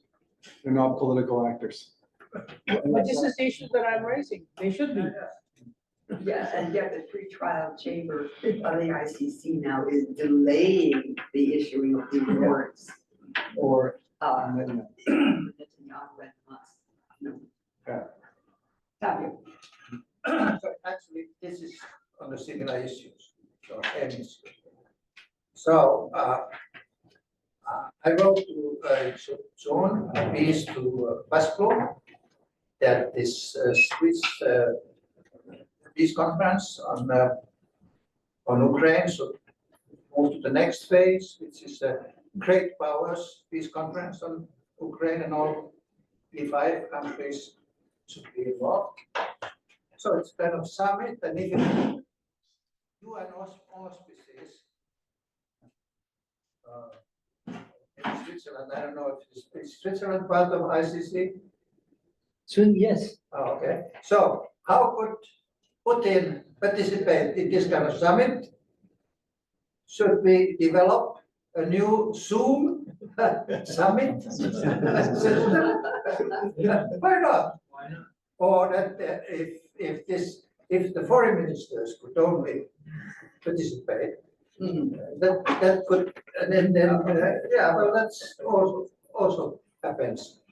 But in any case, this is an unfortunate, in my view, unfortunate situation that Putin cannot travel to the UN meetings of General Assembly.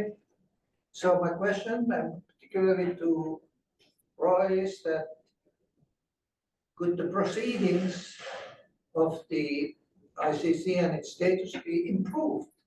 That it takes these kind of political considerations into account.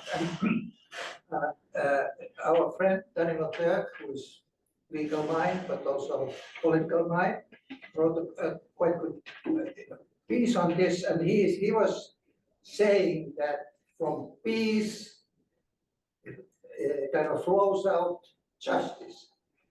So in a way, he was saying that the peace is more important than the justice, more or less. Can I add something? Yeah. Right. You can answer my question. Oh, yeah, yes, sorry. No, answer his. No, I'm not answering your question. I just had this from Tapio. The UN Security Council can, by resolution adopted under Chapter 7, suspend an ICC investigation or prosecution for a period of 12 months, renewable under the same conditions. A moratorium. So Putin can be, let's say, exempt for that period. The prosecution is frozen if the Security Council decides to go into negotiations of peace. Yeah, this provisions on that provision was added, taking into account the obligation of Security Council. In other words, they actually, it's for the judges to know that the the Security Council can propose certain cases to be investigated, and also to suggest to the ICC that you should suspend your proceedings because political negotiation is going on. The intention is to coordinate both legal and political at the same time. So don't be disturbed by that. It's a good, it shows it has effect. Otherwise, why would you suspend it? It matters. Yes. You could use it to encourage them to. Right. To Negotiate. participate in negotiations. You need carrots and stick, and everything has different effects. Are there other questions? All right, then I think I'll have, Perhaps from our students. the students. Questions? Just want to make sure you're awake. I thought, before we close the books on the Sure. conversation, if anybody has a question or comment. But if not, Yeah. Feel free to ask. No. Yes. I mean, coming in, I have, because I do judicial politics in a comparative sense, but sometimes touching on the international sense. So coming in, I have some ideas about, how I agree about judges, judges or like the prosecution being political actors, and they should. But when I was seeing about the ICC, how ICC having the raw warrant and everything, and how Putin was going into the Rome statute, going into Mongolia, ignoring the ICC warrant and stuff. My question is, if it is a political statement or not, what's the relevancy here? Because even with the warrant or the threats made by ICC politically, it doesn't seem to bother Putin a lot, and as a suspect to Netanyahu as well. So how do we make it relevant? Because it doesn't seem like it's relevant at all. They don't even care about it anymore. Well, it's a very good question. The reason that prosecution was brought in the past, look at the cases, that we have no other solutions. It's a new element in the negotiation to bring the question of prosecution, not just the state, but also the leaders of the violators, the spoilers. Whether it has effect or not, sometimes it does. But the important thing is that we are using all tools we have to deal with the situation, because it's so difficult to deal with. You have to use it. And the only in combination at the end may be able to negotiate. But the questions we discussed today is the two most difficult questions. If it can be resolved like that, it would take 70 years or even longer for that. Just think about it, it's really, we are addressing the most difficult questions we have now. So, Dr. Lee, would you like to take a couple of minutes to kind of wrap up your presentation? And we have a couple more minutes before we go into discussion. Yeah, I think I said what I want to say, but I welcome you to give your view. I'm, as a lawyer, I'm very prejudiced, but to me, this is a revelation that we are bringing legal into the political negotiation. And the validity of this is that whatever the outcome at the end, package you propose is based on the legal points, has legal basis to pursue that. It strengthens, it gives value to it. But of course, we all know in reality, when they negotiate is whether your final package is suits me well. And am I desperate to negotiate? If I cannot refuse to negotiate, I won't refuse. So it's for you to really to assess, is Russia now reached the stage to negotiate? What are the factors that would influence or force Putin to negotiate? Has he got enough what he wants? Same thing in the Middle East. It's a very, that's why I think we must accumulate and collect all the possible tools we have and get them all ready. When the time is right, then you have a negotiate or good officers who can put it together, put it forward to approach the countries. Nowadays, our negotiations still at the state stage. You have Qatar hosting and then inviting the Qatar's friends to negotiate. Obviously, it would not be acceptable to the other part. So it's quite clear. You need somehow bring the missing elements to it in order to be successful. So Rudy, you're back. Do you want to make a wrap-up statement? Roy has spoken on my behalf. I'll quote you. Well, I think we'll just bring things to a close. And I mean, for me, as largely an outside observer, it's been a fascinating, rich discussion by very well-informed participants and observers of these developments and these problems.